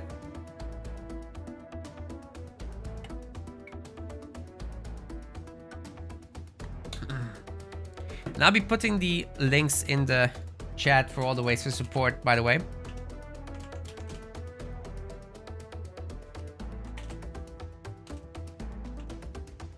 They're already in our about and other description sections.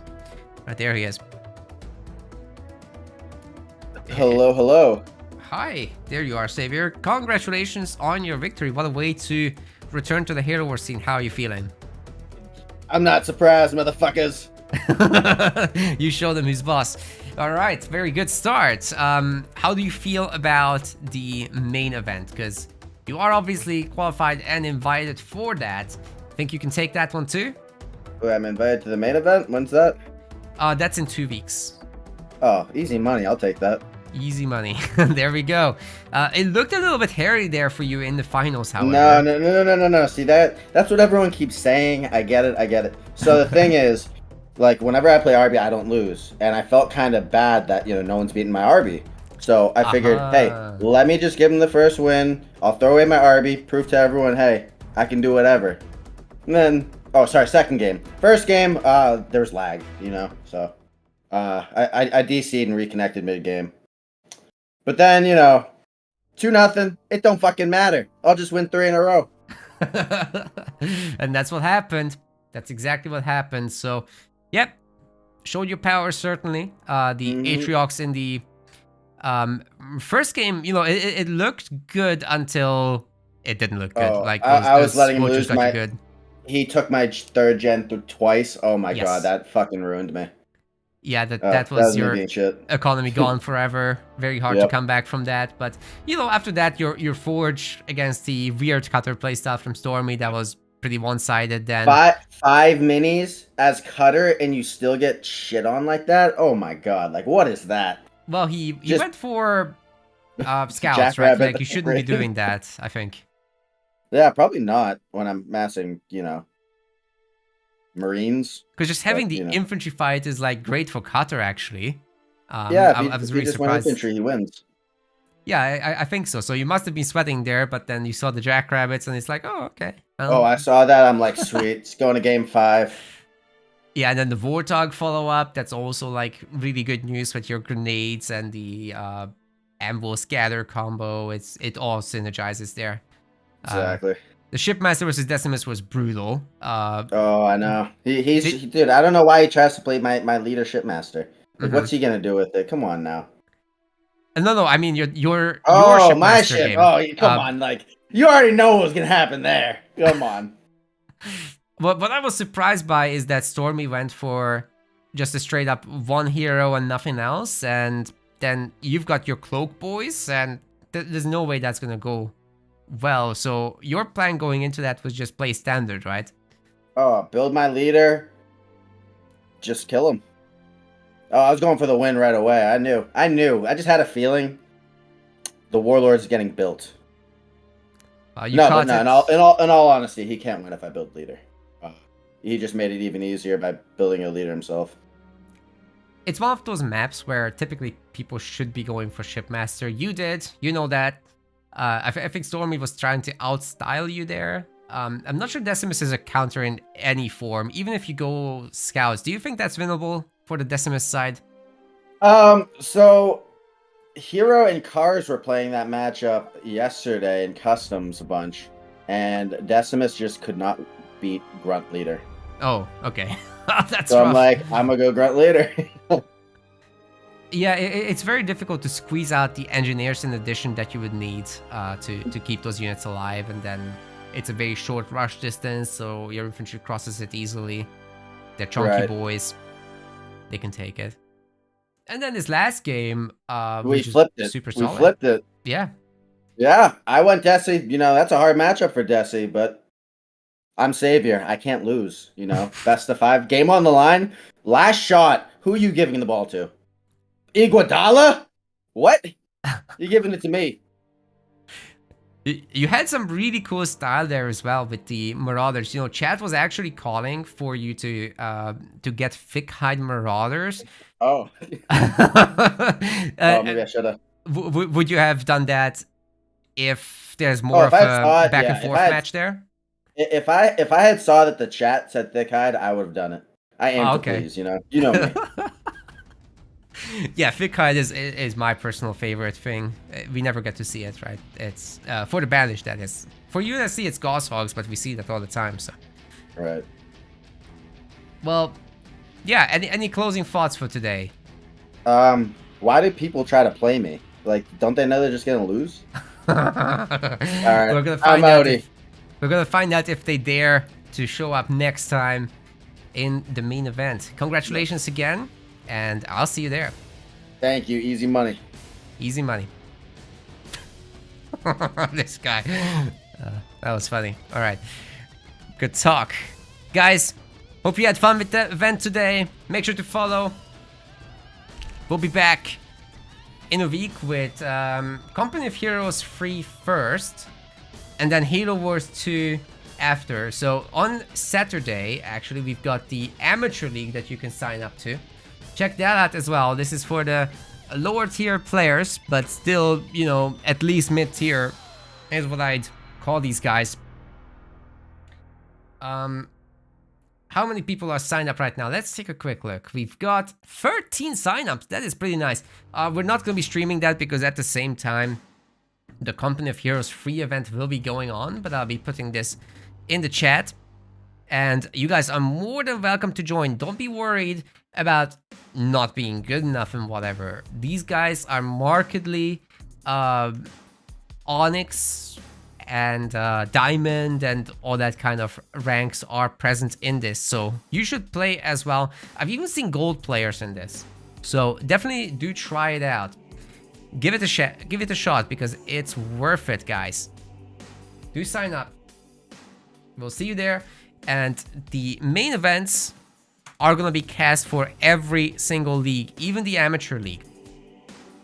That should be a lot of fun. Ladies and gentlemen, I'm gonna be raiding someone with you guys.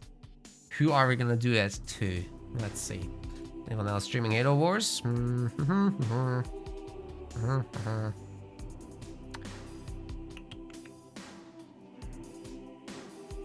of our content partners are live. That's unfortunate.